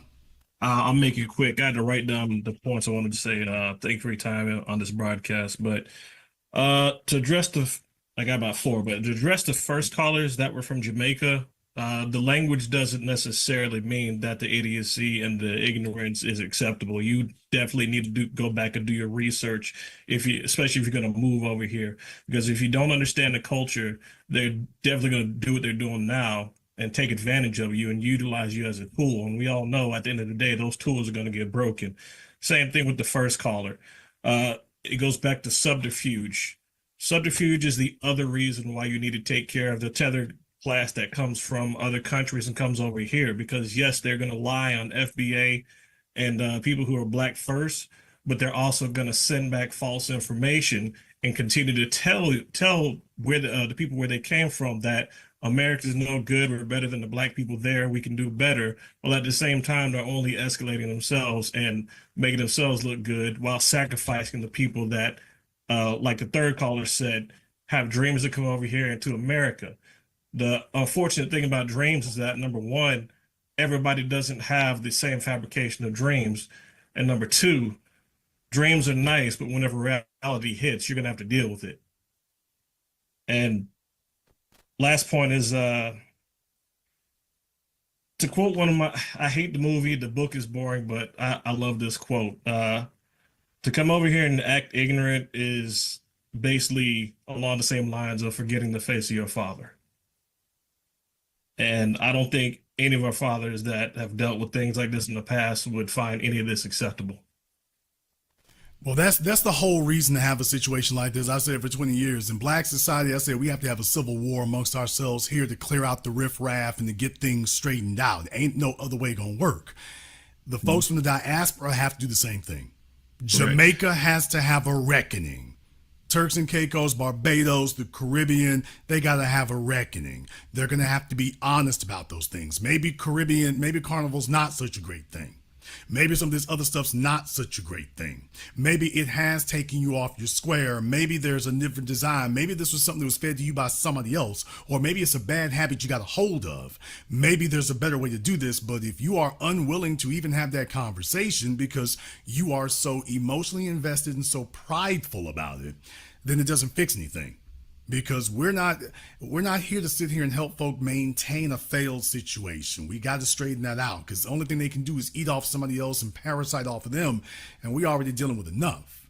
We're already dealing with enough. So it is very, very, very, very imperative that everybody in the diaspora understand that this is a teaching moment. But you've got to accept what the reality actually is. This idea that everything's great going on over there and you here to bring your greatness here. It's like, no, that's not what's going on. That's not what's going on. If it was, you just stay where you're at. Damn it, if it's great, damn it, it's great there. It's not. And we just don't want folks spreading the dysfunction around. So when folk come over here and they ride us, that's what we need. We need riders coming over here. We don't need parasites coming over here. We don't need the Zaddy crew coming over here. We don't need the don't deal with them niggas folk coming over here. That's what we don't need. All we're doing is finally acknowledging the division that was already there.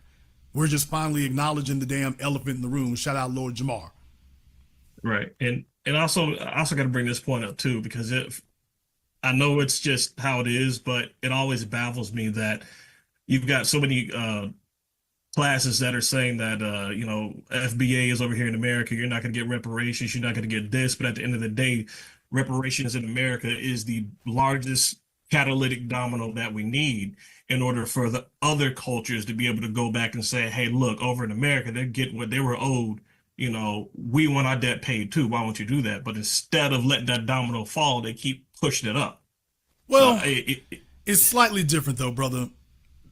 What has happened is we set the trend, and because they're emotionally invested against it, what they then turn around and do is that once we make traction, they then start trying to figure out how can they kick that off for themselves without us getting anything. So then it'll become a separate conversation by itself. And what you're saying is that, okay, if it was part of a larger conversation, that would make it a hell of a lot easier for them. They're trying to figure out, well, how they're still playing the game of how do we get benefits for ourselves as individuals. And now you guys can help us get them benefits as individuals, but we don't want to do it if it's going to help you in that regard. There's where the schism keeps coming in. Everybody's okay with them getting individual benefits. So when we lose, we're losing as a group. But when we win, you're individuals. Right. It just seems like it's something that could lead to like a further, I guess, for lack of a better description, further Stockholm syndrome. Because brother, you're not going to get no reparations in the Caribbean unless we make that shake down first. You have no leverage. You don't have the cultural cachet for it. All you need is Prince Harry to show up, and there's going to be a bunch of black chicks in the Caribbean shaking their asses and talking about we don't need no reparations. And that now, I'm telling the damn truth. He'll show up with Meghan Markle, and that's going to be the end of that. Yeah, I mean, honestly, though, it takes one big person, look at Haiti. You had Barbecue over there. He said enough is enough, and he did something, but not everybody is going to have that same mentality. And I'm not sitting here saying that, what he did was right or wrong. I'm just using that as like an example. Like this dude said enough is enough. We're tired of being used. Somebody's got to stand up. And now Haiti's under, it's under his rule right now. And they're trying to send African soldiers over there. They're coming back after getting their ass kicked because they're looking at the bigger picture. Like, do I really want to go over to another country where I have no ties and no family? Or do I want to go back home and not have to worry about dying in another country?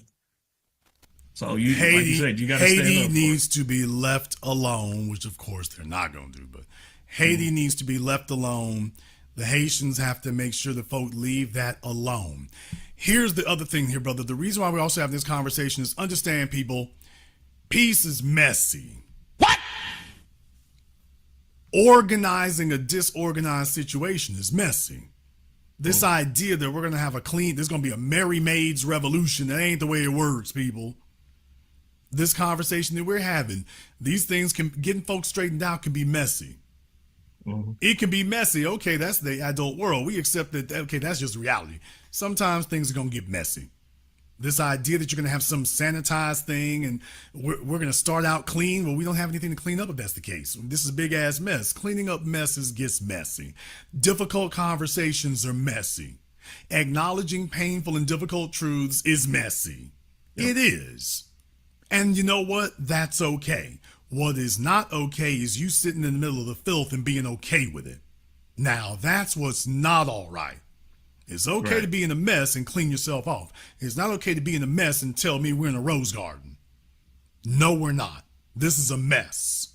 And it's getting worse. It's not even a rose garden because, I mean, I know I'm taking up a lot of time. I'm sorry, but it's basically like you're a bullshit farmer and nobody brought any seed. And you think something's going to grow from that. And you're telling everybody else here, you know, just don't worry about it. Everything's great. Everything's wonderful. It's like, okay, we're done playing along like everything's okay. No, it's not. And if we got to have a falling out with you to get you to understand that we're not going to play along anymore, then we're going to have this falling out. But we're just not going to pretend that the status quo is okay anymore or that we haven't been seeing what you're doing. Because I'm just letting y'all know right now, that one thing alone, and I've got many Nigerians I know, y'all know that for a fact, but I mean, they will tell you. They will tell you. It's like, yeah, that's the get down. We go over there to Africa, you looking for a traditional African wife, traditional African husband, they coming over here and telling their kids, don't fool with you. Now, think about that for a few moments. You have no problem mixing with them. They sitting over here treating you like the white supremacists.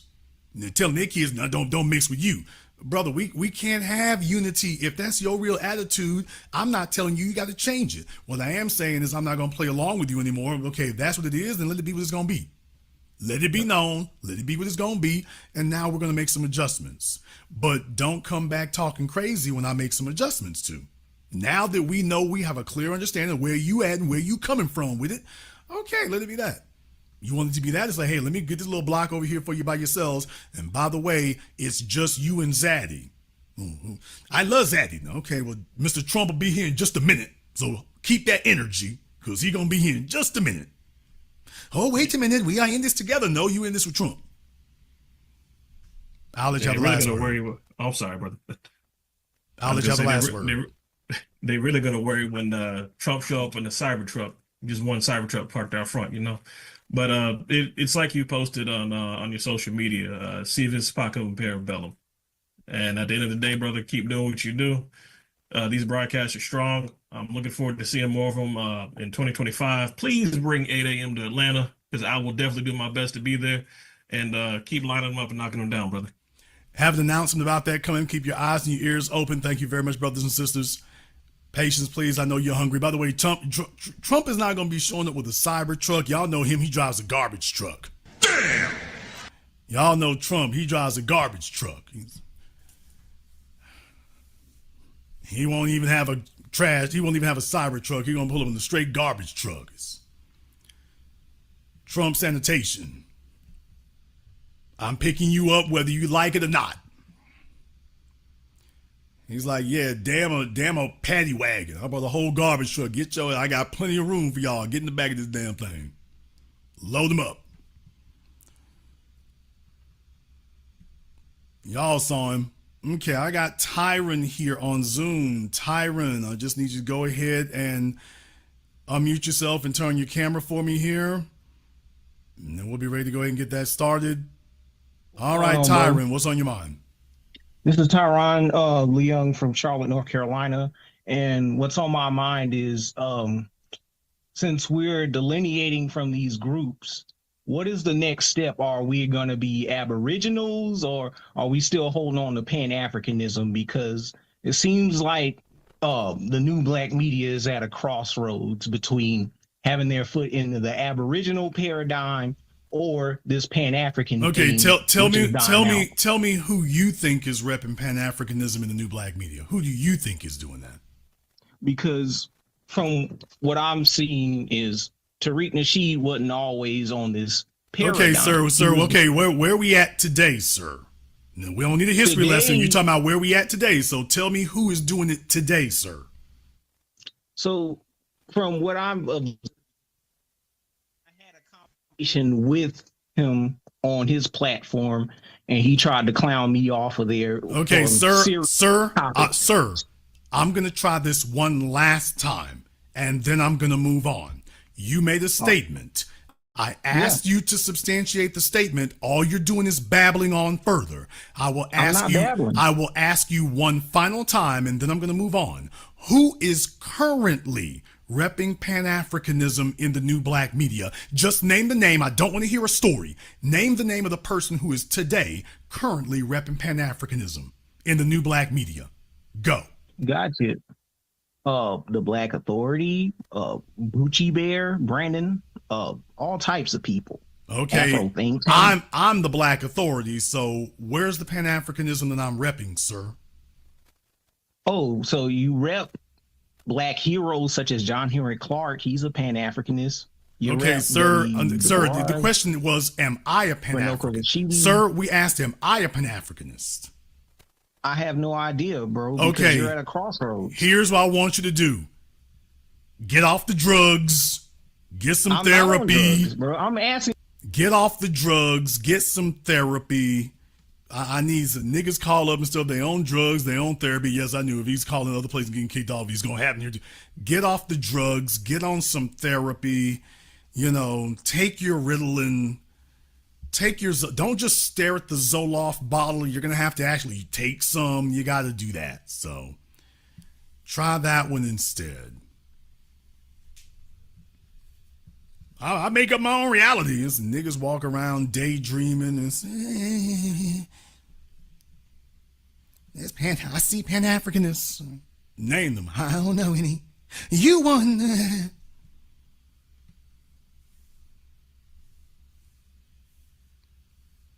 This is what happens when your mama got off the pipe late. You know, there's them chicks who didn't get off the pipe till the late 90s. What? And then they made it all the way to the late 90s. They were still hitting the pipe, and it's just the kids are walking around out here looking all crazy and weird and saying crazy stuff. And she couldn't get off the pipe in the early 90s. She hung in there till like the early 2000s. It was after 9/11. Now the kids out here, they're calling us up. They're talking crazy. Yeah, Bucci Bear is the new black media. I'm just talking about, that's what I meant right there. Did you hear how that conversation just went totally off the train tracks? As soon as he said that, I'm like, okay, you gone. This Bucci Bear, okay, what YouTube what program is Bucci Bear hosting? What is going on? This is your brain on drugs. Let me go ahead and jump back over here and get Lee. We're going to go ahead and grab Lee over here on Zoom. Y'all think what I do is easy. You all think what I do is easy. You hear stuff like that right there. Does this seem easy to you? Does this seem easy to you? Okay, let me go ahead and I got Lee on Zoom. Lee, I'm going to give you 5 seconds to turn a light on for me there. And then we're going to have to go ahead and move on. So, Lee, I can give you 5 seconds to go ahead and do that. If we can't get that done, I got to go ahead and move on. Lee, I can give you 2 seconds, Lee, to get a light on for me. If I can't get a light on, Lee, permanent vacation. All right, Lee is going to be taking a permanent vacation here. So, yeah, folks, I understand. You get upset, you get mad. It's just, I'm going to call up and troll. And Jason doesn't make trolling easy, so. I'm mad, I'm upset. Yes, Rhonda. He said Bucci Bear is new black media. He literally said that. So I'm just saying, folks think I'm mean when I say that, when I say get off the drugs. No, only a nigga on the pipe or the spoon or the needle on some pills. A regular nigga ain't gonna talk like that. A sober nigga is not gonna talk that way. So, yeah.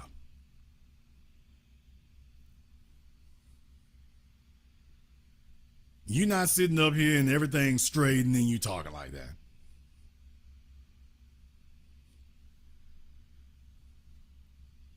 No, for folks who are not on the narcotic, folks who are not taking something, slipping something, sipping something, no, they don't do that.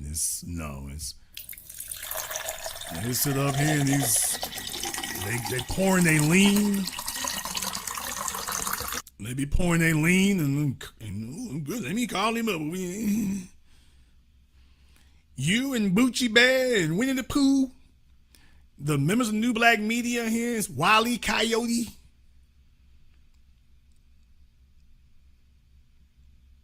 Chuck E. Cheese. All y'all New Black Media people, nigga, did you say Chuck E. Cheese? And you know is seen him now. He wear red, black, and green. Brother, I don't think Chuck E. Cheese is a Pan-Africanist. I really don't think he is. He wear red, black, and green. What you mean he ain't a Pan-Africanist? He wear red, black, and green.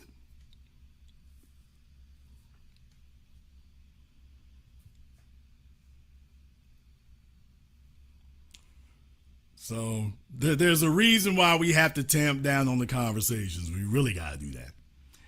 We really have to make sure it stays straight. You just let anybody come on in and it becomes that, which y'all just heard, it becomes that right there.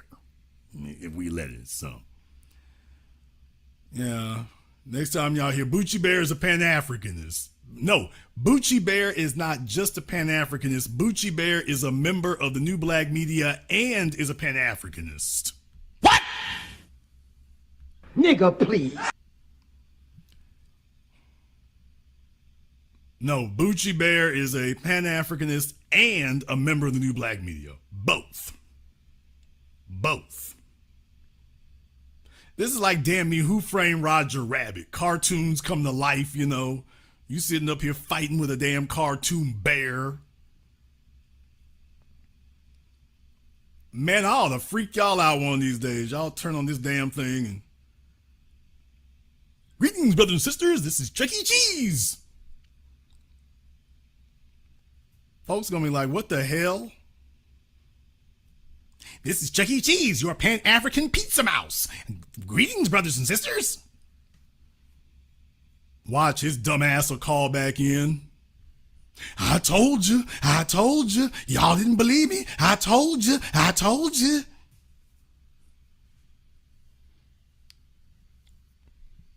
Y'all thought Alex Jones was the craziest bastard out there? You thought Alex Jones was as bad as it could get? Wait till you hear some of the stuff we got going on out there. You thought Alex Jones was introducing the craziest stuff you ever heard. Okay.